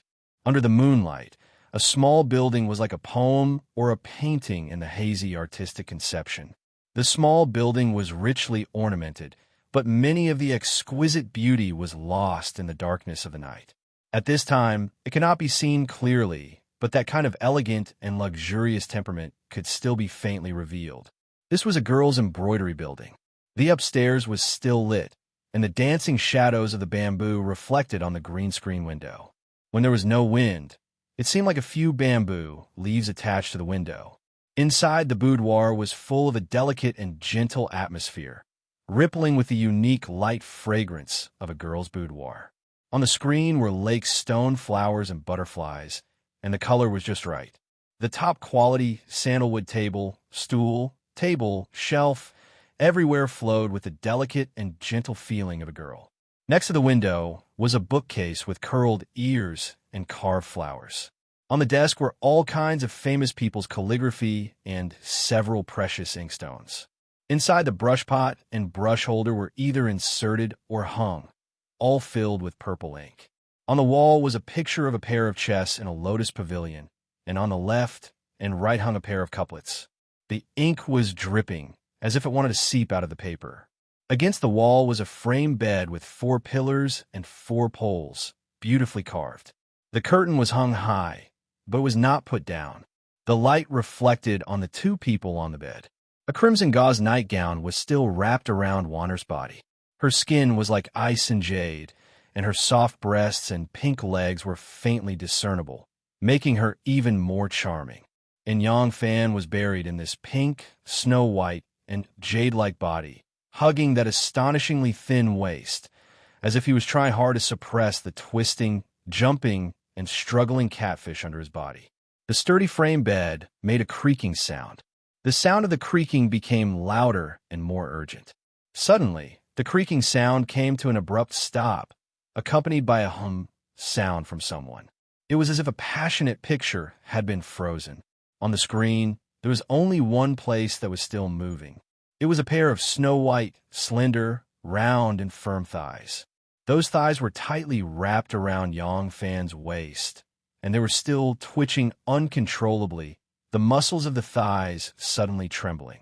Gradually, that beautiful, tightly curled toe with bright red cardamom slowly stretched out, like a blooming flower in the spring breeze.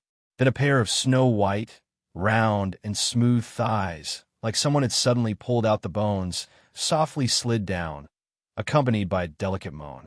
Panting, Yang Fan held up Warner's little face and kissed her sweaty forehead with pity.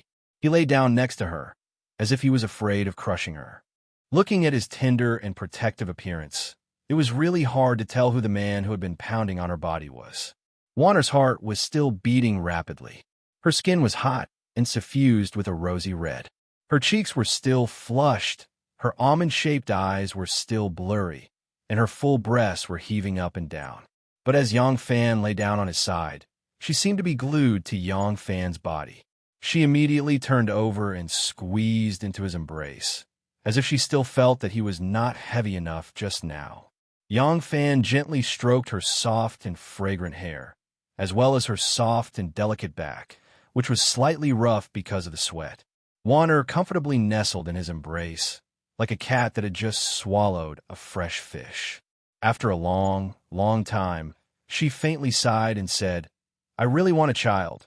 Yang Fan's hand froze, and then he gently wrapped his arms around her and slowly tightened his embrace. They listened to each other's fierce heartbeats, but did not speak. Warner regretted her words and quickly changed the topic. She sneered and said, "This method of yours is really clever. The saint is very suspicious, and you used her suspicion. In the end, not only did you not receive any punishment, but you were promoted. You made me worry for nothing." Yang Fan used his nose to rub against her nose and said, "Do you want me to be punished?" Yang Fan lay flat and sighed. He casually put an arm behind his head and looked at the top of the tent. He slowly said, "Do you think I was not worried in the beginning? No one could predict the result, and no one could be sure what the Emperor's reaction would be. But I had to do what I had to do. All that was left was to do my best to make up for it and lessen the punishment. At the beginning, I also expected to be punished. I just hoped that the punishment would not affect my control of the 1,000 riders. I was quite sure of this. Later, I found that the Emperor had many misgivings and did not impose any punishment on me. I had a plan in my heart. Only now did I think that perhaps doing this would not only not be punished, but it might have other miraculous effects. Haha, speaking of this is also due to your efforts. You and the Zhang brothers have helped me a lot, haven't you?" Warner said lazily, "Saints are extraordinarily intelligent, but it is a pity that they are too smart. They act in the opposite way and say more bad things about you. The effect is even better. That's why they've been saying a lot of bad things about you these past few days. As for Heir Zhang, they've been too close to you recently. If they say bad things about you, they'll make His Majesty suspicious. They've only praised Wu Sanxi and Wu Yizhong's power." Yang Fan laughed a few times and then became silent. He gently caressed the smooth skin of Wanner's thigh and slowly said, "In the recent days, there will be a few reports about the grain problem." Wanner understood and nodded gently.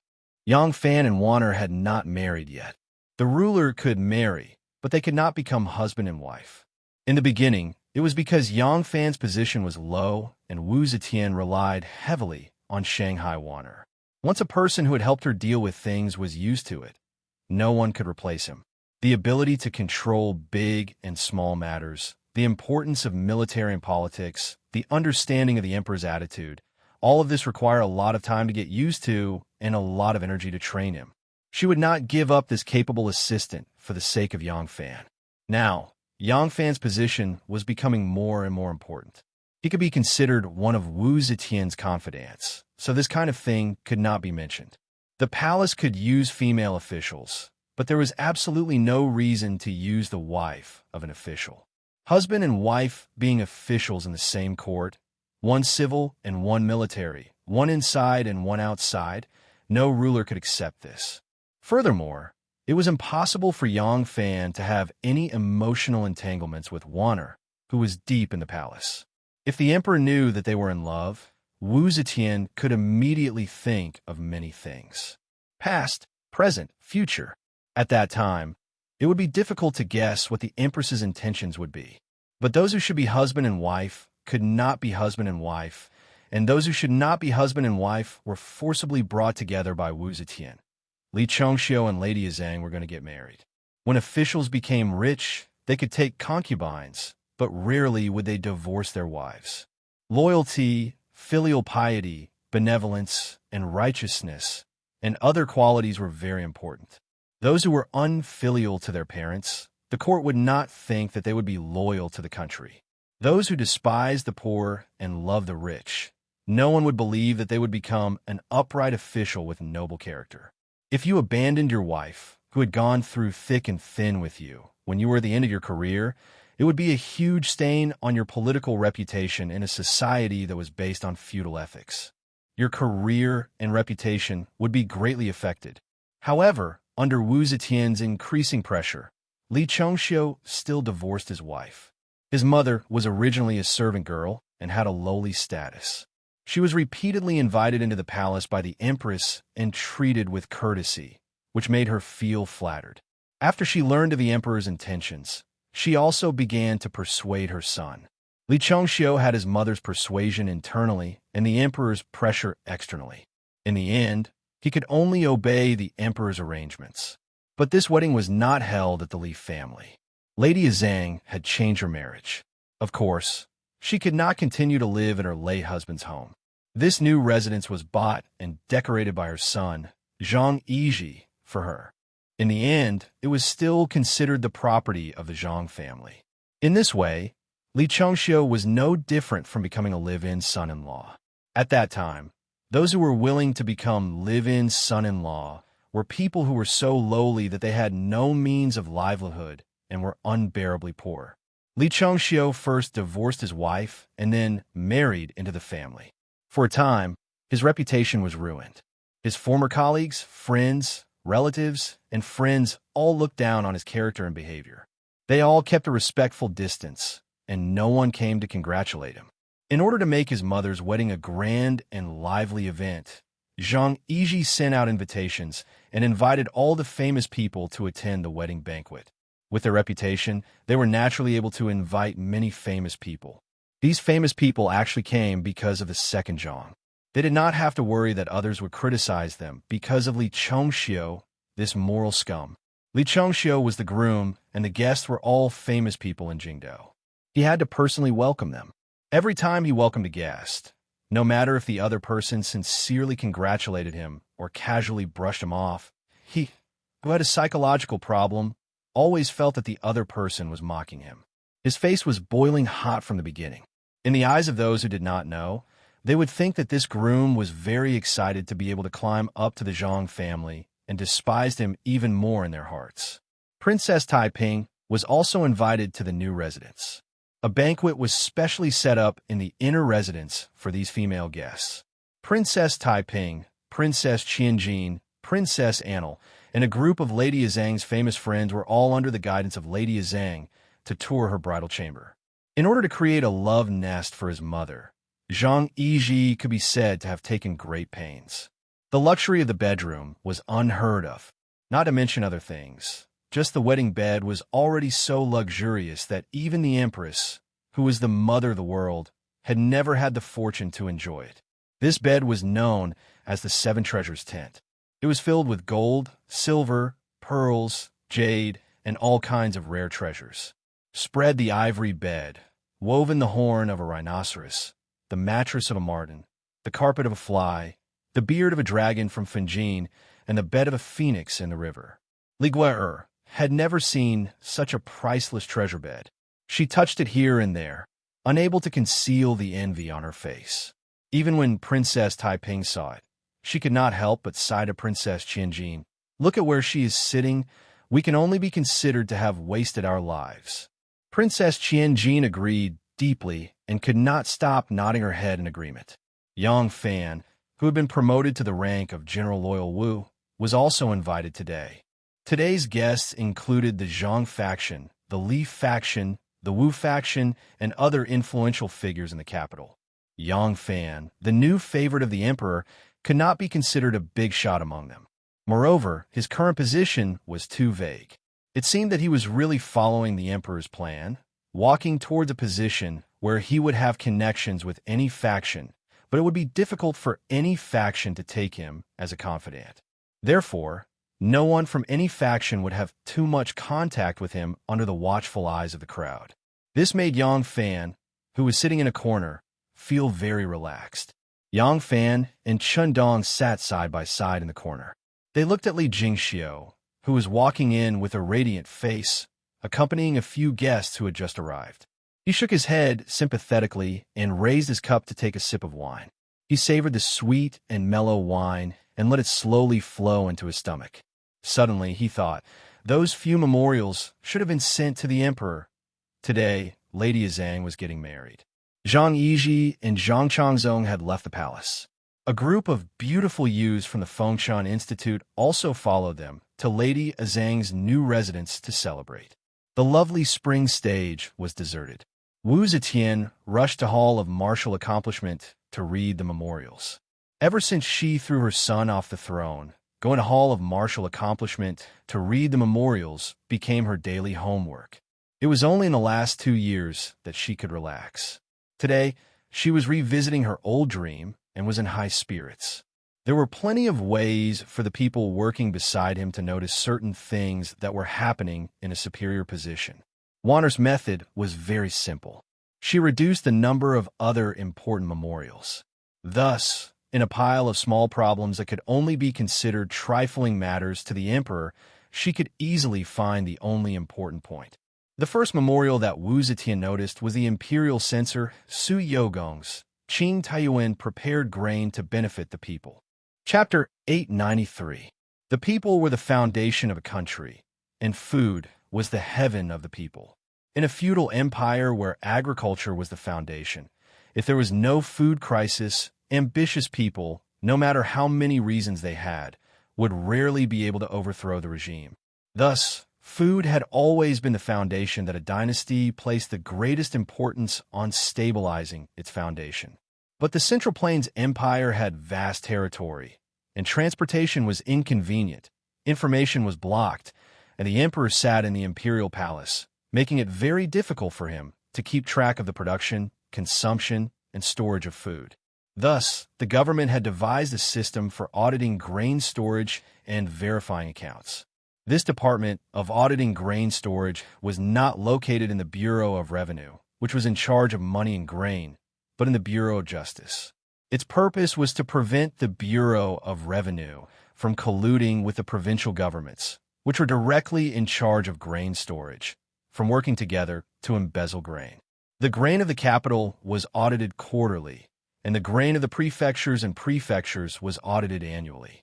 The prefectures would first report to the Bureau of Revenue, and the Bureau of Justice would sort out the statistics and then report to the Minister of State. The Bureau of Justice would then report to the department responsible for auditing grain storage, and if there was a problem, the imperial censorate would investigate. Su Yogong's memorial had not mentioned any problems with the grain storage, but had recommended that the imperial court release the grain storage in Taiyuan to stabilize prices. Taiyuan was the place where the Tang dynasty had flourished, so it had always been an important place for the country. At the beginning, the places with the most grain had been Taiyuan and Luoyang. It was said that Taiyuan was a granary of millions, while Luokou was the millet of the world. On the other hand, the capital of Chang, and the inconvenience of transportation and frequent droughts had resulted in a severe shortage of grain. During Gaozong's reign, the imperial court had moved to Luoyang many times precisely because it was impossible to feed the officials in Chang'an. From the end of Gaozong's reign until the recapture of Anxi town, the country had not engaged in any large-scale wars, and had always placed great importance on agricultural production. It had been at least 15 to 16 years since the country had experienced a large-scale natural disaster like the one Tin Ano had experienced in his youth, so the country had an ample supply of grain. Su Yogong's memorial said that when he was inspecting the grain storage in Taiyuan, he had noticed that some of the grain had been stored for too long and had become old and moldy. The country had once decreed that no one was allowed to move the grain reserves without permission. This was to prevent the lack of grain reserves in the years of disaster to provide relief to the common people. This was originally a good thing, but even though there was no famine in the Taiyuan area, the price of grain was not cheap. The price of grain among the people was high, but there was a large amount of grain stored in the treasury. They could only watch helplessly as the grain spoiled because it had been stored for too long. This was the result of the local rigid implementation of the court's decree. They failed to understand the emperor's love for the people, and at the same time caused unnecessary losses. Therefore, they hoped that the court could allow the local areas to produce grain to stabilize the price of grain. Su Yugong also mentioned in the memorial that there were tens of thousands of ships in the Taiyuan area, and the transportation was convenient. They could buy surplus grain from other places at any time and store it. In this way, the imperial court could sell old rice to the people at a cheaper price, and then buy new rice at a higher price to store it. The price difference between the sale and purchase was not very large for the imperial court, but it could take into account the strategic needs of the country's reserves, extend the storage time of the grain reserves, and benefit the ordinary people who could not afford the high-priced grain. Su Yogong's memorial was written in great detail, and it was reasonable and clear. Wu Zetian listened and was very moved. After careful consideration, she ordered, "Yes, it can be implemented. But first, the Ministry of Revenue must send people to investigate and draw up a plan. No matter what, the grain reserves must be sufficient. If possible, we must first contact the grain source and confirm that new grain can be stored as soon as possible before we can sell old grain."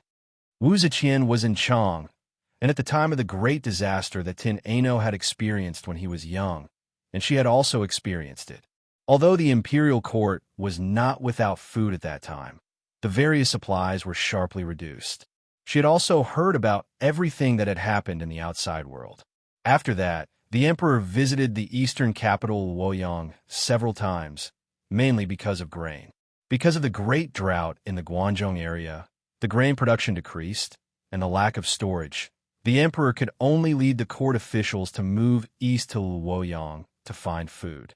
Fortunately, at that time, the Tang dynasty had not been established for long, and the people had already experienced many years of war. They knew that this was caused by the natural disaster and not by the inhumanity of the government. At that time, the families of the rich and powerful also did not have any grain reserves.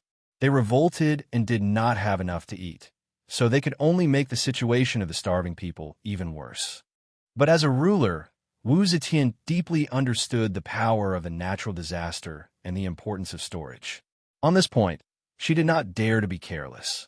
Now that she was old, and at the important moment of handing over power, she hoped that the transition could be smooth and no accidents would happen. Smiled slightly and nodded in agreement. Then, there were a few more memorials that talked about grain prices in the north. Since last year, because of the war in the north, the local output was insufficient. The cost of transferring grain from other places was too high, so grain prices have been high.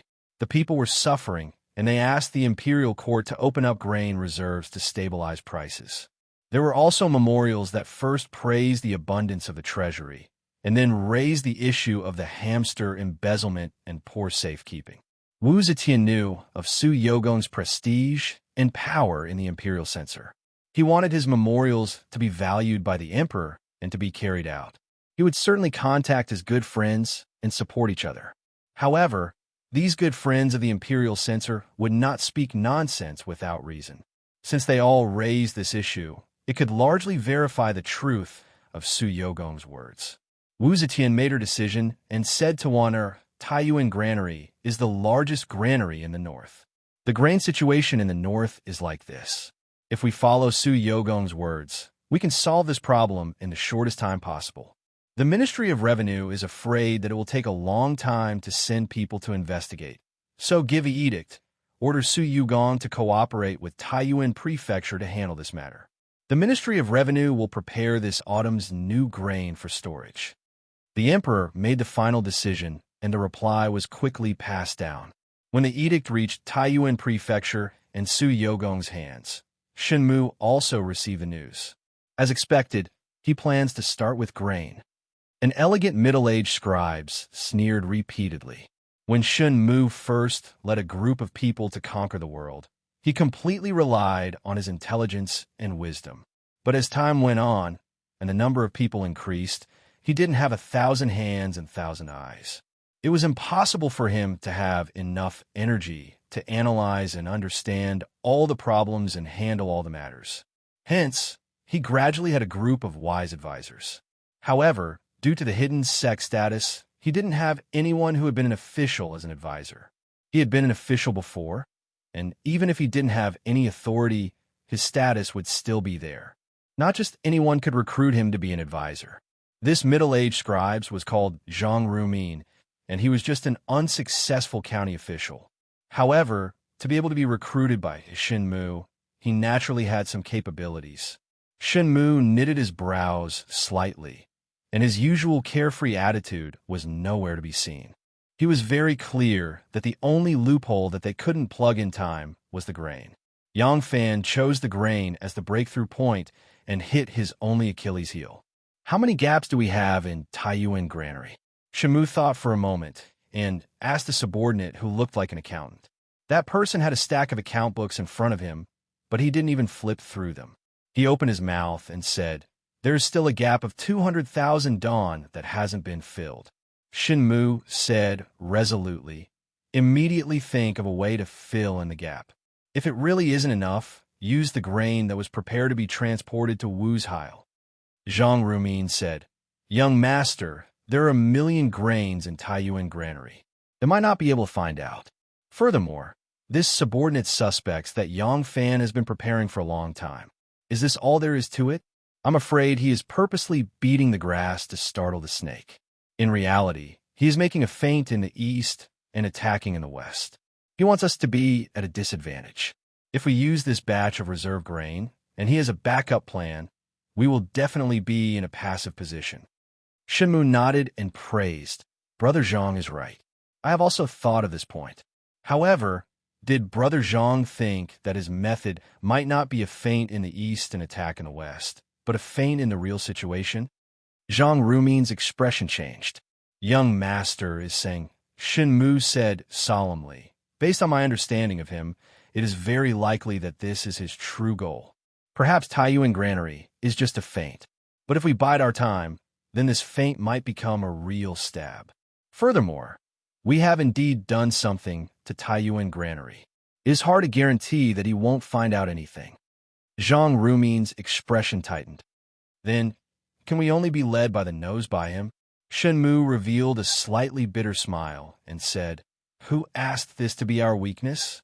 Since he has attacked, we have to guard against him. Right now, we can only react accordingly." As Shenmu said this, his eyes faintly flickered. Master Zhang had followed him for a long time. From the look in his eyes, he could tell that the sect master must have other plans. However, he had no way of knowing what the sect master was thinking about.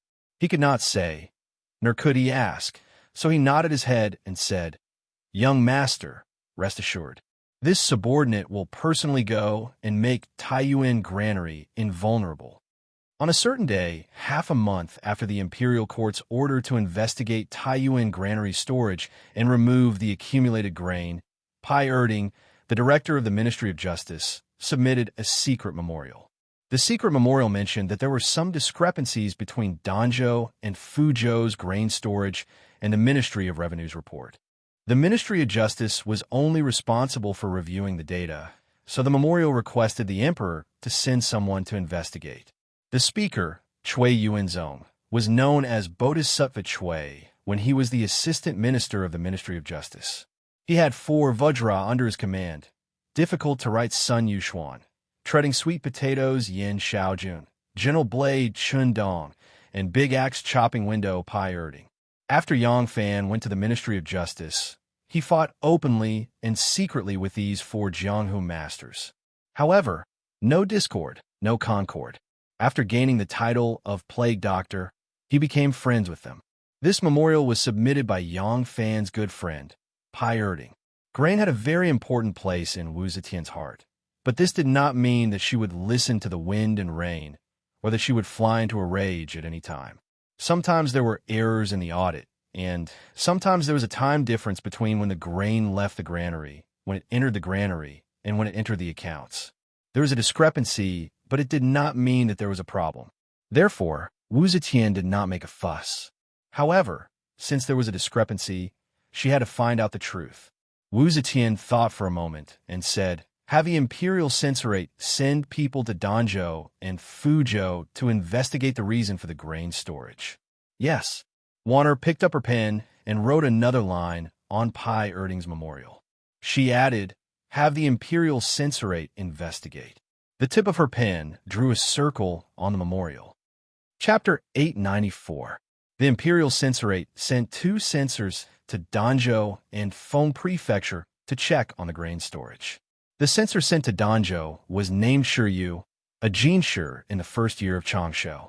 The censor had a reputation as a virtuous man who was smart and capable. Ever since he was transferred to the Imperial Censorate, he had been inspecting the country and had impeached many provincial officials, including local officials with powerful backgrounds. Although the Imperial Censor had the power to make reports, he had to rely on solid evidence when handling cases.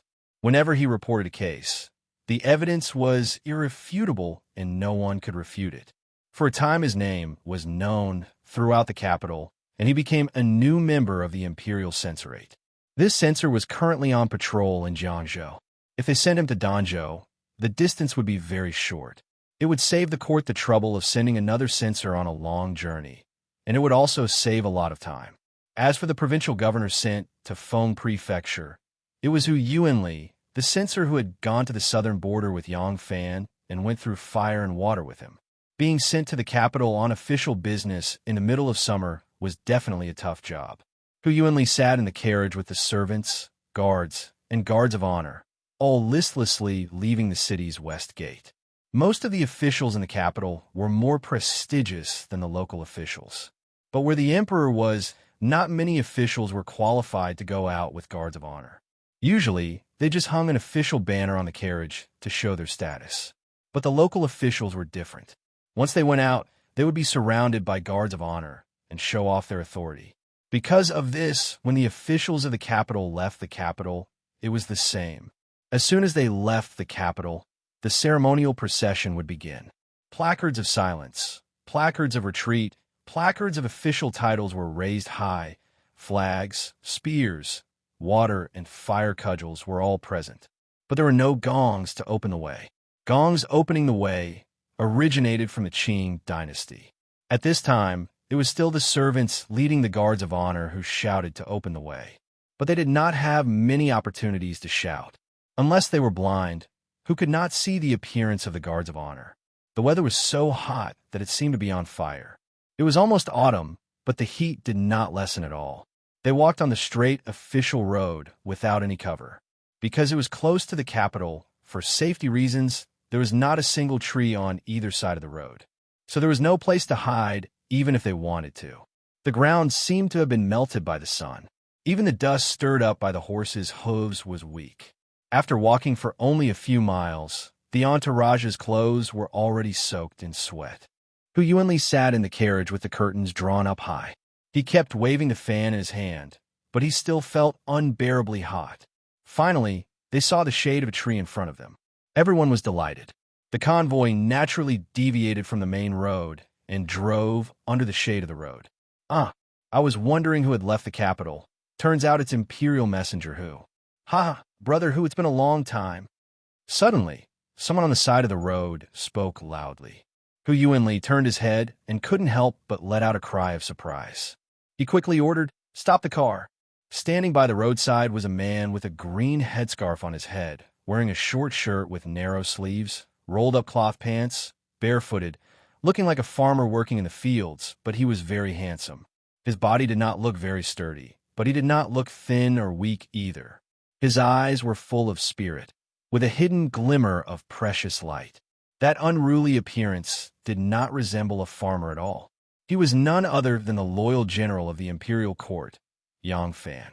Hu Yuanli quickly got off the carriage and went forward to pay his respects, saying, "Greetings to the loyal general." Yang Fan helped him up and said with a smile, "Brother Hu, are you treating me like an outsider? We are brothers. There's no need for so many unnecessary formalities." Hu Yuanli laughed and stood still. He asked, "Why is Erling here?"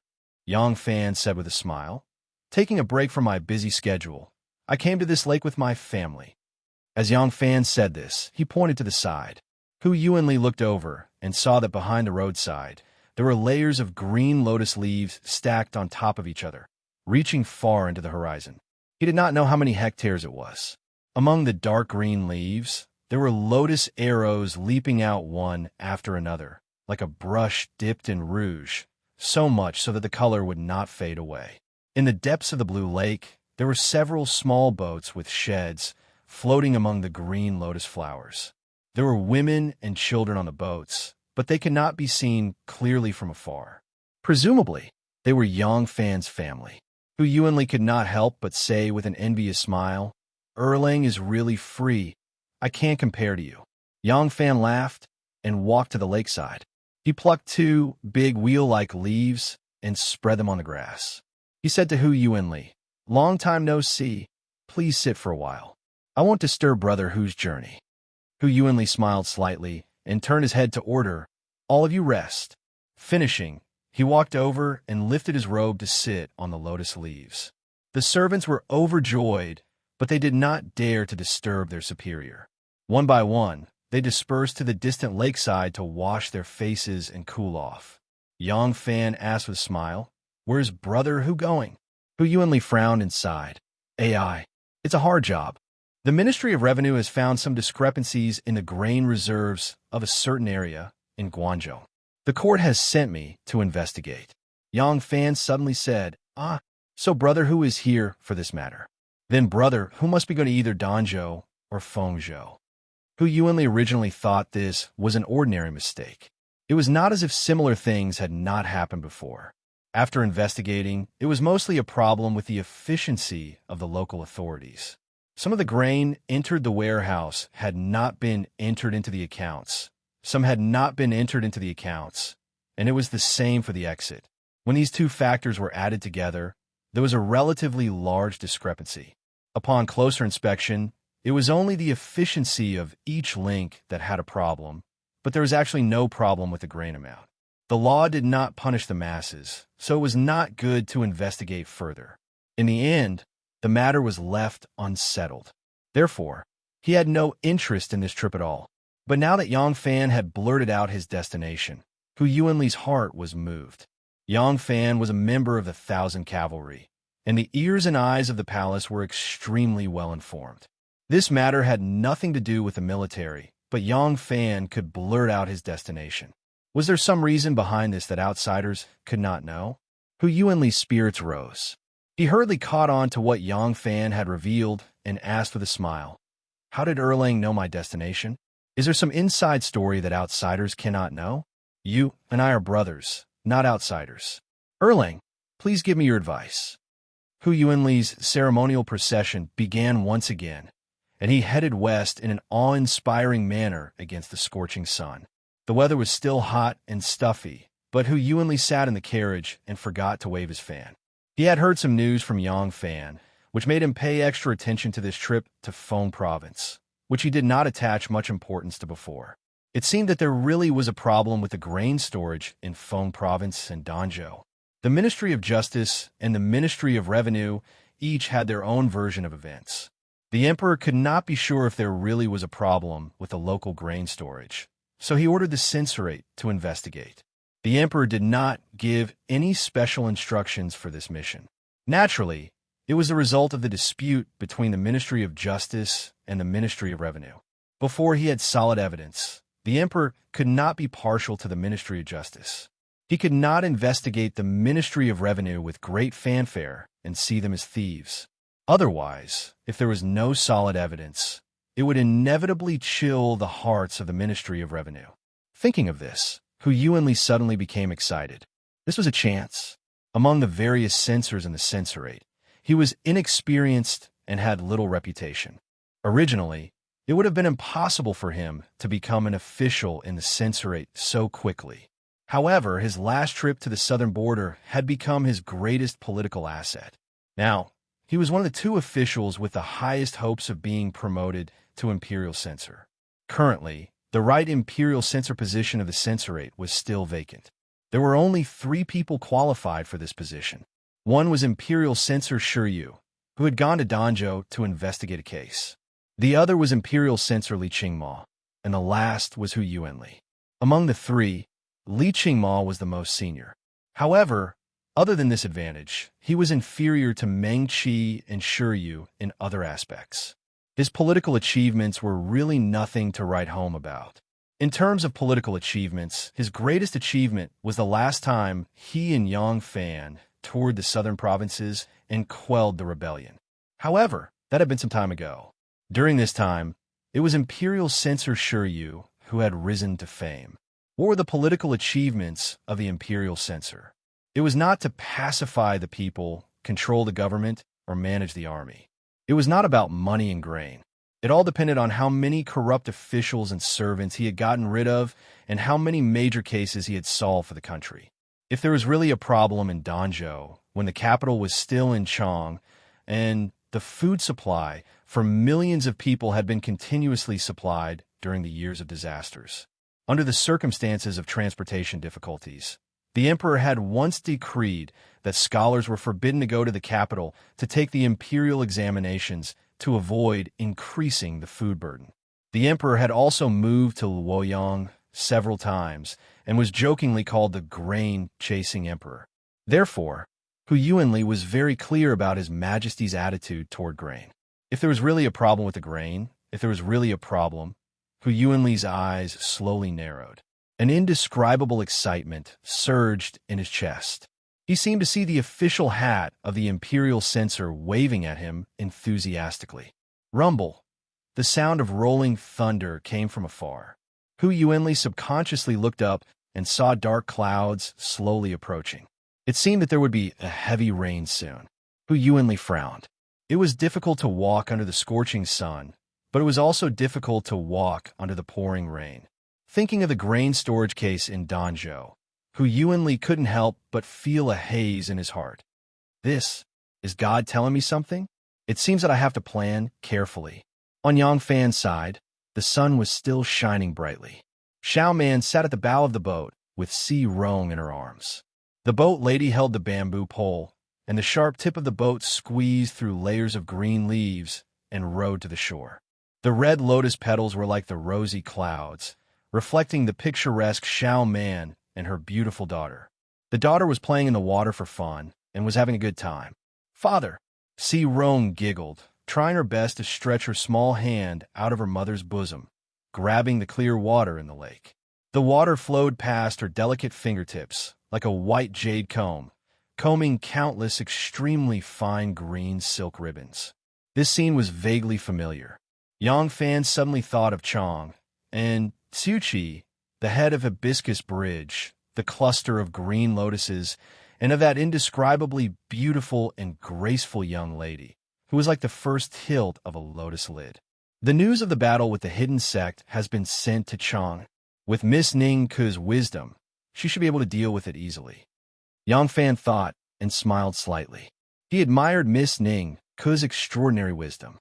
Although his decision was given to Duguyu, he knew that Miss Ning Ku wouldn't just sit by and watch. As long as Miss Ning Ku took action, even if they couldn't win, at least they could stabilize the situation in Chang'an. Rumble. The faint sound of thunder reached his ears. Yang Fan looked up and saw a line of dark clouds in the sky. Yang Fan bent down and plucked a lotus flower. He threw it to the bow of the boat, and it hit his daughter's head. Si Rome exclaimed, hugged the lotus flower, and laughed. Yang Fan smiled and said, "Good daughter, don't be naughty. Let's go home quickly. It's going to rain." Chapter 895.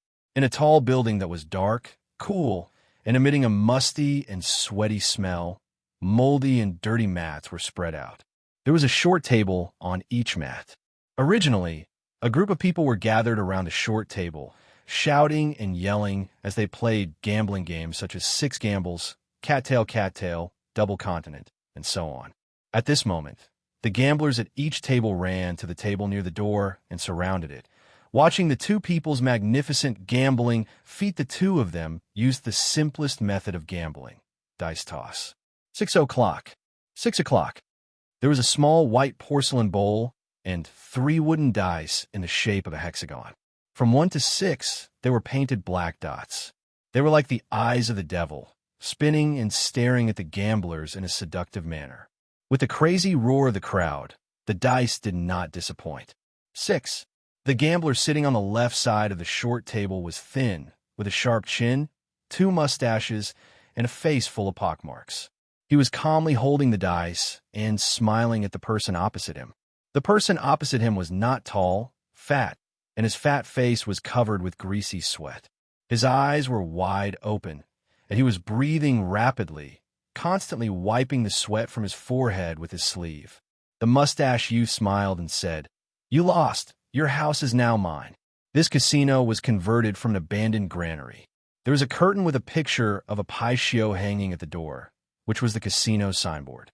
Because of the hot summer, the granary was very cool, so, since the beginning of summer, the casino had a lot of customers.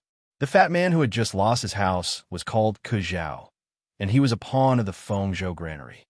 The pawn was a small official with no rank, but the person in charge of the granary had a lot of power in the eyes of the commoners. In addition, this casino originally belonged to the Fengzhou granary, and Ke Zhao, who was addicted to gambling, hung out here every day, so everyone here knew him. "How is it? Brother Ku, you don't seem to have the capital to gamble anymore, right?" The rat-bearded young man had a nasty smile on his face as he looked at Ke Zhao. The 3 dice were spinning nimbly between his fingers. Fatty could clench his teeth and slam the table and shouted, "I'll put my wife on the line." The rat-bearded young man curled his lips in disdain and said, "The one who brought you lunch just now? You've already lost your money and house to me. Isn't it easy for me to get a wife? I really don't like your wife's appearance." One of the surrounding gamblers said, "How good can your face be?" Someone else said, "Foreigner, don't be too arrogant. Where it is possible to let people off, one should spare them." The rat-bearded young man said with a smile, "This is a casino. If you're willing to bet, you must be willing to accept your loss. It doesn't matter if you're a foreigner or a native. How do you want me to forgive you? Oh, I remember you. A few days ago, I gambled with you and lost 4 strings of money to you. Now I'm asking you to spit out the money. Will you do it?" The man didn't speak after hearing that. Because of the geographical relationship, the locals would always side with the locals. However, this rule didn't seem to work in the casino. There were no fathers and sons in the casino, let alone the villagers. The rat-bearded youth glanced at Fatty Ku and said, "What? If you still can't take out your capital, I'm leaving." Fatty Ku slammed the table again and roared, "I'll give my daughter to you as well." The rat-bearded youth's eyes lit up and said, "Your daughter? How old is she?" Fatty Ku stuttered and said, 2. 2 years old. The rat-bearded youth was greatly discouraged and shook his head.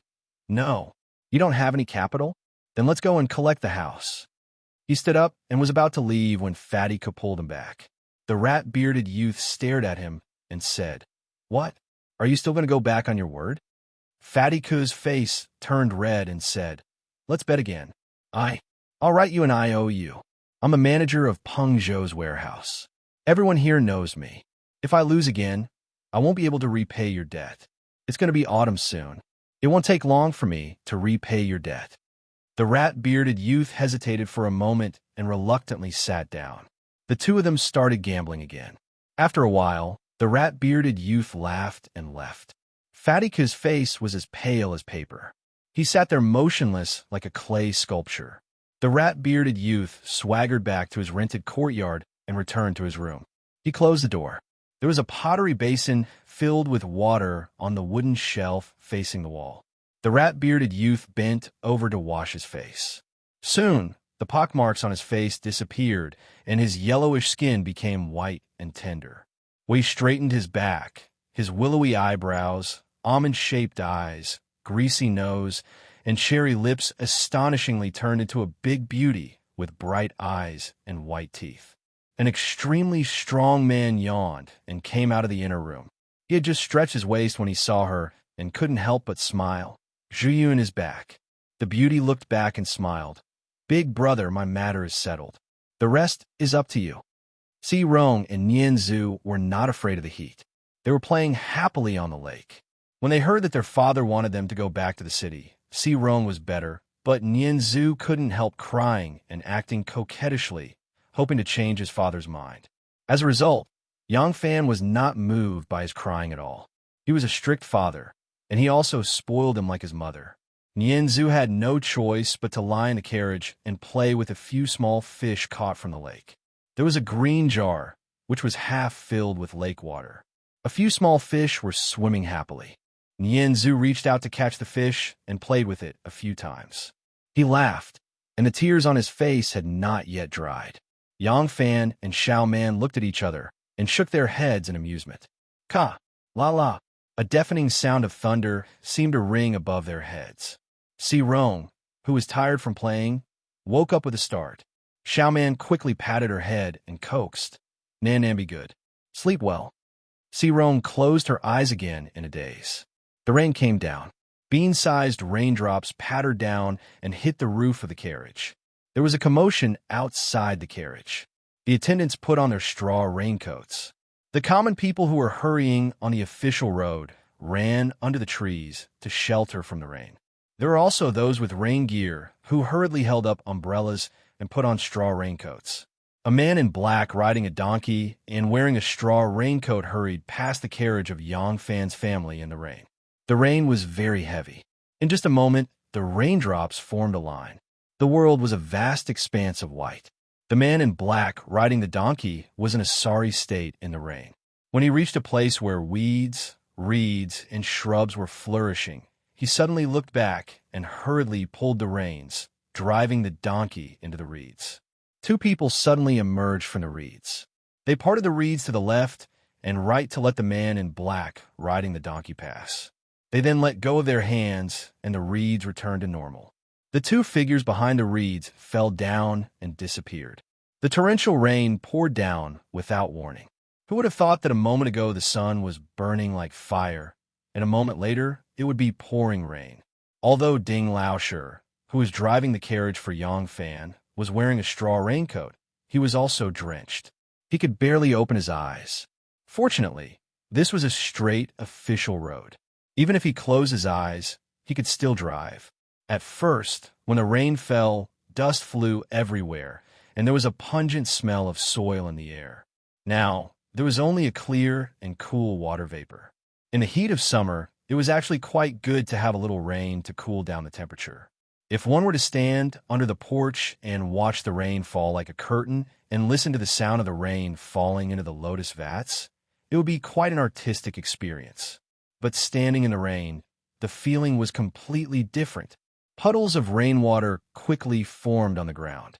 The wheels of the carriage passed by, and the rainwater splashed high into the air. It was probably because there were 4 people sitting in the carriage, and the materials used to make the carriage seemed very exquisite. The curtains of the carriage had already been drawn down to prevent the rain from entering the carriage. There were a few riders in front of the carriage. The rider on the horse squinted his eyes and shouted, "Hurry up! We'll enter the city in a few more li." His voice didn't travel too far amidst the sounds of the rain, but the carriages nearby heard him. Ding Lauscher immediately raised his whip and urged his horse to speed up. When the carriages behind him saw the one in front speeding up, they naturally followed suit as well. Large patches of shrubs and reeds gradually appeared on both sides of the road. In the reeds, there were two people lying in ambush. They were draped in rain silk, which could barely shelter them from the wind and rain. The rainwater hit the reeds around them, making rustling sounds, but when it hit their bodies, there was a continuous thud sound. This rain really came at a bad time. One of them forcefully wiped the rainwater off his face and said softly, "The two people lying here were the two most skilled martial artists of the hidden sect in Luoyang. The one who spoke was called Yi Xiaoyu, and the one beside him was called Lung Aoyu." Lung Aoyu said, "Fortunately, it doesn't affect our plan much.